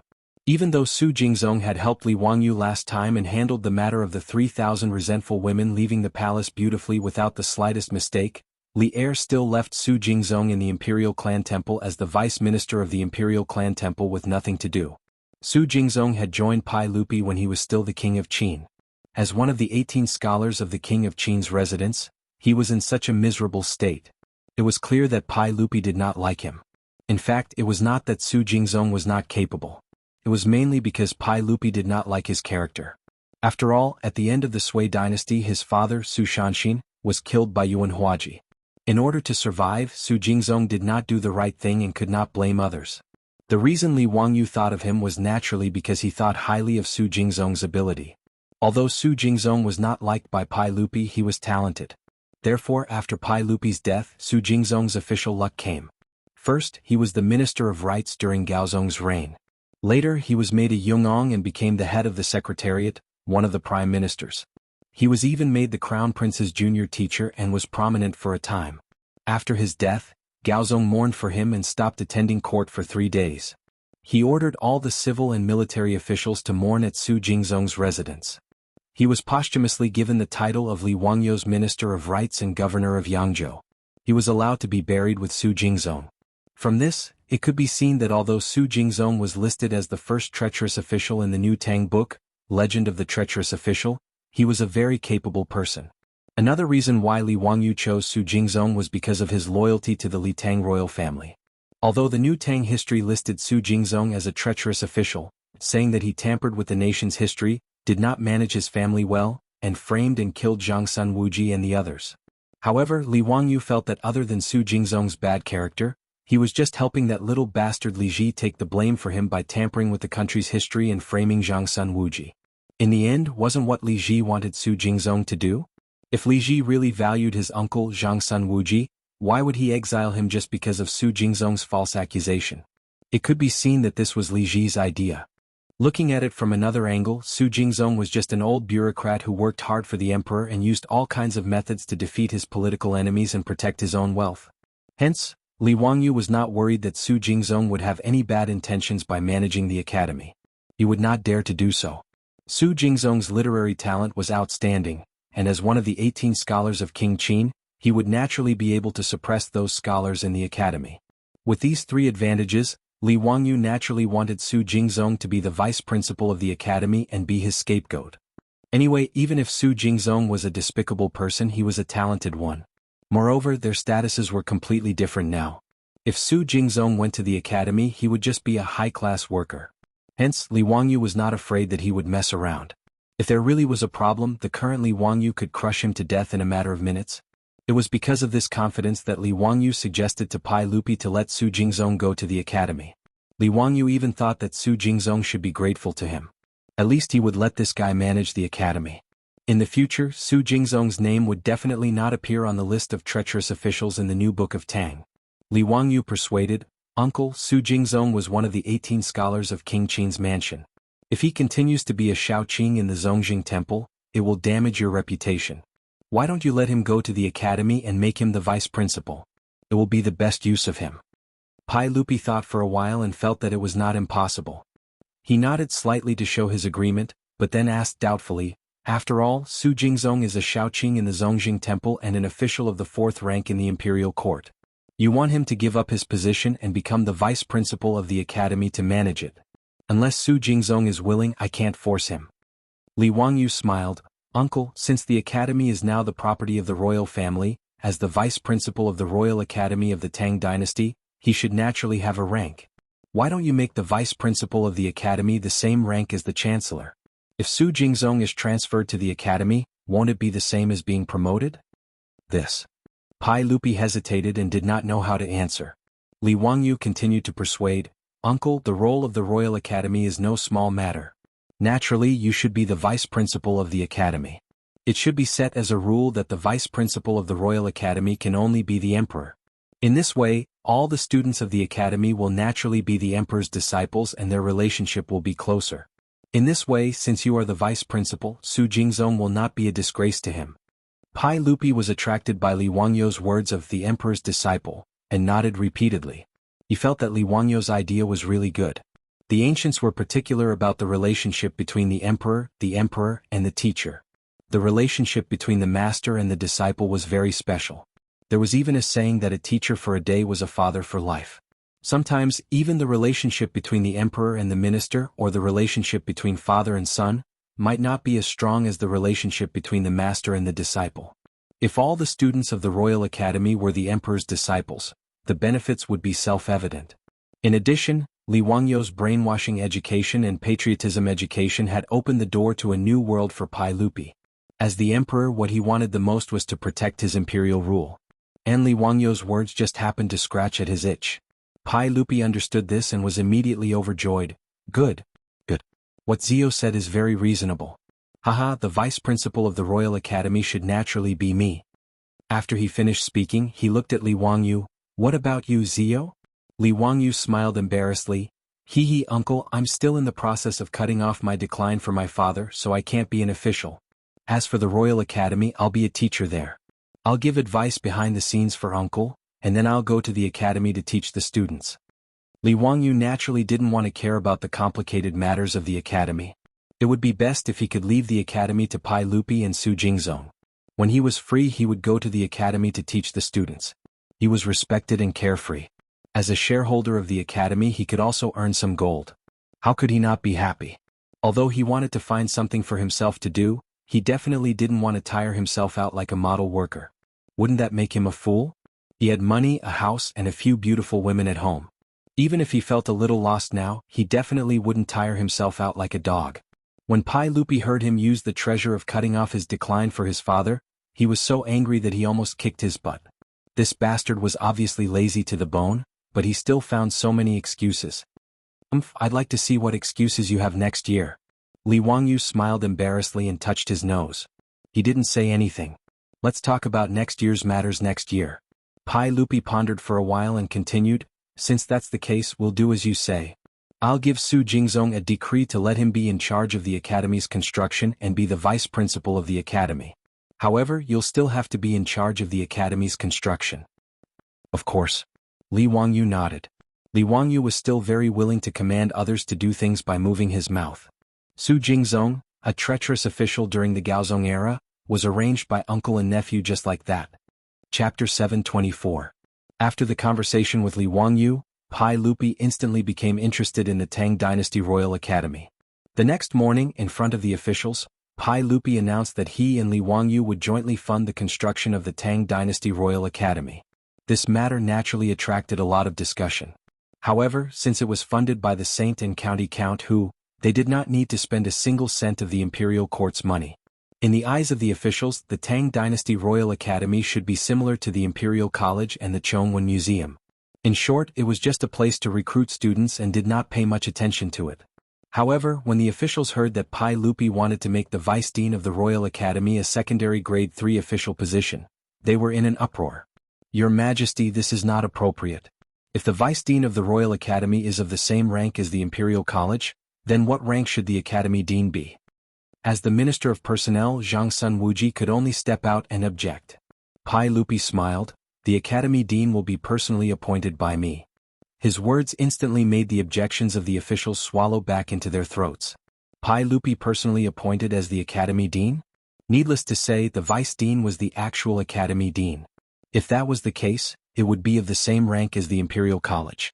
Zhang Sun Wuji thought about it and said, Your Majesty, since the Vice Dean of the Royal Academy has an official rank, and County Count who is still mourning for his father, isn't it inappropriate for him to be the Vice Dean? In the eyes of Zhang Sun Wuji and the officials, since the Academy Dean was Pai Lupi, then the Vice Dean would be Li Wangyou. Pai Lupi continued to shake his head. Li Zio is not the Vice Dean. We need to choose someone else to take up this position. Do any of you have anyone to recommend? The officials were all confused by Li Er's antics.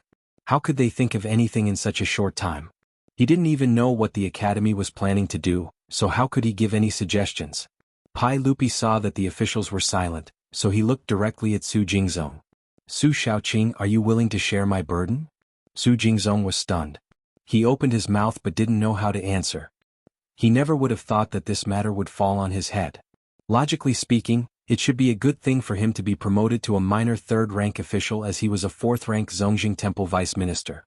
However, Su Jingzong knew that once he became the vice dean of the academy, it would be difficult for him to return to the imperial court. Wouldn't he be welded to death in the academy?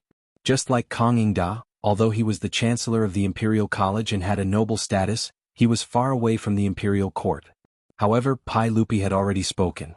Even if Su Jingzong was unwilling, there was nothing he could do. He could only brace himself and bow. If your majesty does not abandon me, I will do my best. However, I have never managed the academy and am afraid that I will fail your majesty's trust.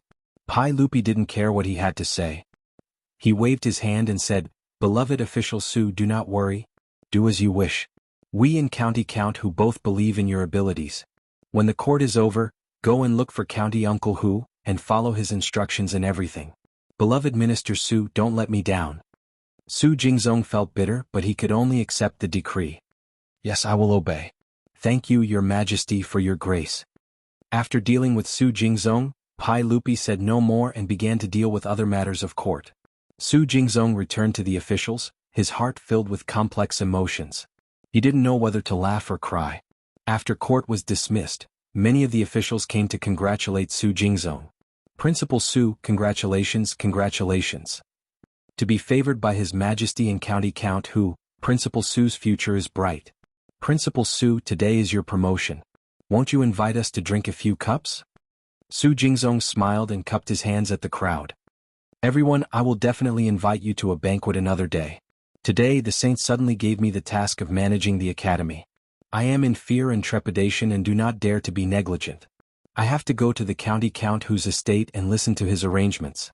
My apologies, everyone, I am truly sorry. The officials naturally understood this, so they didn't keep him. They smiled and congratulated him before letting him go. Su Jingzong's mind was a mess. He didn't even know what the academy was, yet Pai Lupi had given him this task. It would be strange if he didn't feel nervous. He first rushed to Li Wangyu's estate in Kaihua Square. After knocking on the door, the steward reported that his Langjun had returned to Dingzhou village in County Count Hu early in the morning. Su Jingzong gritted his teeth. He could only get on his horse and leave the city for Dingzhou village. By the time he arrived at Dingzhou village, it was already noon. The tired, thirsty, and hungry Su Jingzong didn't have time to rest. He hurriedly knocked on the door of Lai Hot. Li Wangyu and his beautiful boss were preparing to eat lunch when they heard the old steward, Li Heng, report that Su Jingzong had come. They couldn't help but look at each other and smile. Principal Su, how come you have time to come to my estate? Sit, eat first. If you have anything to say, we can talk after lunch. When Li Wangyu saw Su Jingzong, he didn't give him a chance to speak. He directly invited him to the dining table and ordered a servant to bring a hot towel to wipe Su Jingzong's sweat. He also ordered tea, bowls, and chopsticks. Su Jingzong wasn't in the mood to eat. He cupped his hands at Li Wangyu and said, County Count Hu I. Before he could finish, Li Wangyu interrupted him. Principal Su, eat first. No matter how important the matter is, we can talk after lunch. Su Jingzong had no choice but to thank him and pick up his bowl and chopsticks to eat. Lai Hot's food was famous throughout Chang'an. Even the imperial chefs couldn't compare to the Lai Hot's cooking maids. However, Su Jingzong ate this meal as if he was chewing wax. His heart was in a mess. How could he have the appetite to try any food? Li Wangyu naturally saw Su Jingzong's behavior, but he didn't point it out. He slowly finished his lunch and asked a servant to bring a towel and a basin to wash his hands. Finally, he picked up his teacup and said to Su Jingzong, Principal Su, did the saint give an edict today? Su Jingzong hurriedly bowed. Yes. Today, the saint ordered me to be the vice president of the Royal Academy of the Tang dynasty. I am in fear and trepidation. I really don't know how to handle this matter. Please teach me, County Count Hu. Li Wangyu naturally wanted to give Su Jingzong a cold shoulder. He didn't want Su Jingzong to quit in a fit of anger after hearing that the academy was only recruiting a group of ignorant children. Although it was unlikely that Su Jingzong, who was a fan of politics, would quit, since Li Wangyu wanted to use him, he naturally had to endure it. Aha, Principal Su, don't worry. I will explain this matter clearly to you. Please follow me. Li Wangyu stood up and led Su Jingzong directly to the top of the castle. He pointed at the Gan River not far away and said, Principal Su, look. That river is the Gan River. The Royal Academy of the Tang dynasty is going to be built on the other side of the Gan River. He then took out the draft of the academy and showed it to Su Jingzong. Principal Su, this is the blueprint of the Royal Academy. The academy will cover at least 1,000 acres. There will be dozens of different buildings, including a baseball field, a cubicle court, an archery range, and all kinds of facilities. This will be the library that will collect all kinds of books in the world. This is the lake in the academy. When lotus flowers are planted here, the willow trees on the banks of the lake will provide shade on a hot summer day. The lotus flowers in the lake will be so beautiful that even Xujiang Lake will pale in comparison. After the Royal Academy is built, it will recruit tens of thousands of students. Have you ever seen an academy of this scale? Haha, it's not that I, Li Wangyu, am bragging, but the Royal Academy of the Tang dynasty will definitely be an unprecedented feat in the Tang dynasty. Principal Su, for the saint to entrust such an academy to you means that he has absolute trust in you. Principal Su, you must live up to the saint's trust. Li Wangyu was like a real estate saleswoman in the modern world. With his words, Su Jingzong was almost fooled. Chapter 725. No matter how hard Li Wangyu tried to bluff him, when he personally said that the academy would only accept students who were ignorant, Su Jingzong's vision went dark and he almost fainted. He never would have thought that he would become a principal of an elementary school after studying scriptures his whole life, passing the Xiuzai exam in the Sui dynasty, and entering the No Doubt state this year. The term elementary school had existed since the Han dynasty. Ancient people entered elementary school at the age of 8. Su Jingzong thought about how he had ended up like this after spending his whole life in the imperial court. He even wanted to die. Count who I have never offended you, right? Why do you have to humiliate me like this? Su Jingzong's tears were about to fall. Li Wangyu laughed when he saw Su Jingzong's grief-stricken appearance. Su Jingzong, do you think the sage would joke with you like this? If it was only an elementary school, would the sage and I spend tens of thousands of gold to build such a large academy? As the vice dean of the academy, would he be the same as the Imperial College's chancellor, a secondary class third-class official? Don't forget, the principal of the academy is personally held by the sage. Hearing him say this, Su Jingzong paused. It did seem to make sense. Even if the emperor and County Count Huxian did not like Su Jingzong and wanted to punish him, they did not need to spend so much effort. County Count Hu, forgive me for being slow, but what is the trick of this academy? Please teach me, Uncle Huxian. Li Wangyu then explained his and Pai Lupi's plan. Other than the brainwashing, he explained everything else to Su Jingzong. Su Jingzong was dumbfounded when he heard that the Royal Academy of the Tang dynasty was prepared to spend 10 years to cultivate a child into a talent. This was a terrifying amount of money. Su Jingzong was a sophisticated person. After listening to Li Wangyu's explanation, he could roughly guess why Pai Lupi valued the Royal Academy so much. This was the place where Pai Lupi was cultivating the emperor's disciples for the imperial family of Li Wangyu. Understanding this, Su Jingzong suddenly felt a surge of hot blood. Such an important academy was actually given to him to manage by the saint. Did this mean that Su Jingzong was also someone that the saint valued? When he heard that Li Wangyu was going to collect 100 strings of copper coins per person as tuition fee, Su Jingzong could not restrain his jaw from dropping, and was speechless for half a day. Evil, this is King evil. It should be noted that in the east and west of Chang, a Tujua-ton horse was only worth 10 strings of copper coins, and a bull was only worth 4 or 5 strings of copper coins. These 100 strings of copper coins were equivalent to 10 Tujua horses or 20 oxen. Yet, it was only a year's worth of tuition? County Count Hu, isn't the tuition fee too expensive? I'm worried that the academy won't be able to recruit any students. Li Wangyu shrugged his shoulders. Could it be that the academy that the saint and I spent so much gold to build is not worth this little bit of money? Perhaps you don't know, but the crown prince and the other princes of the saint will also enter the academy to study. Su Jingzong's eyes lit up. County Count Hu, are you serious? Of course he knew what this meant. If he could become classmates with the crown prince and the other princes for 10 years, 100 strings of copper coins would be nothing. Su Jingzong only had one thought at this time, and that was to send his son, Suong, to study in the academy. Although Su Jingzong was almost 40, he had 5 sons. His youngest son, Suong, was only 10 years old, which was the right age to enter the academy. But when he thought of the tuition fee of 100 strings of copper coins, Su Jingzong felt a toothache.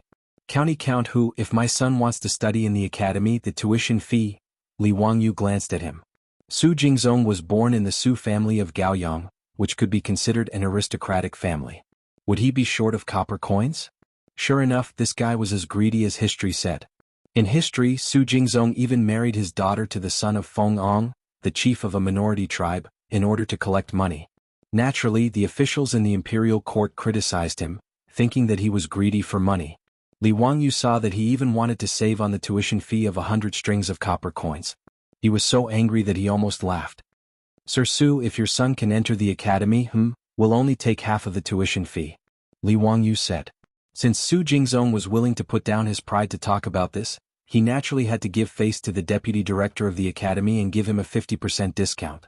Hearing this, Su Jingzong beamed and couldn't help thanking Li Wangyu. But he immediately reacted. Just now, Li Wangyu said that if one could enter the academy, didn't the academy only need to take money to recruit students? Did they still need to take an exam? County Count Hu, does the academy still need to take an exam to recruit students? Yes. You don't have to worry about this. You'll understand when the time comes. But what if the children of the officials and nobles don't pass the exam? How can I afford to offend so many people? Su Jingzong couldn't help but panic. Li Wangyu laughed and said, Sir Su, don't panic. If you don't pass the exam and want to study at the academy, you can pay money to offset your score. For example, the exam's full score is 100 points, and 60 points is the minimum. Every point short of 100 strings of copper coins can be donated to the academy. If you have enough points, you can study at the academy. Hearing this, Su Jingzong's mouth opened even wider. Was this okay? Wasn't this too shameless? But Li Wangyu's words opened the door to a new world for Su Jingzong, allowing him to think more clearly. In any case, he was helping the saint and county count who accumulate money. What was there to be afraid of? County count who 60 points is too low. How about we raise it to 70 points? Su Jingzong immediately understood the essence of Li Wangyu's words. 10 points was 1,000 strings of copper coins. This money was too easy to earn. Thinking about it, county count whose exam questions wouldn't be too simple. If the children of the officials and nobles didn't pass the exam, Su Jingzong didn't believe that they wouldn't pay for it. Su Jingzong's face immediately turned bitter. Damn, he forgot that Li Wangyu said that his son also had to take the exam if he wanted to study at the academy. This was too much of a scam. If his son didn't do well, wouldn't his words be digging his own grave? County count who, my son also has to take the entrance exam? Li Wangyu was very satisfied with his idea. He patted Su Jingzong's shoulder and said with a smile, Sir Su, your son naturally has to take the entrance exam. However, the standard can be lowered. Don't worry, Sir Su. From now on, the academy will be under your care. Are you afraid that the saint and I will treat you badly? Su Jingzong naturally understood what he meant and nodded his head in thanks. At the same time, he made up his mind to urge his son to study hard when he returned. He couldn't afford any delays. This was related to hundreds of strings of copper coins. He couldn't be careless. County count who, how long will it take for the academy to start construction? Su Jingzong looked at the land not far away. Li Wangyu showed him the sketch of the academy, but there was nothing on the land now. His position as the vice dean of the academy was just an empty shell. Su Jingzong was naturally anxious. Very soon. The Ministry of Works has already sent people to survey the land. The construction will start tomorrow. This time, the saint and I have put in a lot of money and used a lot of mirage mud. The construction will be very fast. The academy will be divided into 3 phases. The first phase of the primary school will only be 100 mu. It will be completed in a few months. I have set the start date of the academy in September of this year. Su Jingzong's face twitched a few times. He looked at the sketch in front of him again and couldn't help but think, profiteer. The sketch showed the academy to be 1,000 mu, but the actual academy was only 100 mu. If this wasn't a profiteer, what was? Chapter 726. Su Jingzong pondered about the academy and asked, May I ask where the professors and teaching assistants of the academy come from? Are they from the Imperial College and the Chongwen Library? Li Wangyu shook his head. The academy's teaching method is different from the Imperial Colleges. I plan to recruit people from this year's spring examinations to teach the students. I'm afraid it's not appropriate? Do the students who failed the examinations have the ability to teach the students? I'm worried that they will lead the students astray. Li Wangyu said, Don't worry. After recruiting those scholars, I will arrange for them to be trained for a few months to learn how to become qualified professors, and teaching assistants. Right, I've already arranged for people to spread the news. 2 days later, after the Ministry of Rights announces the spring examinations, you and I will go to the Imperial College to recruit the students who failed the examinations. I've already talked to Kong Gong, and I'll borrow the Imperial College's space and manpower. Yes, I understand. Su Jingzong nodded in agreement. Li Wangyu continued, originally, I only planned to recruit about 500 students to study in the academy. However, from what the saint said, he plans to double the number and recruit 1,000 students.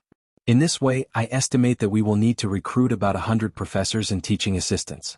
In addition, the academy will need to recruit cooks, servants, and guards. We will need a few hundred people. You can arrange these things as you see fit. Hearing this, Su Jingzong couldn't help but be confused. Why does the academy need so many people? Of course, his question was reasonable. The Imperial College had 300 Chinese students, the Imperial College had 500, the 4 schools had 1,300, the Faculty of Law had 50, the Faculty of Calligraphy and Mathematics had 30, a total of more than 2,000 people. But there was only one chancellor and less than 50 registrars, secretaries, doctorates, teaching assistants, classic scholars, and lecturers. According to Li Wangyu, there were more than 100 teachers in the Royal Academy. On average, there would be 1 teacher for every 10 students. It was really extravagant. Li Wangyu smiled. Not many. These students will form a class of about 50, and each class will have a teacher. Every 5 classes will have 1 teaching assistant, 1 teaching assistant, 1 teaching assistant, 1 teaching assistant, 1 teaching assistant, and 1 teaching assistant. There were also painting, archery, and equestrian instructors. General Su, how many people do you need? His words naturally stunned Su Jingzong. After a while he asked, may I ask what is a teacher in charge? It's the person in charge of managing the class discipline, learning, and life. The students of the Royal Academy of the Tang dynasty are required to develop in all aspects, including morality, intelligence, physique, and beauty. It all depends on the abilities of these head teachers. Li Wangyu's words made Su Jingzong dizzy. He really did not know how to reply. In fact, how would Li Wangyu know how to run a school? He was just copying what he had learned when he was in school to the Tang dynasty. As for whether it was suitable or useful, he couldn't care less. If a half-baked person like him dared to run a school in the future and charge such a sky-high tuition fee, he would definitely be reported in minutes and sent to prison to eat free meals. Fortunately, this was the Tang dynasty.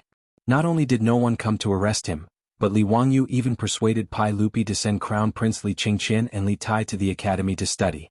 It had to be said that Li Wangyu's luck was extremely good. Su Jingzong still had a bitter face and frowned.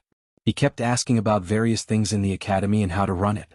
He talked until Li Wangyu's mouth was dry, and he finally sent him away. Looking at Su Jingzong's figure riding away on horseback, Li Wangyu also let out a long breath. Fortunately, he had found such a qualified scapegoat. Otherwise, this school could really torture him to death. 2 days passed in the blink of an eye. On the day of the release of the results by the Ministry of Rights, Chang, and became lively again. Not only tens of thousands of examinees for this year's spring examination swarmed to the Ministry of Rights to see the results, but also many of the citizens of Chang, and ran to the Ministry of Rights to watch the fun.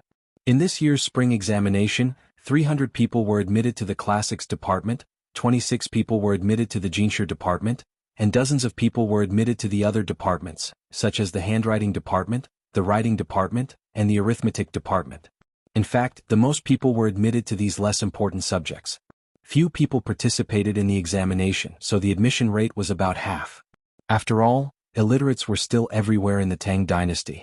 Although the students of the Handwriting Department, the Writing Department, and the Arithmetic Department were not valued, in fact, the government had a great demand for these students. The admission rate for the Classics Department was also not low, about 40%. Only the Jinshu Department, where only 1% of the students were admitted to the Jinshu Department, was full of gold. In the anticipation of the public, the officials of the Ministry of Rights finally appeared and began to command the scribes of the Ministry of Rights to paste the wall and post the red list. The first to be posted was the admission list for the subjects of the Handwriting Department, the Writing Department, and the Arithmetic Department. Although they were not valued, all the students who were on the list were still shouting excitedly. In front of the Ministry of Rights, there was a jubilant atmosphere. As for those who did not make it on the list, They could only keep silent and look at the happy examinees with envious and jealous eyes. They silently hoped that their luck would be better next year. At the end of the post was the red list for the Jinshu department of this year's spring examination.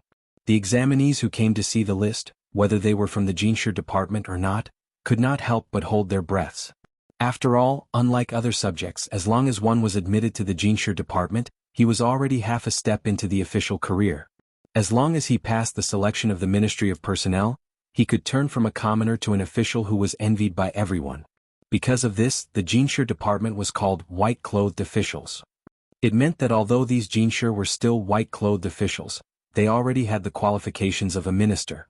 In the Tang dynasty there was a saying, during the period of Jingguan and Yonghui, although the Jinshu department was an extremely high official, if one did not become a Jinshu, it would not be beautiful.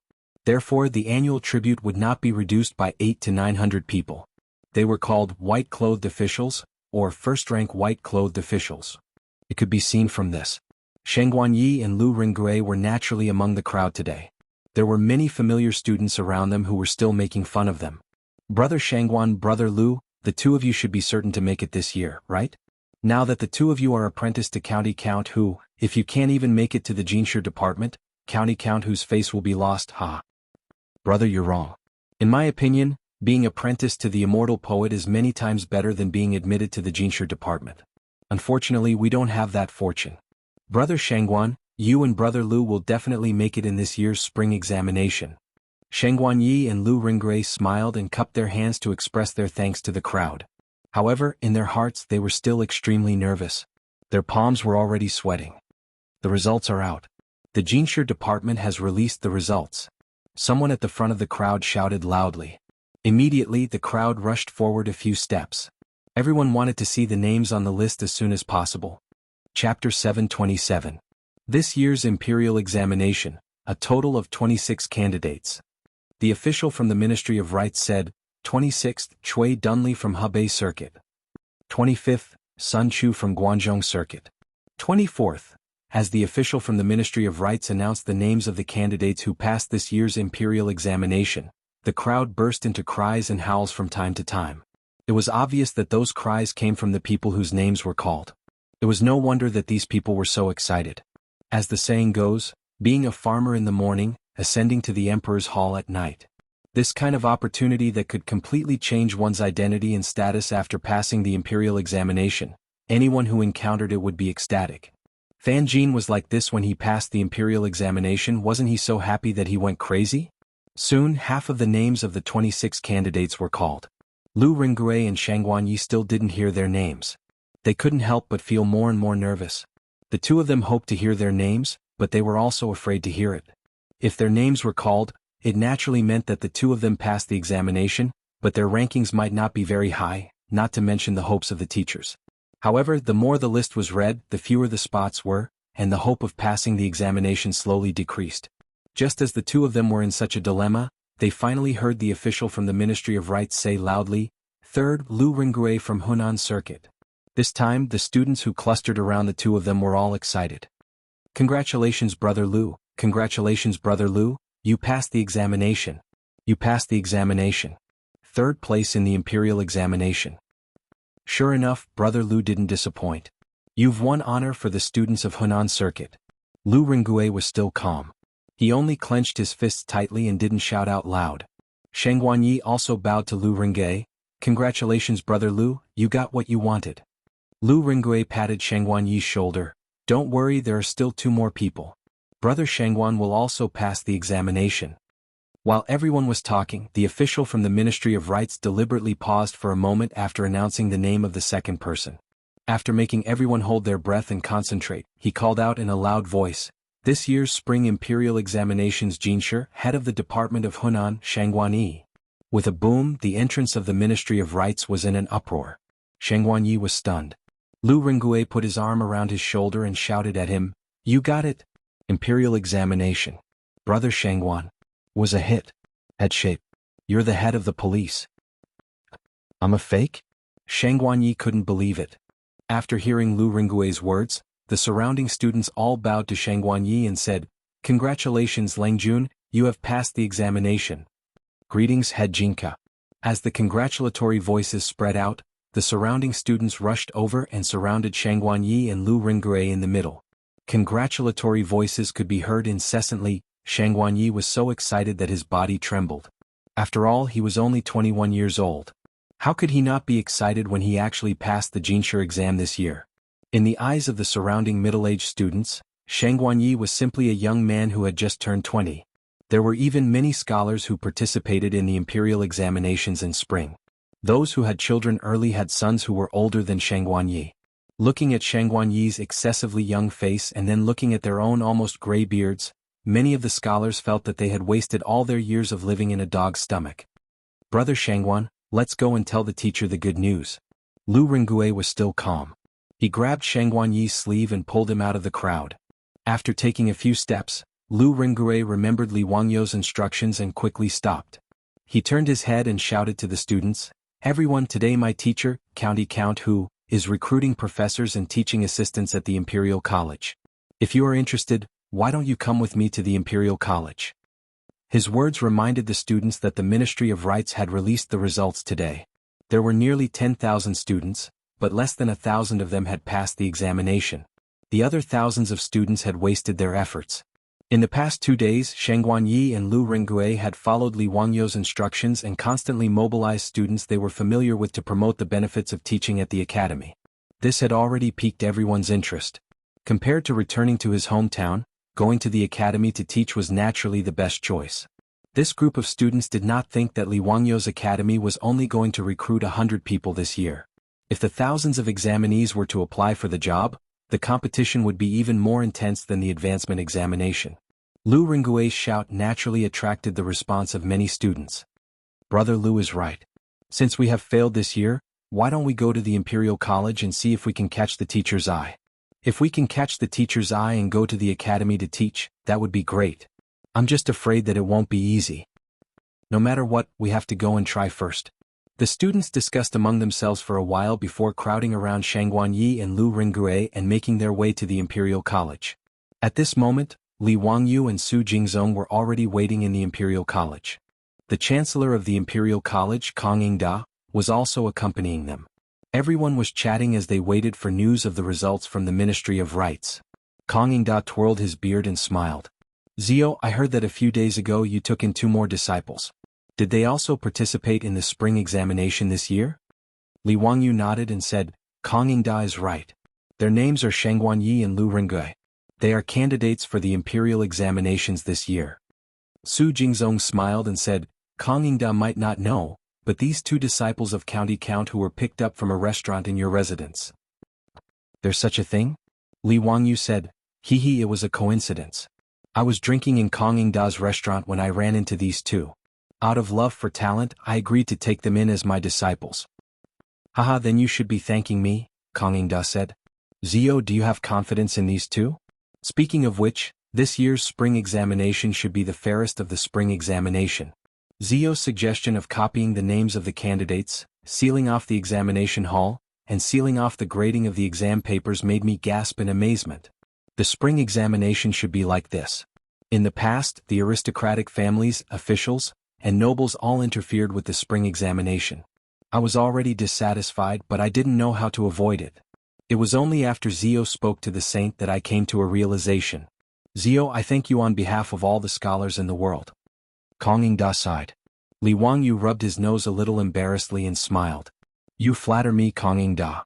To the side, Su Jingzong joked, "Kang Yingda might not know, but County Count Hu boasted to the saint that in this year's spring examination, the 2 disciples he took in would definitely take 1st place and 3rd place." Kang Yingda smiled and said, "Oh? In that case I'll have to wait and see if Zio really has such a discerning eye for pearls. Haha, if Zio's words are true, then it'll be a good story." Li Wangyou said, "Actually, I was just joking with the saint. How could the Grand Scholar examination be so easy? Out of more than 1,000 candidates, only 26 were accepted. How could it be so easy for a magnificent army to cross a single wooden bridge? If the 2 of them work hard and one of them is lucky enough to pass, how about I treat the 2 of you to a drink today?" "Ah, that's how it should be. It's settled then." While everyone was joking, Niu Wu rushed in from outside and said while panting, Lang Jun, the Board of Rites. The Board of Rites released the results. passed. That Shang Guanyi and Lu Ringgui both passed. Lu Ringgui is in third place and Shang Guanyi is in first place. When Niu Wu said this, the three people who were joking just now were stunned. They looked at each other and couldn't believe what they heard. Niu Wu, what did you say? Shang Guanyi is in first place? Lu Ringgui is in third place? Li Wangyu said in shock. He didn't expect that his casual words would become true. Kang Yingda and Su Jingzong, who were at the side, felt their hearts churning. This was King amazing. Two random disciples from a restaurant were actually in first place? Kang Yingda couldn't help but raise his head and look at Li Wangyu's head. He wanted to see if there was a golden light coming out of his head. Chapter 728. Kang Yingda didn't know what to say other than feeling envious and jealous that Li Wangyu had casually picked up two disciples from his own restaurant, who were the first and the third place of this year's section.